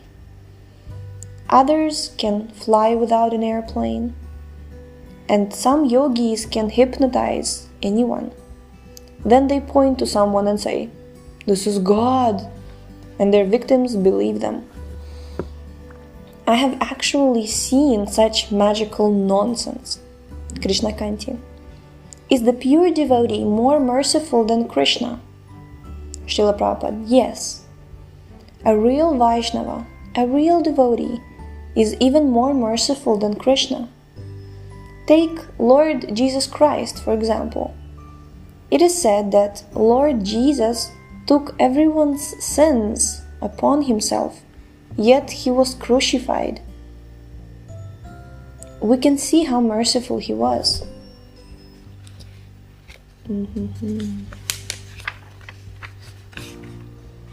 Yet, today, rascals think, let us go on committing sinful activities. Christ has taken a contract to suffer for us.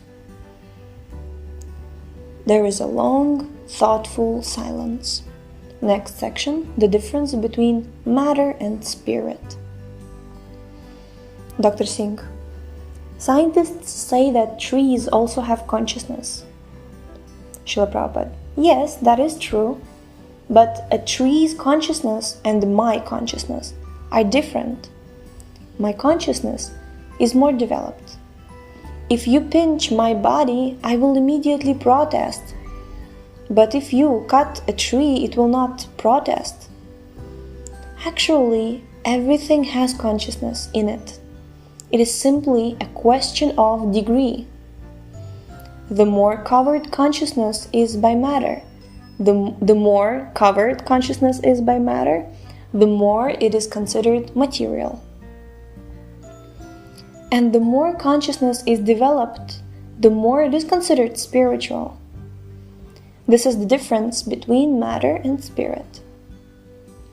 Spirit souls are everywhere. They are trying to come out of the earth, points to the grass. As soon as there is an opportunity, they want to express their consciousness. Those souls who descend from higher planets to this planet sometimes fall down to the ground in raindrops. Then they become grass and gradually evolve to higher forms of life. Dr. Singh. Oh, that is terrible. Srila Prabhupada. These are the workings of subtle energy. What do the scientists know about this? Actually, their knowledge is carried away by Maya, illusion, and they're thinking, oh, I'm a very learned scholar. Next section, soul transplants? Question mark. Soul transplants.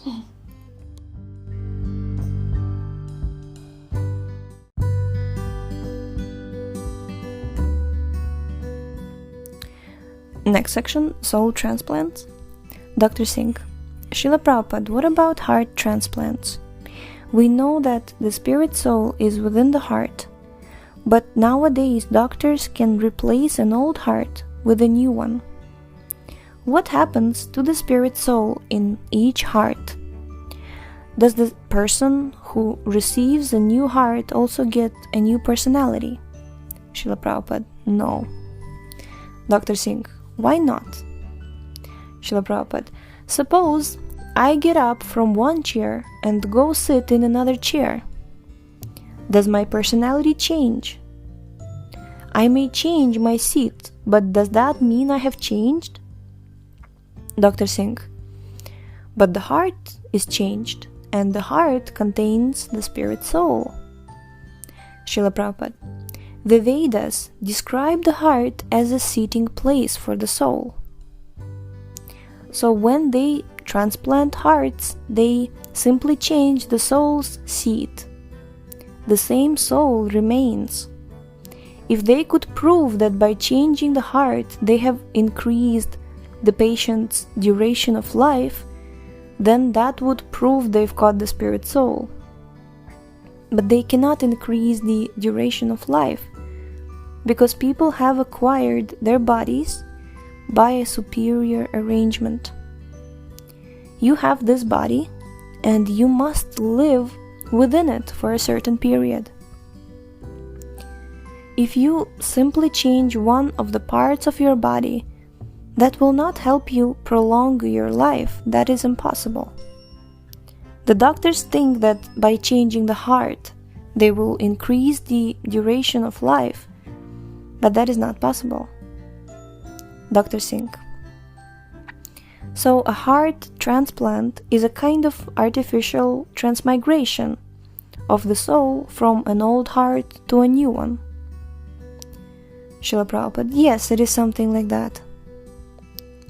Krishna explains in the Bhagavad-Gita 2.13, Dehi nosmin yatha dehe kaumaram yovanam jara tatha dehantara praptir dhirastatra namuhyati. Quote, as the embodied soul continually passes in this body from boyhood to youth to old age, the soul similarly passes into another body at death. The self-realized soul is not bewildered by such a change. Unquote. Changing hearts is just like a change of material bodily organs. The heart is not the real source of life, and therefore changing the heart does not prolong the duration of life. Dr. Singh. Yes, most heart transplant patients live only a very short time after the operation. But is it ever possible to transplant the soul from one body to another? Srila Prabhupada. Sometimes certain yogis can do that. They can find a better body and transfer themselves into it. Dr. Singh. When the doctors perform a heart transplant, they take a heart from someone who has just died and exchange it for a weak heart in someone else's body. Does the soul from the dead heart change places with the soul in the weak living heart? Srila Prabhupada. No, the soul has already left the dead heart. There's no question of bringing in another soul. Dr. Singh. Let me see if I understand you correctly. When the doctors remove the heart of a man who has just died, the soul has already left his heart. Then, when they transplant his dead heart into the body of the patient's soul passes into the transplanted heart. Srila Prabhupada. Yes, the soul is destined to live in a particular body for a certain number of years. You may change whatever part of the body you like, but you cannot change the duration of the life of that body. Dr. Singh. So the heart is just a machine, an instrument. Srila Prabhupada. Yes, it is the sitting place of the soul.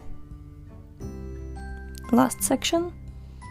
A mustard seed in a bag of mustard seeds. Dr. Singh. Srila Prabhupada, biologists tell us that there are many species of life that can reproduce without sex. Do the Vedas agree with this? Srila Prabhupada. Oh yes. Dr. Singh. So we cannot curtail their reproduction? Srila Prabhupada. No, how could we? There are so many living entities that have come into this material world to enjoy life, and therefore reproduction must continue. This material world is like a jail. You cannot put an end to jails. As soon as one man leaves the jail, another is ready to enter it. This same question was discussed by Lord Chaitanya Mahaprabhu. One of his devotees, Vasudeva Datta, said, "Please take all the living entities of this entire universe and release them from material bondage. And if you think they are too sinful to be rectified, then just give all their sins to me." But Chaitanya Mahaprabhu said, Suppose I were to take this entire universe and all the living entities with it. This is only one of the innumerable universes. It is just like a seed, a mustard seed in a huge bag of mustard seeds. If you removed one seed from the bag, what would be the difference? So, reproduction cannot actually be stopped. Living entities are unlimited in number, and therefore it must continue. Dr. Singh, you have said that this material world is like a correction house to teach one to get out of material entanglement and the cycle of repeated birth and death. Srila Prabhupada, yes. Therefore, you must practice Krishna Consciousness. Jai. So, thank you so much for tuning in today. The link to this book is in the description. And tomorrow we will read the 14th morning walk. And there will be sections like the origin of the interplanetary gases, giving credit to the primal creator, gerontology, prolonging the suffering, the real origin of species, and satisfied animals. Yes, so stay tuned. Hare Krishna. See you tomorrow.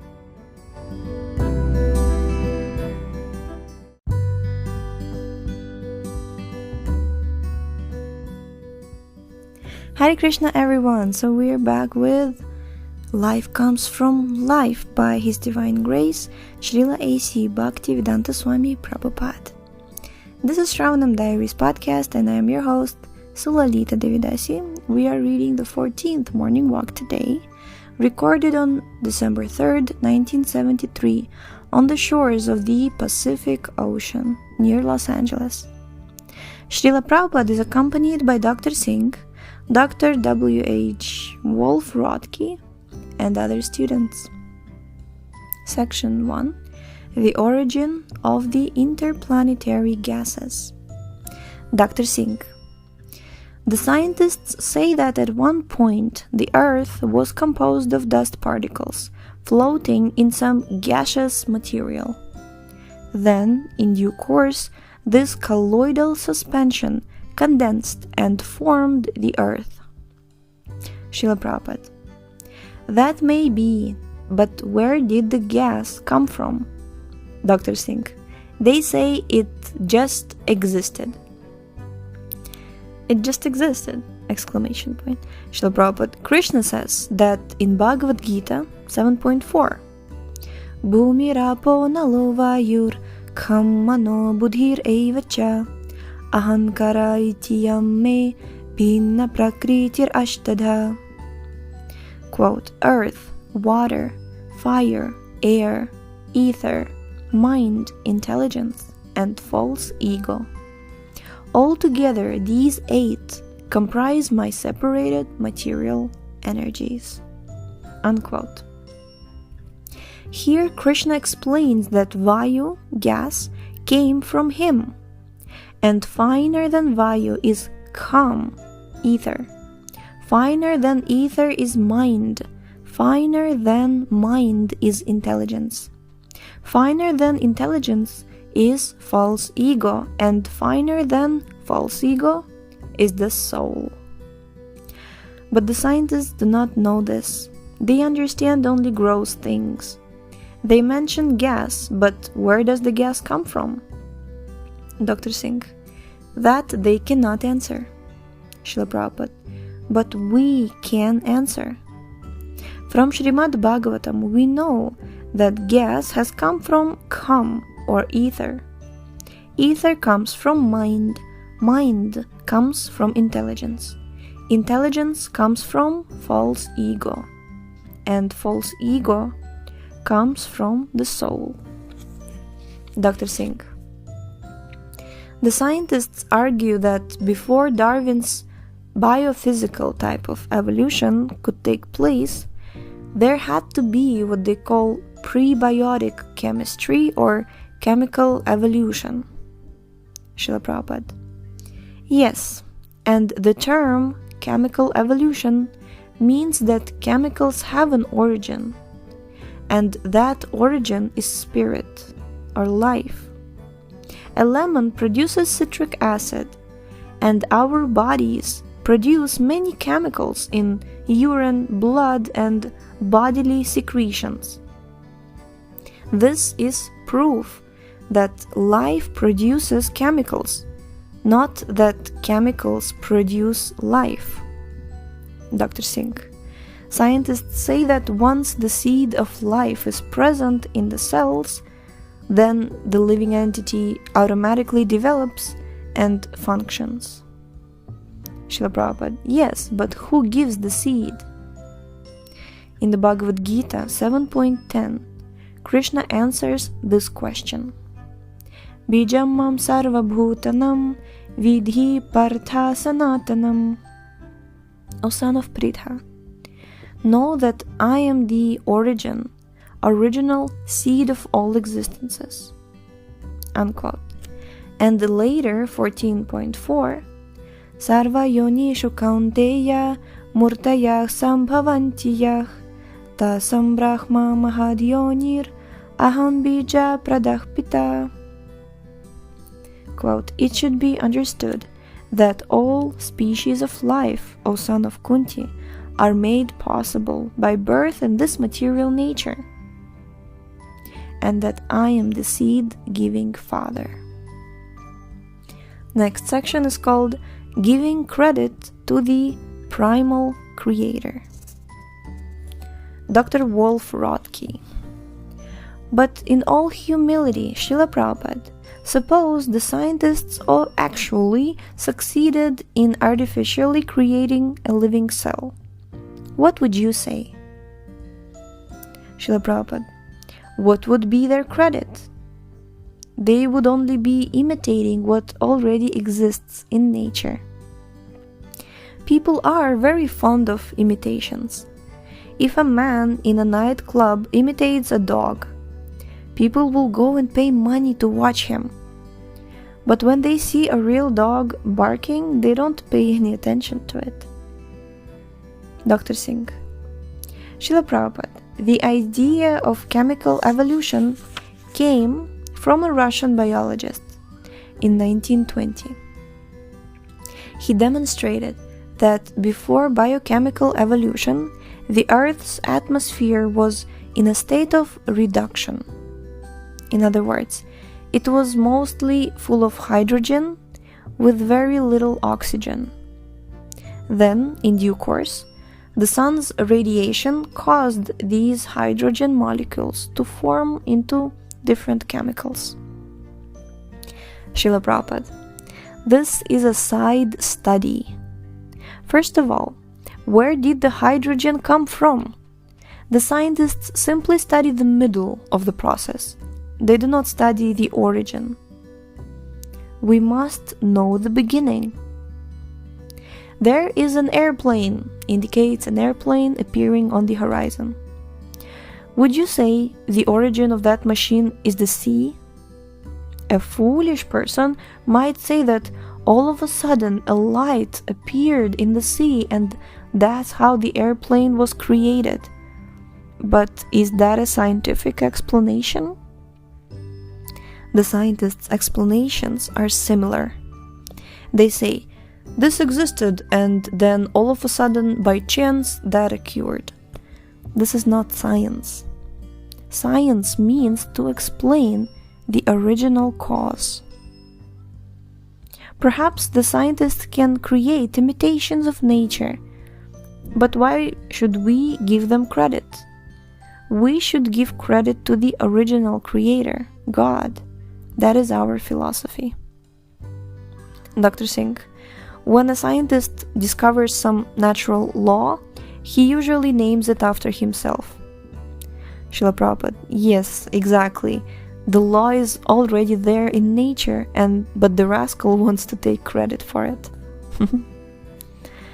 Next section, gerontology, prolonging the suffering. Dr. Singh. They're actually fighting against the laws of nature, but often they take pleasure in the suffering, in the struggle. Take pleasure in the struggle. Srila Prabhupada, that pleasure is childish. Suppose a child builds a sand castle on the beach with great effort. He may take pleasure in it, but that is childish pleasure. That is not a grown man's pleasure. The materialistic men have created a standard of false happiness. They have created a gorgeous arrangement for a comfortable civilization, but it is all false, because they cannot create a situation in which they will be able to enjoy it. At any moment, anyone can be kicked out by death, and all his enjoyment will be finished. Dr. Singh, that is why they say that God hasn't given us everything. Because we are not able to live forever here. Srila Prabhupada. But God has given them everything necessary to live peacefully, and everything necessary to understand Him. So why will they not inquire about God? Instead, they do things that help them forget God. Dr. Singh. Now the scientists have organized a whole department in science called gerontology, in which they study how to prolong life. Srila Prabhupada, their real aim should be to stop the suffering. Suppose an old man is in great pain, suffering from many diseases, and suddenly the doctors increase his lifespan. What is the profit? Dr. Singh, that is what they do with heart transplants. Srila Prabhupada, it is nonsense. Let them stop death. That would be an achievement. Let them stop all disease. That would be an achievement. They cannot do such things. Therefore, I say that all their achievement, all their research, is simply a struggle for existence. Krishna says in Bhagavad-Gita 15.7, Mamaivamsho jivaloke jiva bhuta sanatana manakshashthanindriyani prakriti-stani karshati. Quote, the living entities in this conditioned world are my eternal, fragmental parts. Due to conditioned life, they are struggling very hard with the 6 senses, which include the mind. Student.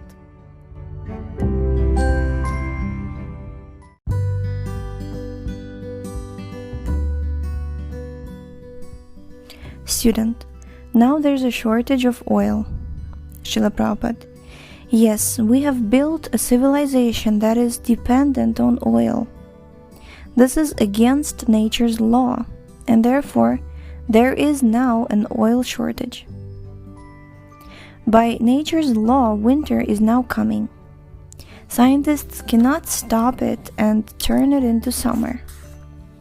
They wrongly think they are in control of nature. In Bhagavad-Gita, Krishna informs us that the living being thinks himself to be the doer of activities that are in actuality carried out by nature. The sun is now rising. Can they make it dark? And when it is dark, can they command the sun, get up? They do not realize that if they really want to conquer nature, they should try to conquer birth, death, old age, and disease. In Bhagavad-Gita 7.14, Krishna says, Daivihyesha gunamayi mama maya duratyaya mam eva ye prapadyante mayam etam tarantite. Quote, this divine energy of mind consisting of the 3 modes of material nature is difficult to overcome. But those who have surrendered unto me, can easily cross beyond it." Unquote. Dr. Singh: "So, is it very hard to overcome nature's laws?" Srila Prabhupada: "For the materialists, it is impossible. But if one surrenders to Krishna, it becomes easy." Jai. The real origin of species. Dr. Singh: "To explain why there are so many varieties of living entities, the scientists say that at a certain time during evolution, the cell's genes, which normally reproduce themselves perfectly for the next generation, sometimes make a mistake in copying, something like the printing press that sometimes makes mistakes. In some circumstances, these mistakes or mutations have stood, and different species of living entities have been formed because of the difference in the genes." Srila Prabhupada: "But that, in quotes, mistake has been continuing since time immemorial. For you will find that all varieties of living entities have always existed. Therefore the, in quotes again, mistake is eternal. But when a mistake is permanent, it is not a mistake. It is intelligence." Dr. Singh: "But scientists say that if there were no mutations, then there would be only one kind of living entity in the whole universe." Srila Prabhupada: "No.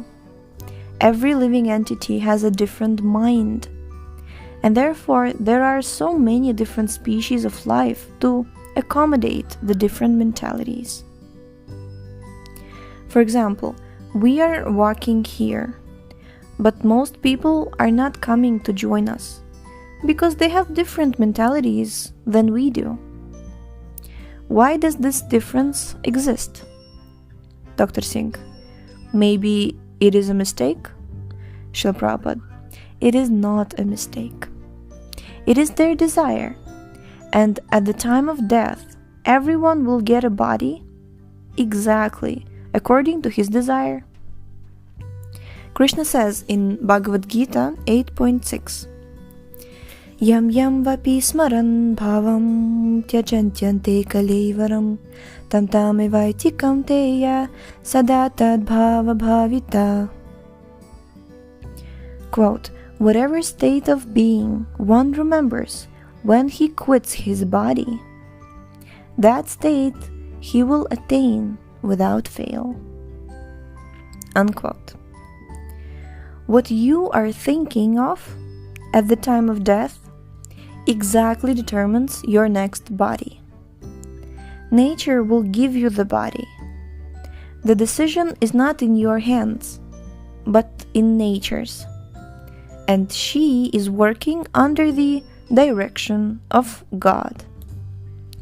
Dr. Singh: "But science seems to have evidence that different species of life do arise by mistakes." Srila Prabhupada: "That is their mistake. In the laws of nature there are no mistakes. In railway cars there are first class, second class, and third class sections. If you purchase a third class ticket, but by mistake go to the first class section, you will not be allowed to stay there. It is not a mistake that there are sections, that is the arrangement. But it is your mistake that you have gone to the wrong section. So God is so thorough that He knows all the mistakes that we have made, that will be made. Therefore, according to the mistakes you commit, you enter a particular body. Here, come here, the body is ready." See, this is, God knows all the mistakes that will be made.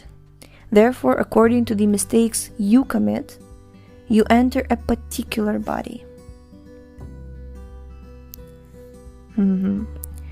Here, come here, the body is ready. There are 8,400,000 species of life, and nature works assigning different bodies with mathematical precision. When the government builds a city, it builds a prison even before the city is completed. Because the government knows that there will be many criminals who will have to go to prison. This is not the government's mistake. It is the mistake of the criminals. Because they become criminals, they have to go there. It is their mistake. Their mistake. In nature, there are no mistakes. Krishna says, Maya dyakshena prakriti suyate sacharacharam hetunanena kaunteya jagad viparivartate. Quote, this material nature is working under my direction, O son of Kunti, and producing all moving and non-moving beings. Bhagavad-Gita 9.10. Nature works under the supervision of God, Krishna, so how can nature commit mistakes? But we commit mistakes. We are illusioned. Our senses are imperfect, and we cheat. That is the difference between God and man. God does not have imperfect senses. His senses are perfect. Last section, satisfied animals. Dr. Wolf Rothke. Because our senses are defective, the technological enlargements of our senses must also be defective, of course. Dr. Singh. The microscopes with which we detect things must also be defective. Defective. Srila Prabhupada.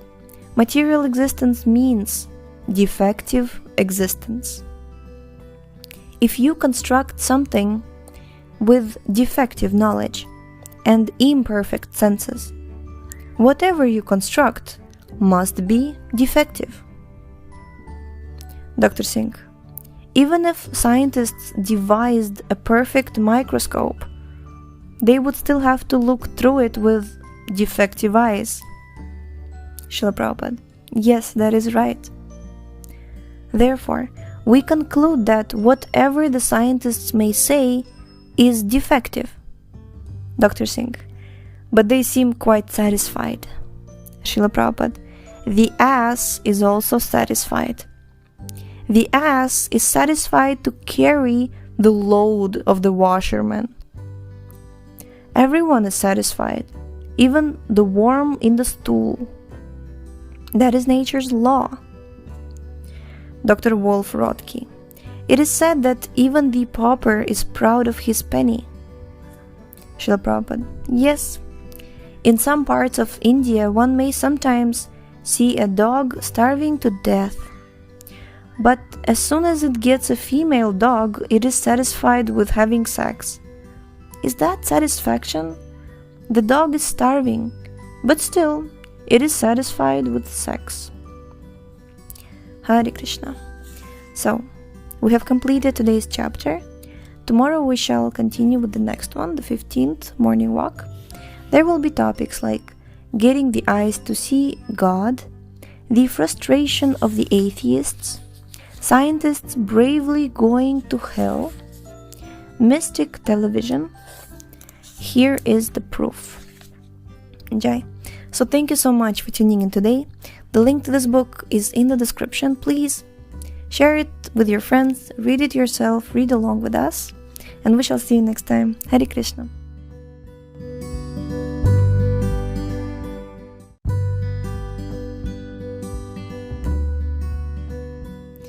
Hare Krishna everyone, so we are continuing the book called Life Comes From Life by His Divine Grace, Srila A.C. Bhaktivedanta Swami Prabhupada Jai.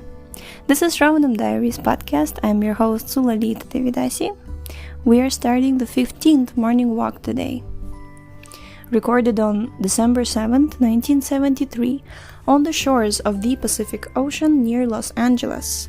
Srila Prabhupada is accompanied by Dr. Singh, Dr. W.H. Wolf Rodke, and another student. First section, Getting the Eyes to See God. Student. For the last 150 years, one of the major problems of Western theologians has been the relationship between reason and faith. They have been seeking to understand faith through reason, but they have been unable to find the relationship between the reasoning abilities and faith. Some of them have faith in God, but their reason tells them there is no God. For instance, they would say that when we offer prasad to the Lord, it is only faith to think that He accepts it, because we cannot see Him. Srila Prabhupada, they cannot see Him, but I can see Him. I see God, and therefore I offer prasad to Him. Because they cannot see Him, they must come to me so I can open their eyes. They are blind, suffering from cataracts, so I shall operate and they will see. That is our program. Student. Scientists say that their common ground of objectivity is what they can perceive with their senses. Srila Prabhupada. Yes, they can perceive things with their senses, but very imperfectly. They perceive the sand with their senses, but can they see who has made the sand? Here is the sand, and here is the sea. They can be seen by direct perception. But how can one directly perceive the origin of the sand and the sea? Student. The scientists say that if the sand and the sea were made by God, we would be able to see Him, just as we can see the sand and the sea themselves. Srila Prabhupada. Yes, they can see God, but they must first get the eyes to see Him. They are blind. Therefore, they must first come to me for treatment. The Shastras say that one must go to a guru to be treated so that one can understand God. How can they see God with blind eyes? Student. But seeing God is supramundane. Scientists only consider mundane vision. Srila Prabhupada. Everything is supramundane. For instance, you may think there is nothing in the clear sky, that it is vacant, but your eyes are deficient. In the sky there are innumerable planets you cannot see because your eyes are limited. Therefore, because it is not in your power to perceive, you have to accept my word. Yes, there are millions of stars out there. Is space vacant because you cannot see the stars? No. Only the deficiency of your senses leads you to think so. Student. The scientists will admit their ignorance of some things, but they say they cannot accept what they cannot see. Srila Prabhupada. If they are ignorant, they have to accept knowledge from someone who knows the truth. Student. But they say, what if what we are told is wrong? Srila Prabhupada. Then that is their misfortune. Because their imperfect senses cannot perceive God, they have to hear it from an authority. That is the process. If they don't approach the authority, if they approach a cheater, that is their misfortune. But the process is that wherever your senses cannot act, you must approach an authority to learn the facts. Jai. Next section is called the frustration of the atheists. Hare Krishna. Dr. Singh. The difficulty is that in a group of atheists, you can't prove the existence of God. Srila Prabhupada, the atheists are rascals. Let us teach the others, those who are reasonable. Everything has been made by someone. The sand has been made by someone. The water has been made by someone. And the sky has been made by someone. Krishna consciousness means learning who that someone is. Oh, that's so beautiful. Dr. Singh. The scientists will say, present that someone to me so I can see him. Srila Prabhupada. And I answer them, I am presenting that someone to you, but you have to take the training as well. You have to qualify your eyes to see that someone. If you are blind, but you do not want to go to the physician, how will you be cured of your blindness and see? You have to be treated. That is the injunction. Student, that step requires faith. Srila Prabhupada, yes, but not blind faith, practical faith. I like this term. Practical faith. If you want to learn anything, you must go to an expert. That is not blind faith, that is practical faith. You cannot learn anything by yourself. Student, if somebody is actually sincere, will he always meet a bona fide guru? Srila Prabhupada, yes. Guru Krishna Prasade Paya Bhakti Lata Bija. Chaitanya Charitamrita 19.151. Krishna is within you, and as soon as he sees that you are sincere, he will send you to the right person. Student, and if you're not completely sincere, you will get a cheater for a teacher? Srila Prabhupada, yes. If you want to be cheated, Krishna will send you to a cheater. Krishna is super intelligent. If you are a cheater, he will cheat you perfectly. But if you are actually sincere, then he will give you the right guidance. In Bhagavad-Gita 15.15, Krishna says, Sarvasya chaham hridi sanivishto matah smritir jnanam apohanam cha. Quote, I am seated in everyone's heart, and from me comes remembrance, knowledge, and forgetfulness. Krishna speaks of both remembrance and forgetfulness. If you are a cheater, Krishna will give you the intelligence to forget him forever. Student, but the atheists are in control. They have the dominance. Srila Prabhupada, one kick of Maya and all their dominance is finished in 1 second. That is the nature of Maya. The atheists are under control, but due to Maya or illusion, they think they're free. Moghasha mogha karmano mogha jnana vichetasah rakshasim asurim chaiva prakritim mohinim shritah. Quote, those who are bewildered are attracted by demoniac and atheistic views.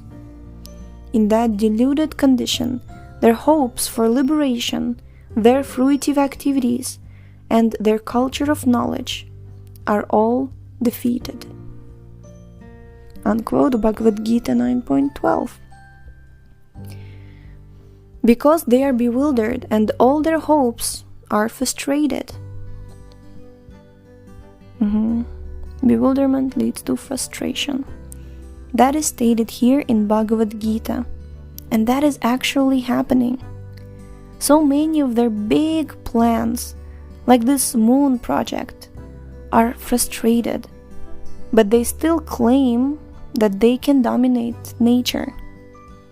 Dr. Singh, they do not want to come to their senses. Srila Prabhupada. Therefore, they are rascals. Hare Krishna. Next section. Scientists bravely going to hell. Okay.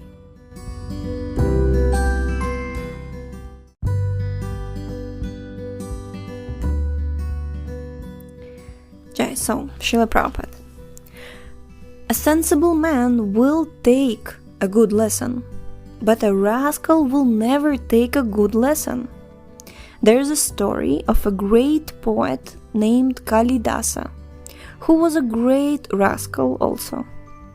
Once Kalidasa was sitting on the branch of a tree and simultaneously cutting it.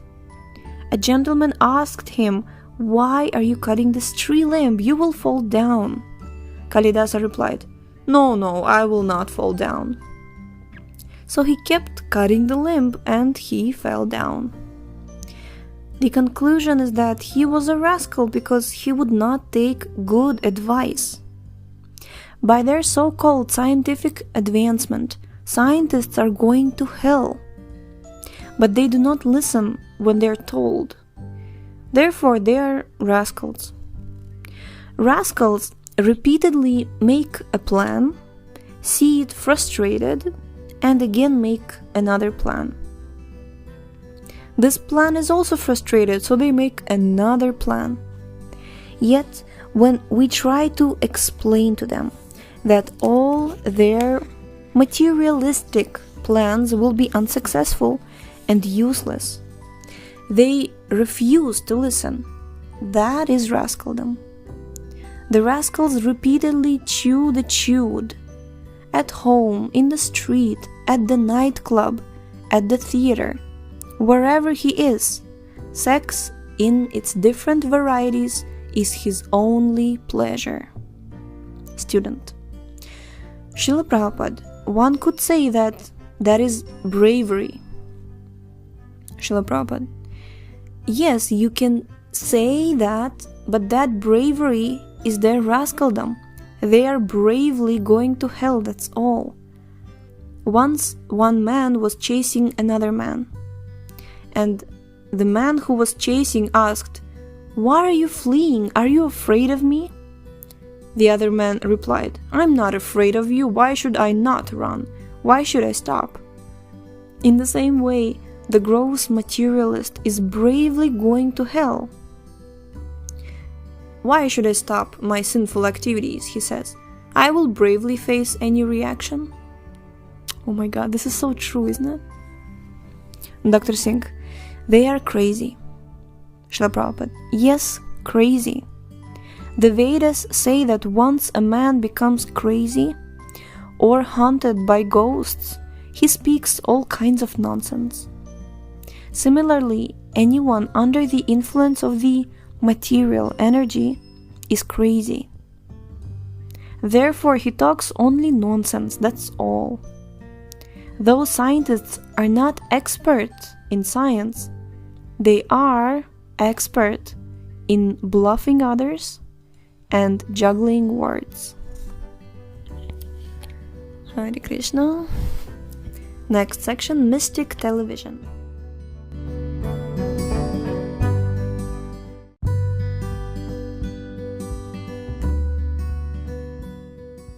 Mystic Television.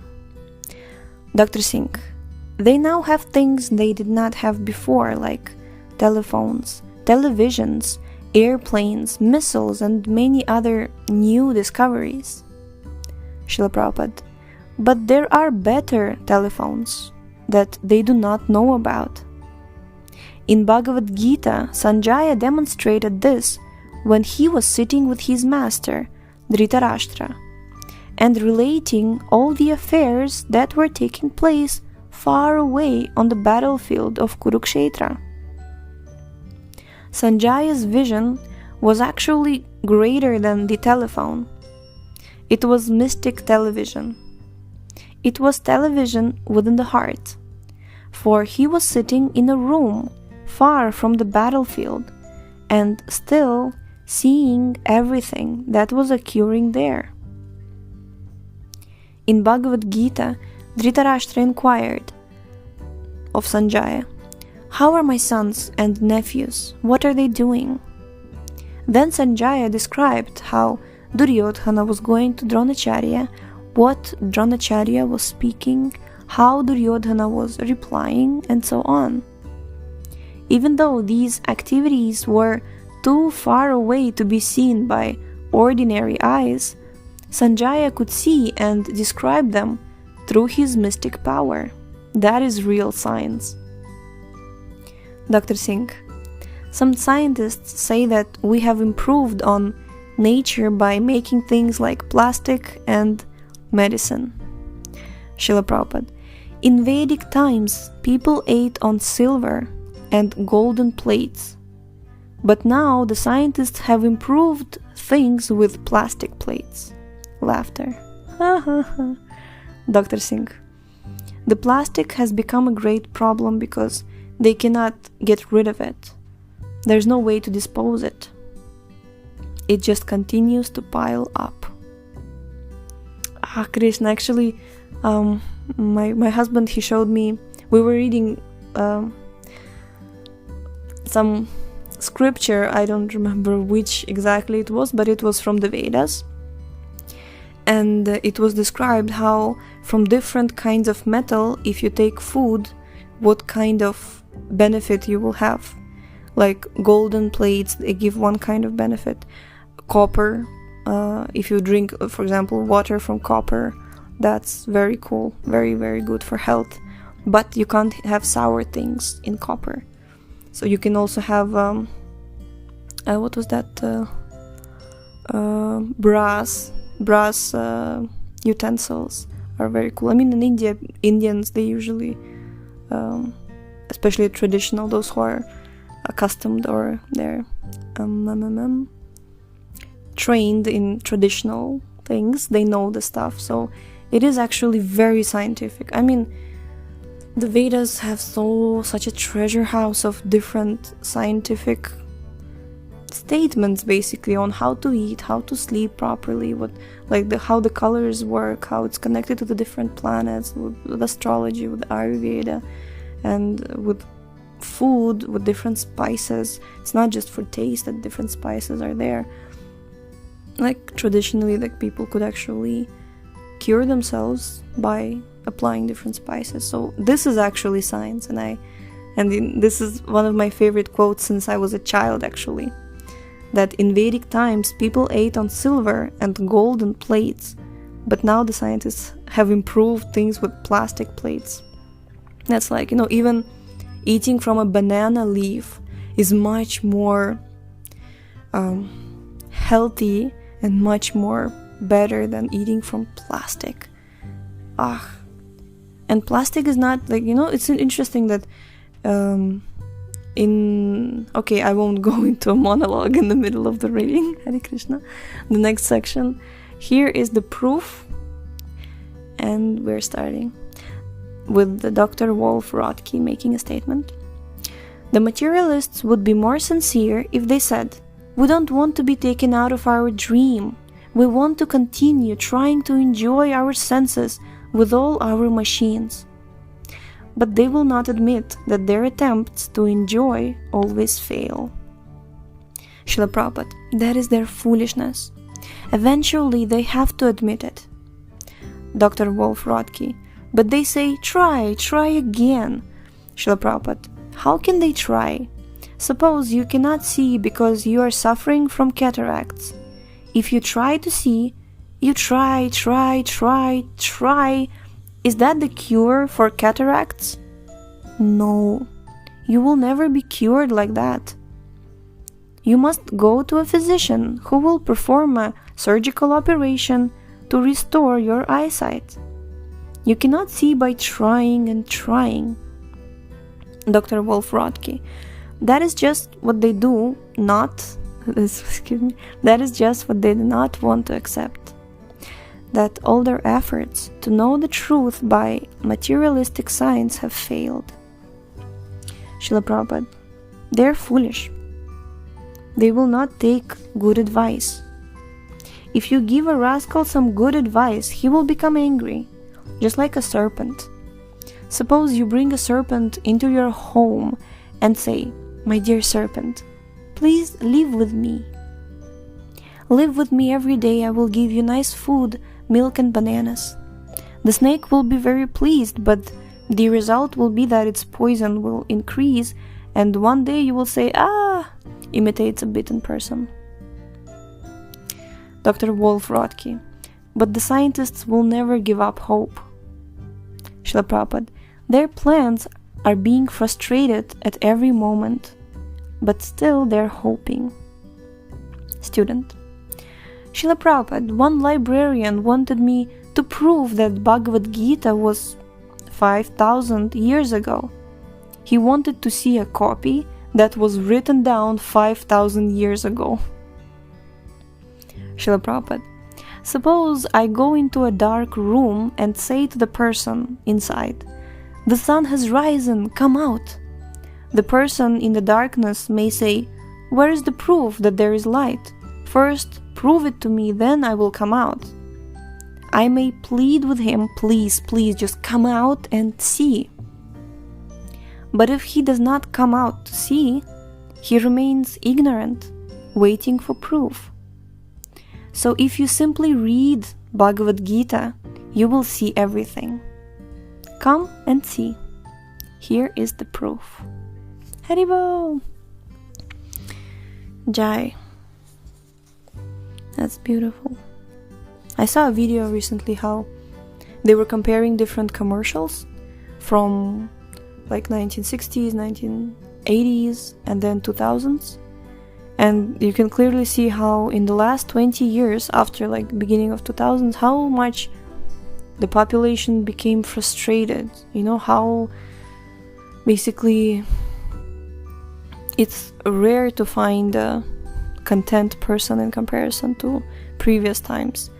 And really, this is when Srila Prabhupada was talking like this in the 60s, it has so drastically just degraded and became worse in the past 50 years.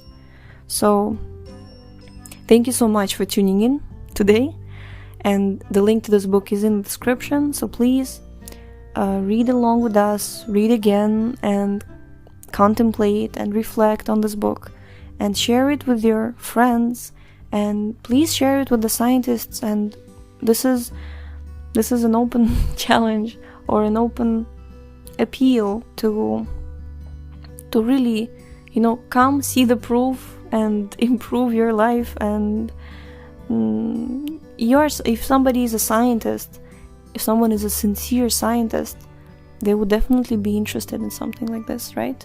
Because if you're a real scientist, you would like to know the real science. So here it is. Please enjoy yourself. Enjoy your true self in service to the Supreme Enjoyer, Supreme Lord. Yes, so thank you so much again. And we shall see you next time. We shall see you tomorrow. And tomorrow is the last chapter, the 16th morning walk. There will be topics like the meaning of Supreme, the mysteries of yogic power, Vedic cosmology, God is never zero, the absolute nature of Krishna's love, and accepting knowledge from a learned person. Hare Krishna. So see you tomorrow.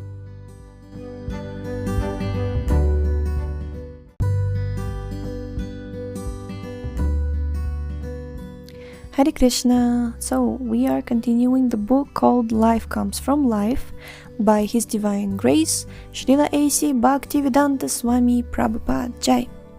And this is the 16th morning walk. Oh, and this is Sravanam Diaries podcast. I'm your host, Sulalita Devidasi.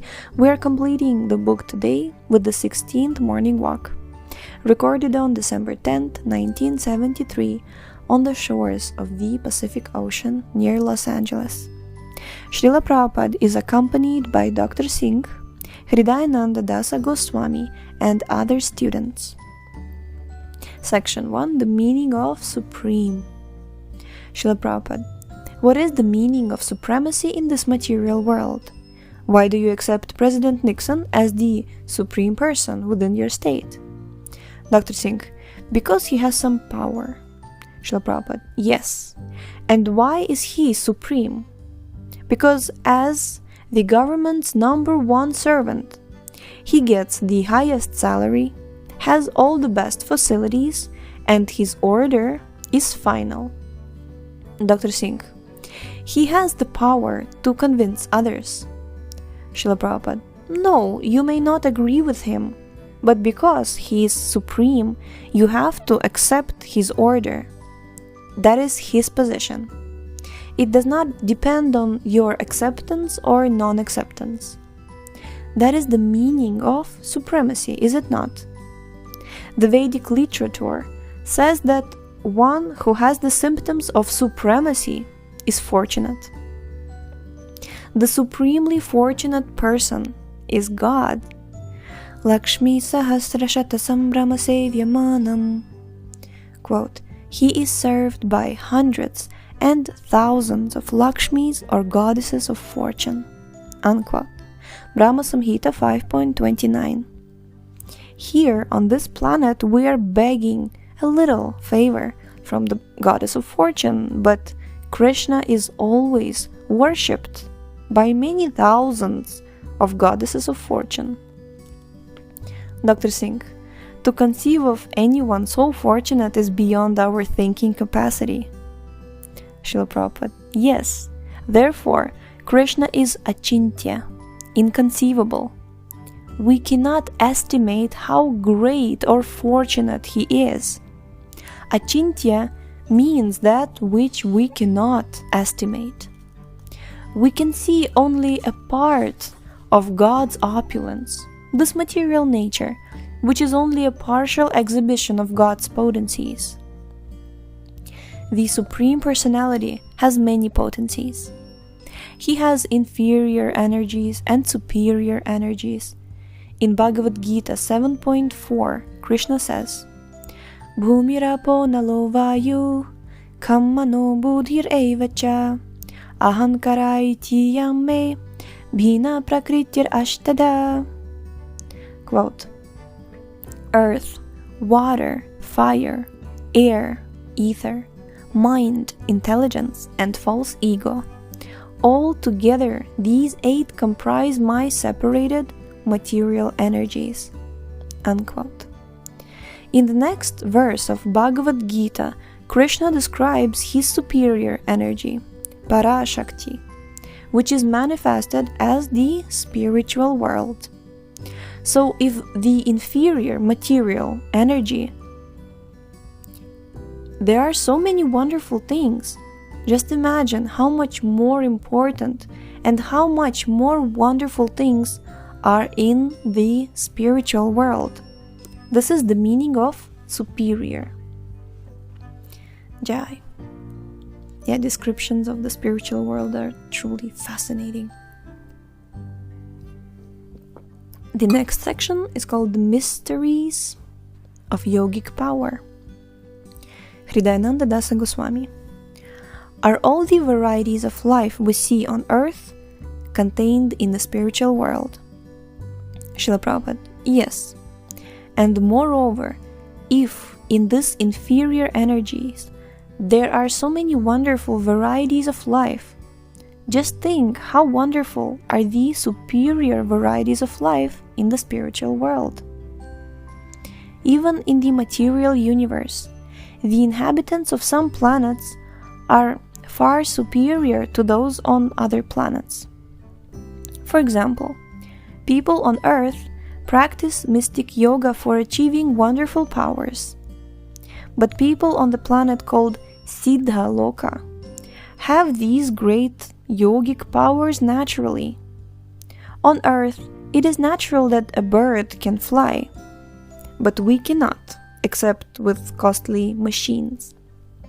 However, on such planets as Siddha Loka, the residents can fly even from one planet to another without machines. They can go to other planets simply at will. Even on Earth, there are some yogis who can take their bath early in the morning in 4 places at once: Jagannath Puri, Rameshwara, Haridwar, and Dwarka. One yogi friend used to visit my father in Calcutta. The yogi told him that when he, the yogi, would simply sit down and touch his guru, he would travel from Calcutta to Dwarka in 2 minutes. That is yogic power. So what are today's airplanes? Durvasa Muni traveled all over the universe and up to Vaikuntha within 1 year. According to modern calculations, certain planets in this universe are more than 40,000 light years distant from the Earth. This means it would take 40,000 years to reach these planets if you traveled at the speed of light. Even if they had the means, how could the astronauts live for 40,000 years? So why are they so proud? Dr. Singh: the scientists have a theory that they can produce a machine that will travel at the speed of light. Srila Prabhupada: that is rascaldom. They say that, but they will never be able to do it. Next section, Vedic cosmology.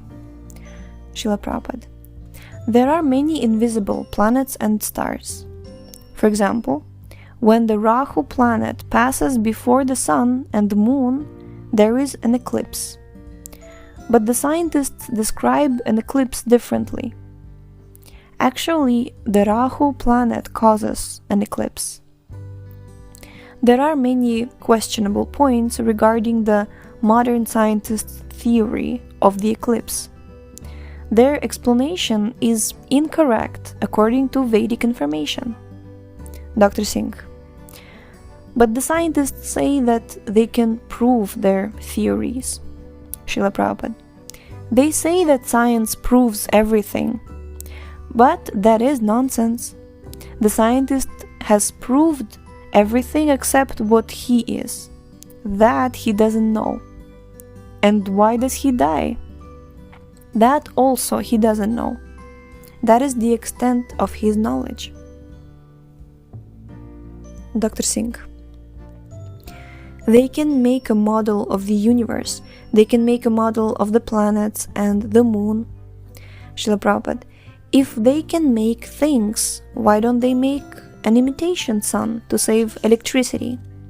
These rascals say everything, but they cannot do anything. That is their position. If they can make a model of the universe, let them make a big model of the sun. Then, in the dark night, we will not have to spend so much money on electricity. But they cannot do it. Yet, they speak big words simply to take money from the taxpayers. They say they know the composition of the moon and the composition of the sun. So why can't they make them? Why can't they create an artificial sun so that the people of Iceland and Greenland can be saved from so much cold? Next section, about the taxpayers. That's a very interesting thing. I don't know, with all due respect, I also always consider that, so many problems are there in the world, including hungry nations or the same global trash, and all of these problems could actually be solved by the money which are wasted on trying to do things that will never be able to be done, or which are like a bit useless, you know what I mean? Okay. Next section, God is never zero. Srila Prabhupada: Lord Chaitanya Mahaprabhu once gave the example of the jewel called Chintamani, which produces many other jewels while remaining as it is. 1 second.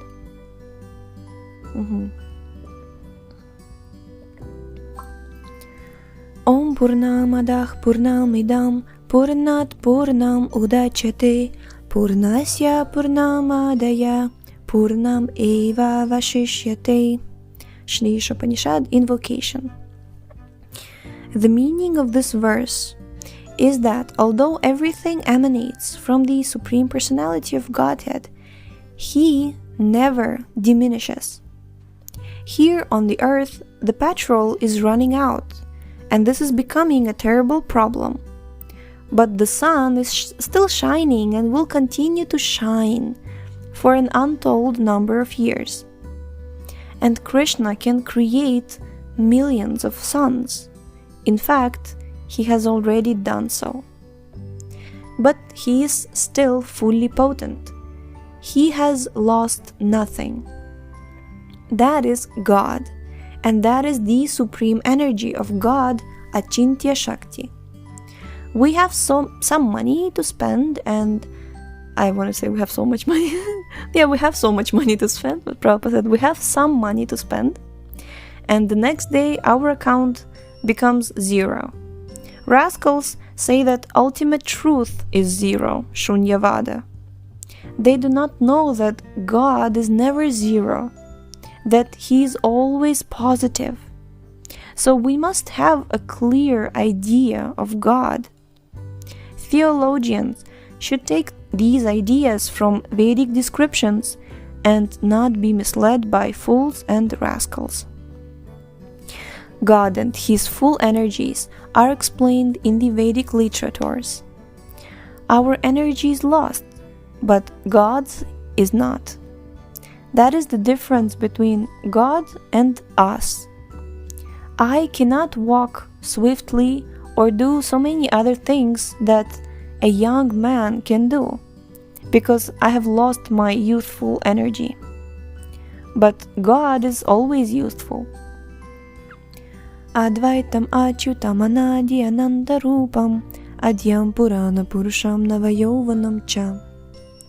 Quote, Krishna, the Supreme Personality of Godhead, is absolute, infallible, and beginningless. Expanded into unlimited forms, he is the original person, the oldest, and always appearing as a fresh youth. Brahma Samhita 5.33. Krishna always says in Bhagavad-Gita 18.61, Ishvara sarva bhutanam hriddesharjuna tishtati. The Supreme Lord is situated in everyone's heart. He is also within every atom. But still he is one. That is God. And he is Advaita, without duality. Not that he is living within your heart and a different personality is living within my heart. No, they are one. God is everywhere by his all-pervasive features, and he is also localized.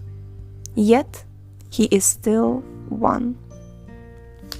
The next section, the absolute nature of Krishna's love.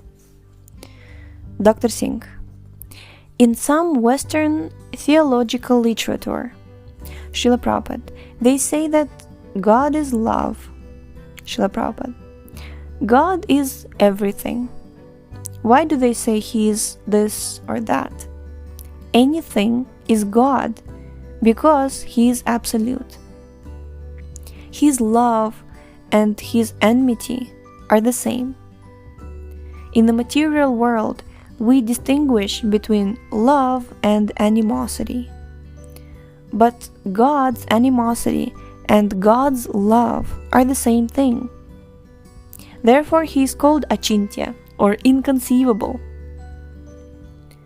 God's love for the gopis and God's enmity for Kamsa achieved the same result. Both Kamsa and the gopis went to the spiritual world. Also Putana came to poison Krishna, and Mother Yashoda was always anxious to save Krishna, the naughty child, lest he be harmed. So Mother Yashoda and Putana are opposite, but they both achieved the same results. Krishna thought, I have sucked Putana's breast, so now she is my mother. She must reach the same destination as Yashoda. This is the absolute nature of Krishna's enmity and Krishna's love.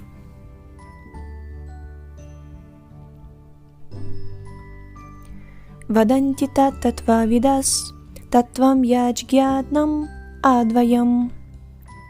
Brahmeti paramatmeti Bhagavan iti shabdyate. Quote, learned transcendentalists who know the absolute truth call this non-dual substance Brahman, Paramatma, or Bhagavan.